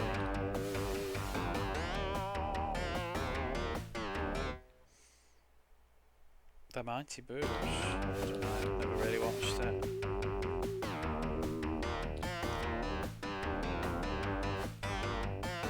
I've had someone come in my stream once and say I sound like Noel What's It face, and I'm just like, you just mean British then? Because I don't think I sound anything like him.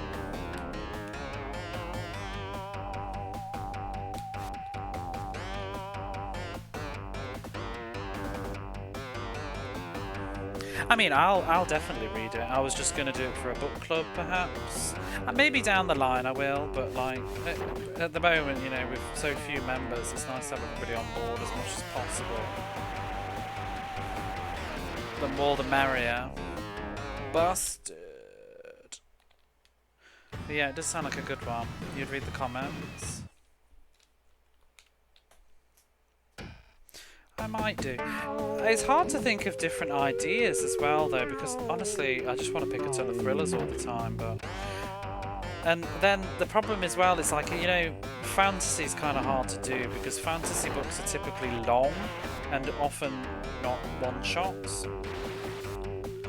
I was thinking of just doing a month where we just read something by Stephen King, but then it's like trying to navigate who's read what and who hasn't seen the movie for what and whatever, but yeah. One idea I do have is I might do a creature horror month, mostly inspired by that book. If you read, do you know the one that I said is about mermaids or something? That really appealed. I'm just finding an excuse to include that book somewhere, to be honest. But also, I actually quite fancy their book, what was it called? When the Wolf Came Back or something? But that one might have to piece you out because I think it's got a lot involving children. I've not read the trigger warnings, but the synopsis sounds like it might be quite heavy or emotional. But I've just heard nothing but good things about that book, so I'm so intrigued about it. By Nat Cassidy. I can't remember the title now. Something like When the Wolf Comes Home or something like that. I'm not really sure what it's about. I think it's like wolfy horror thing, but I think it's also like maybe metaphors for like maybe a father figure who's abusive, like violently maybe. I don't know, but I've just heard it's definitely considered horror, but I think it's got a lot of substance to it as well. And it won like best horror, I think, on Goodreads for like 2025. And anybody that I follow that's read it, except one person, has given it like 5 stars. So I'm really interested now.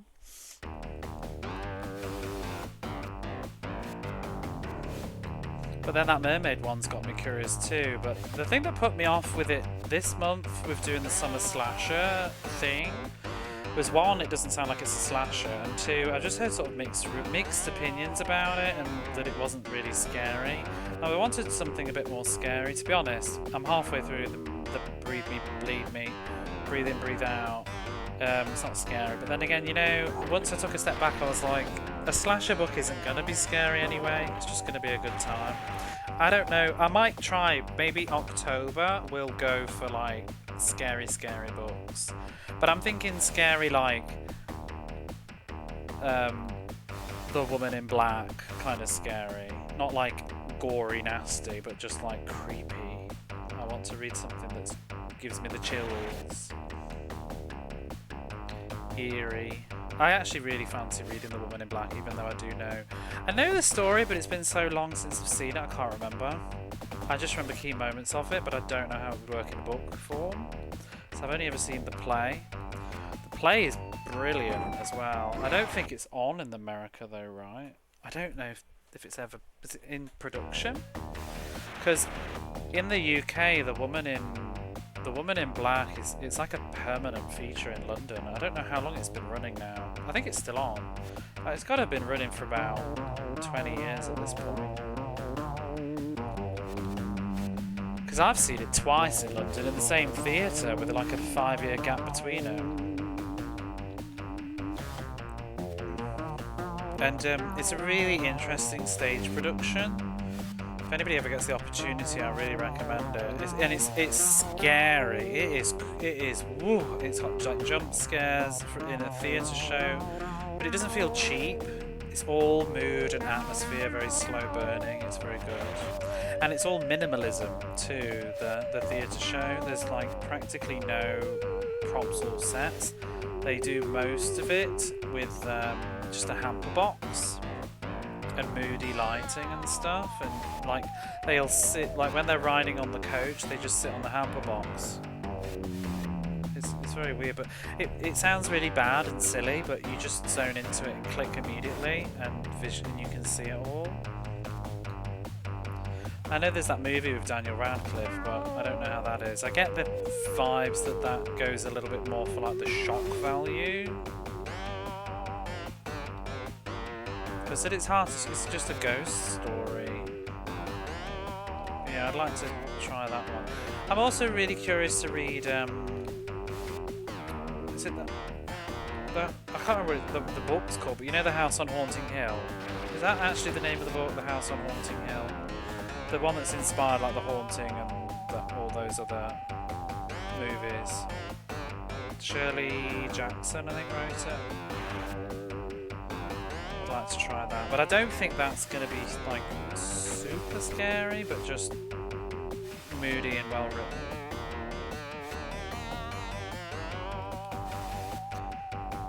Scary's going to be a weird one though anyway. Like, what is scary in terms of a book? I think it needs to be almost like disturbing. We're not winning this.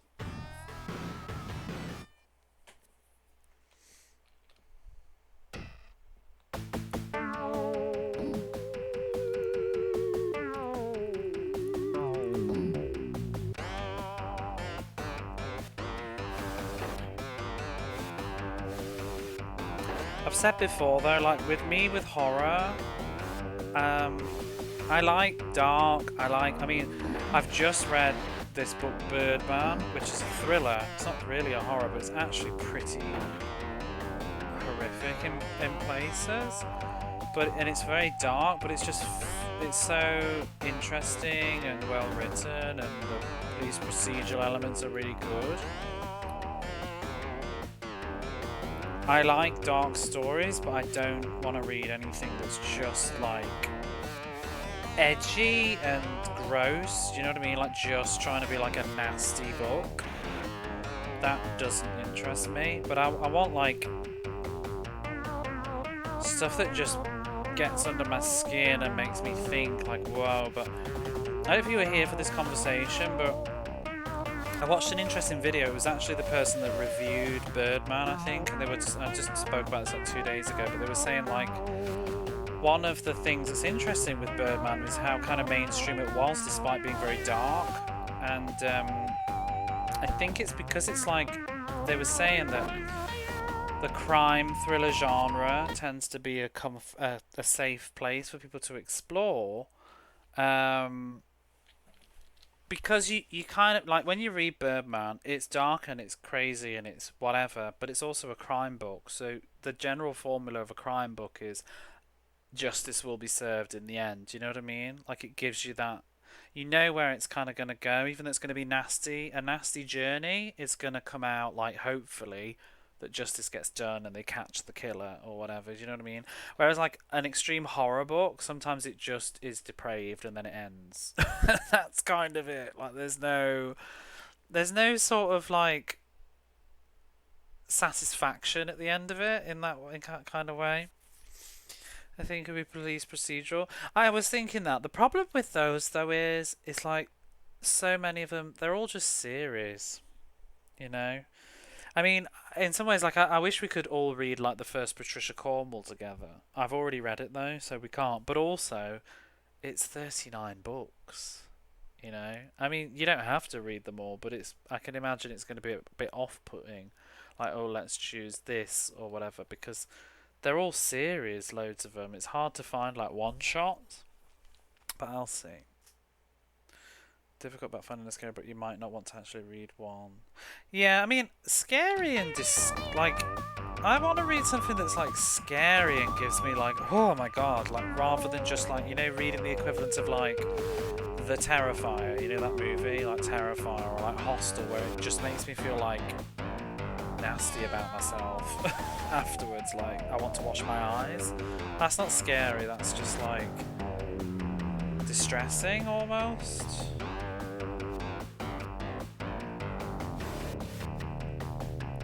Like maybe a good ghost story. Do you know a book that I've heard is really scary? I don't know much about it, but I've heard this book. There's this book called Pen Pal that's supposed to be really scary. It started out as like a creepypasta or something, apparently. Rest Stop is a short book. Looks scary. It does, yeah. It depends what scares the individual.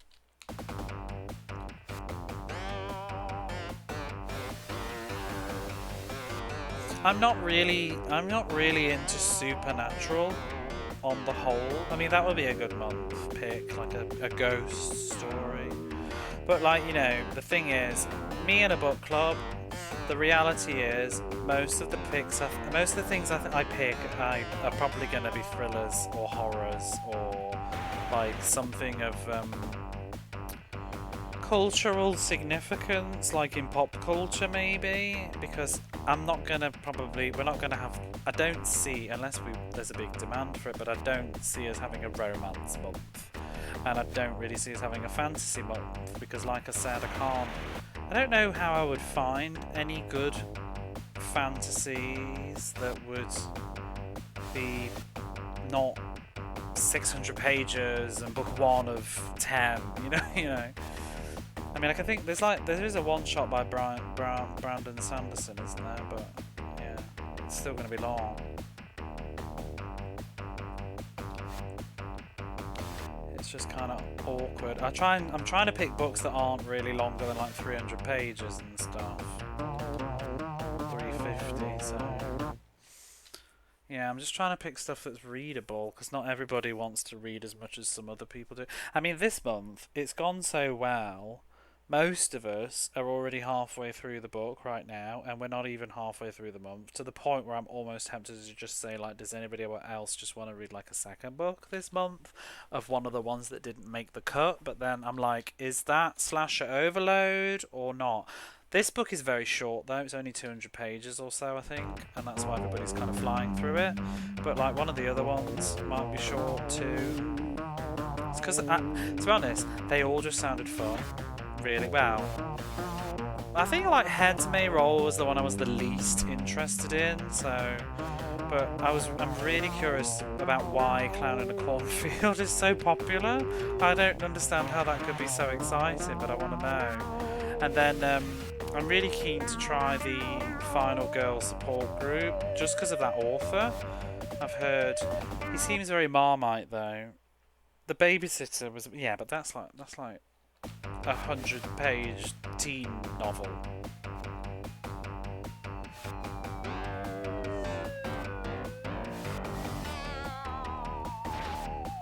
It's like reading a Goosebumps book. The Clown in the Cornfield. It is a series, yeah. I don't think you would need to read them all. It's probably a series in the way that Friday the 13th is a series. You know? Like, I think the author made money and probably just wrote more books. Yeah, there's 3 books now, but they're just making a film out of it. I don't want to say too much about Breathe In, Bleed Out, because the fun of it is to discuss it in the book club itself, and also not everybody on Twitch is even remotely interested. But I have to say one thing, I'm not really digging the location and the setting in general. Like the whole yoga retreat thing is kind of boring me.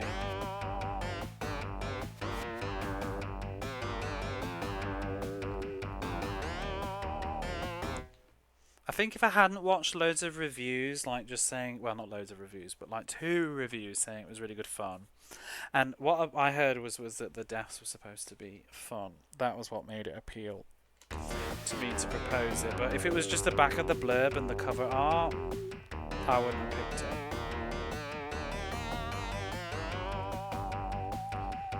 But I like it enough. I would read another book by this author. I mean, unless it does a U-turn and turns into complete crap. But I'd read another one. You finished it? Oh, that was quick. I'm still 58%.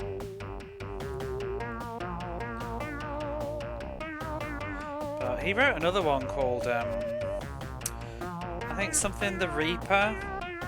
But I was considering that one, but it had sort of mixed opinions.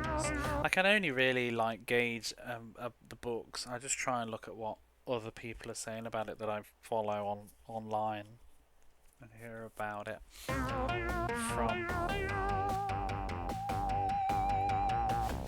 But I really wanted to just try the slasher genre because I've never read anything like that. I only watched films. So I wanted to see how can this work, and I've enjoyed what I've read so far. It does just feel like reading a movie. I would definitely want to read more like this because it's fun. It's fun to share. This is like, you know, like just I love 90s, 2000s slashers, like watching with a friend. You know, you just like goof about together, like, oh, she's so dead. You know, when you're watching it, like, uh-oh, see you later, you're gone. Nobody's watching it for like the deep story. We're just enjoying guessing who's going to be up.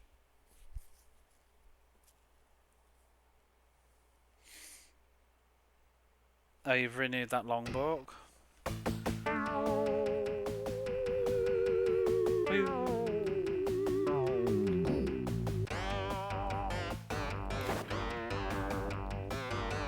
The thing is, what one month I will probably do as well is just pull together some of the second or third place rejects that we didn't do, because some of those books sound good. The Pact intrigues me. I also really want to read that one from the other month. Something like Behind Her Eyes, I think it was called. That one's supposed to be really good. I've started reading The Better Mother now, so I won't bother with that one, but...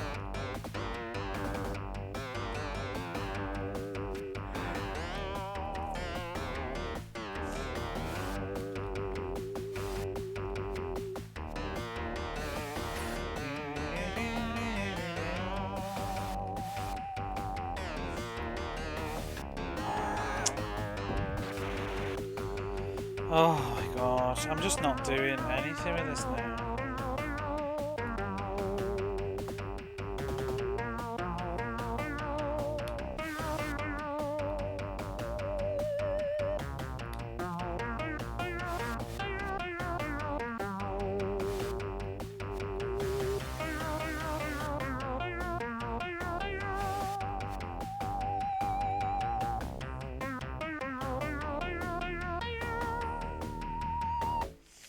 You got it.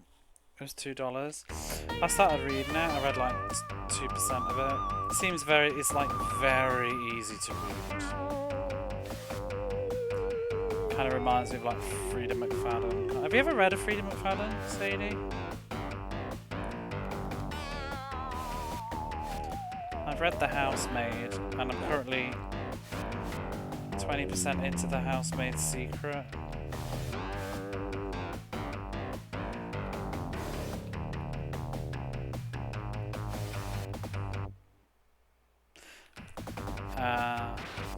I'm surprised you haven't, actually, because The Housemaid is like such a viral phenomenon. It's got a film now.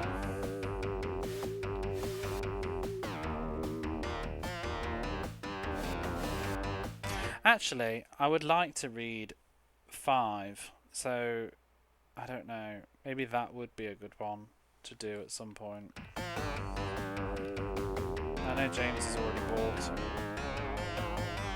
Hey, Barface. We'll convert you eventually. One of us.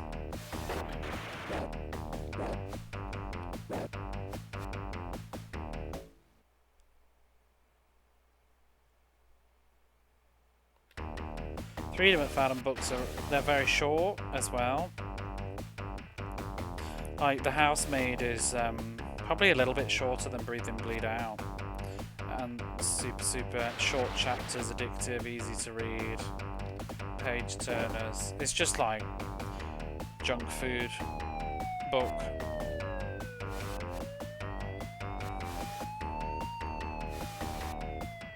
But I can totally see like why people like them.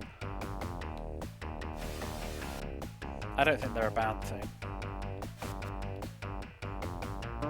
They really do remind me like of just the equivalent, just the point series, like point thriller, point horror, point whatever. You know, you just like bang out all these books. The housemaid, the tenant, the wife, the whatever. You know, they're not all going to be great, but some of them are going to be fun. The intruder.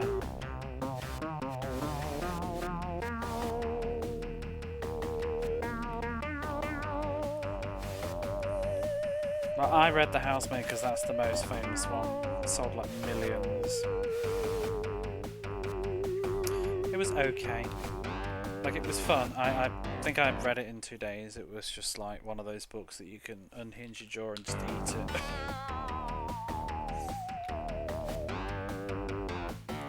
I know what I do want to do for that. I mean, to be honest, a lot of it just hinges around one book. I have a book that I think will be good, and then I'm trying to just pad it out with some variety, because just to let people have a little bit of choice. But I want to do a John Mars book. I think I want to do The One or something like that. I think it will be a good one. The one that I was telling you about the other day, you know, the DNA testing. Like that book and books similar to that vein, like a Black Mirror-esque sort of theme. Maybe I'll do that next month. I just need to find some other candidates.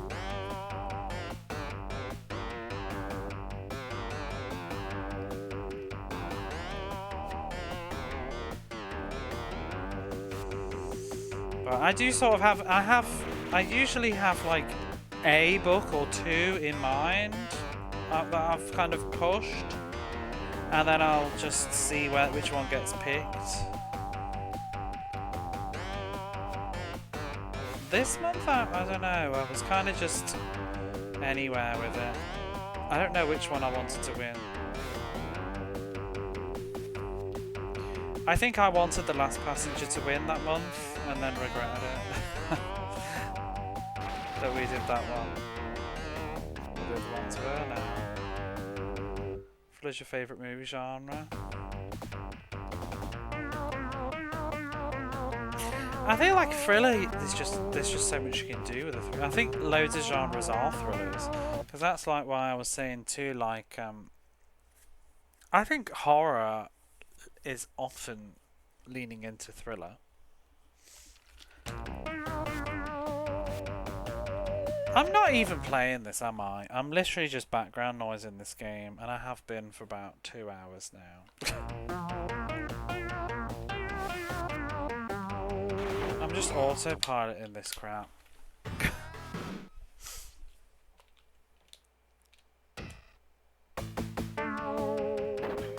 Like, every time I look down, I'm like, wow, 9th place. Maybe it's time to just turn it off and play something else, or go to bed.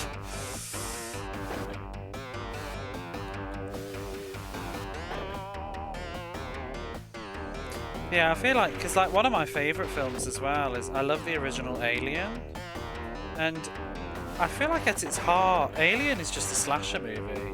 It's just like a slasher thriller, but it's just an alien instead.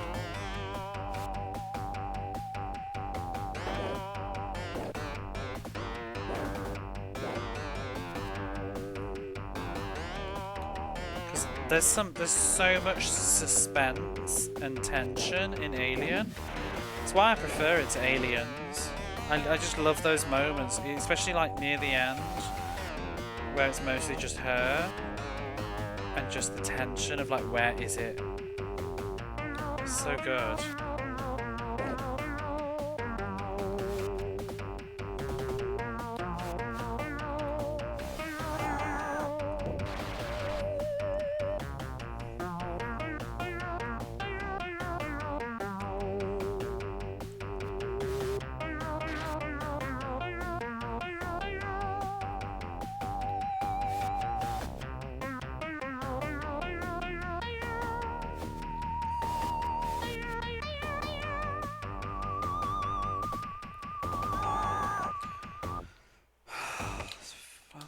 fault.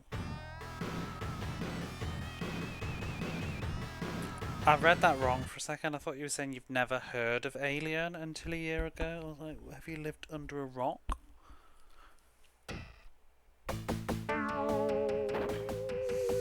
People talk a lot about the franchise, like which one. People often say, you know, like Aliens is one of the rare occasions where the sequel's better than the original. I don't subscribe to that at all. I think the original is an absolute masterpiece. Aliens is so different. But no, for me it's the Alien. And I also don't think Alien 3 is so great. And obviously Resurrection I think is pretty awful. Director's Cut? I don't know if maybe I've seen that. Oh, is that the one, like spoilers, but is that the one with the guy and he's like in the wall, like kill me? Is that a deleted scene?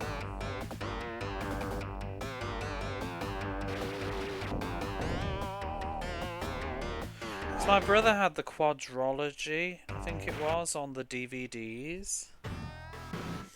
And it had like extended stuff, if I remember. And that was how I watched them.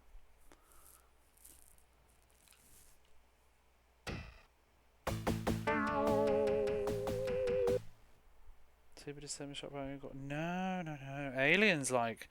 Alien's really quite tame, I think, in terms of like violence.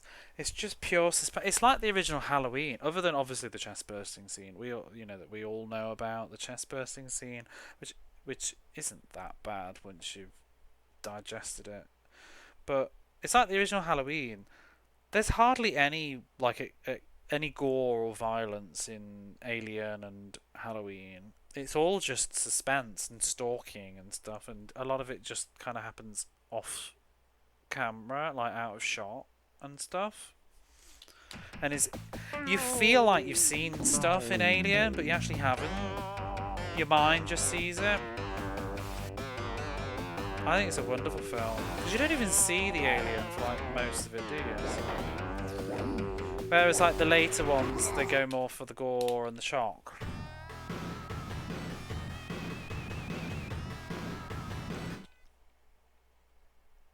Oh, Resurrection's crap. It's a fucking mess. It's cringy. Like, the finale of Alien Resurrection is just such a mess.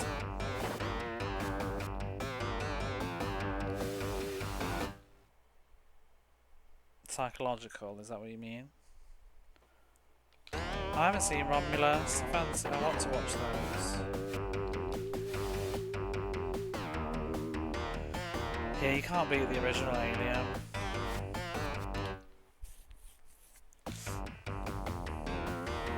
I don't think Aliens is a bad film though. It's not the same at all. It's like an action film. It doesn't have any of the same tension. The last time I tried to watch the series, I got to 3 and then I got bored. I thought Prometheus was okay. It didn't rock my world, but it was fine. I haven't seen Covenant.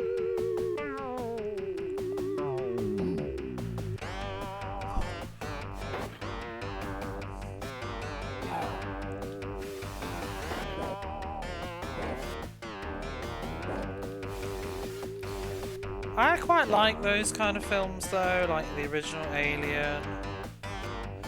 I watched Leviathan recently, it's just like an underwater kind of horror creature movie thing. That was fun as well.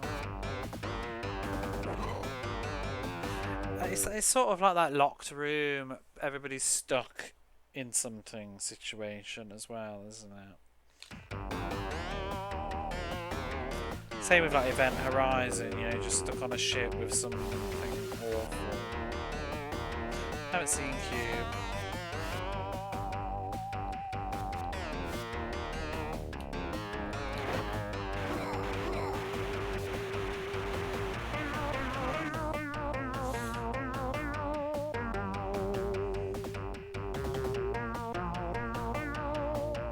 I don't remember Event Horizon well enough. I've only seen it once. really liked it.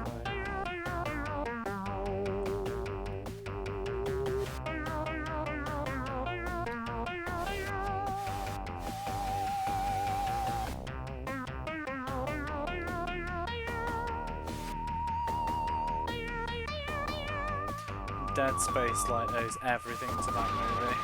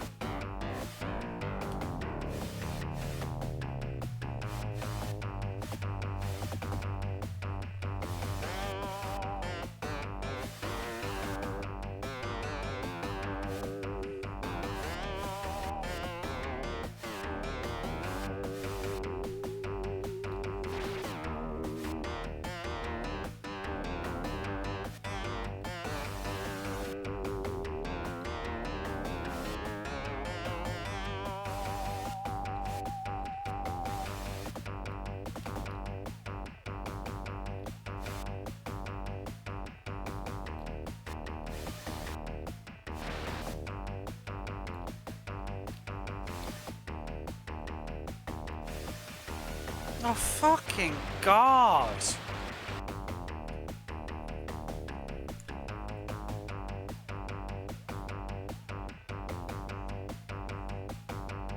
This course sucks. It really does.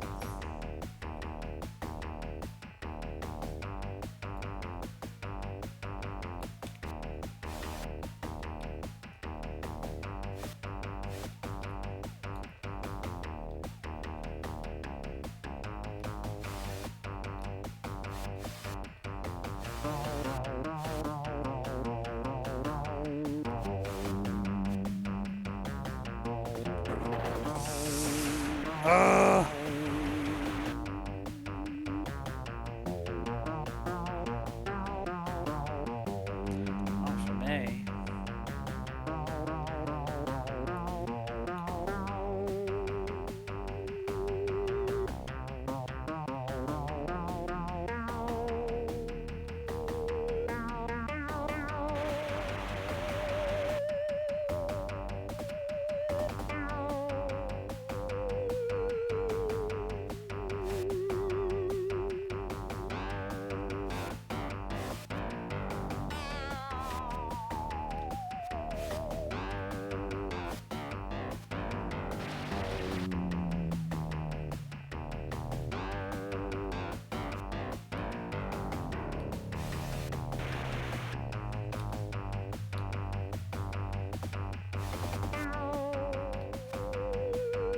Where are the other bikers? Oh, fuck this game.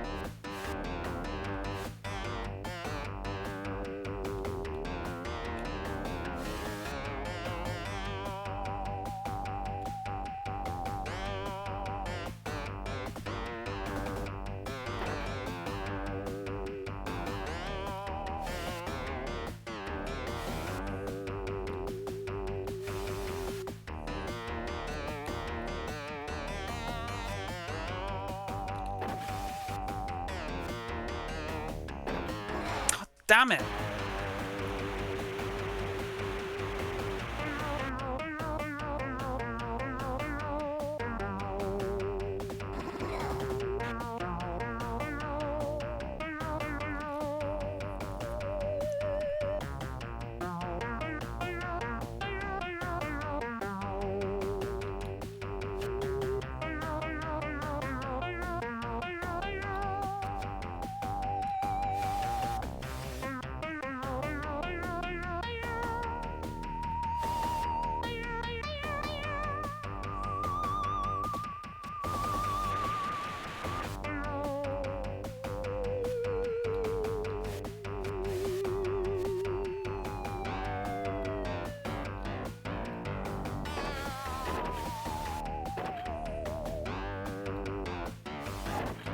This game, you just, oh my god, it just gets so draining when it just does shit like that.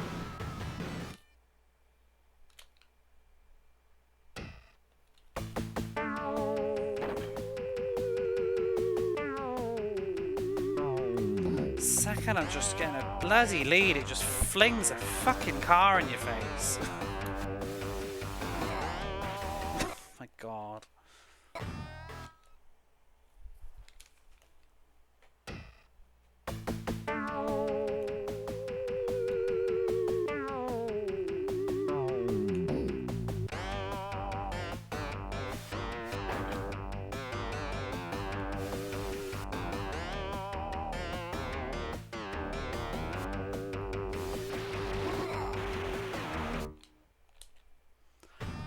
I think actually I need to step away from this. I'm gonna have to just do this tomorrow.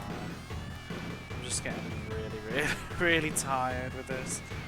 It's like 2 AM now and I think I haven't had a good run on Palm Desert since like midnight.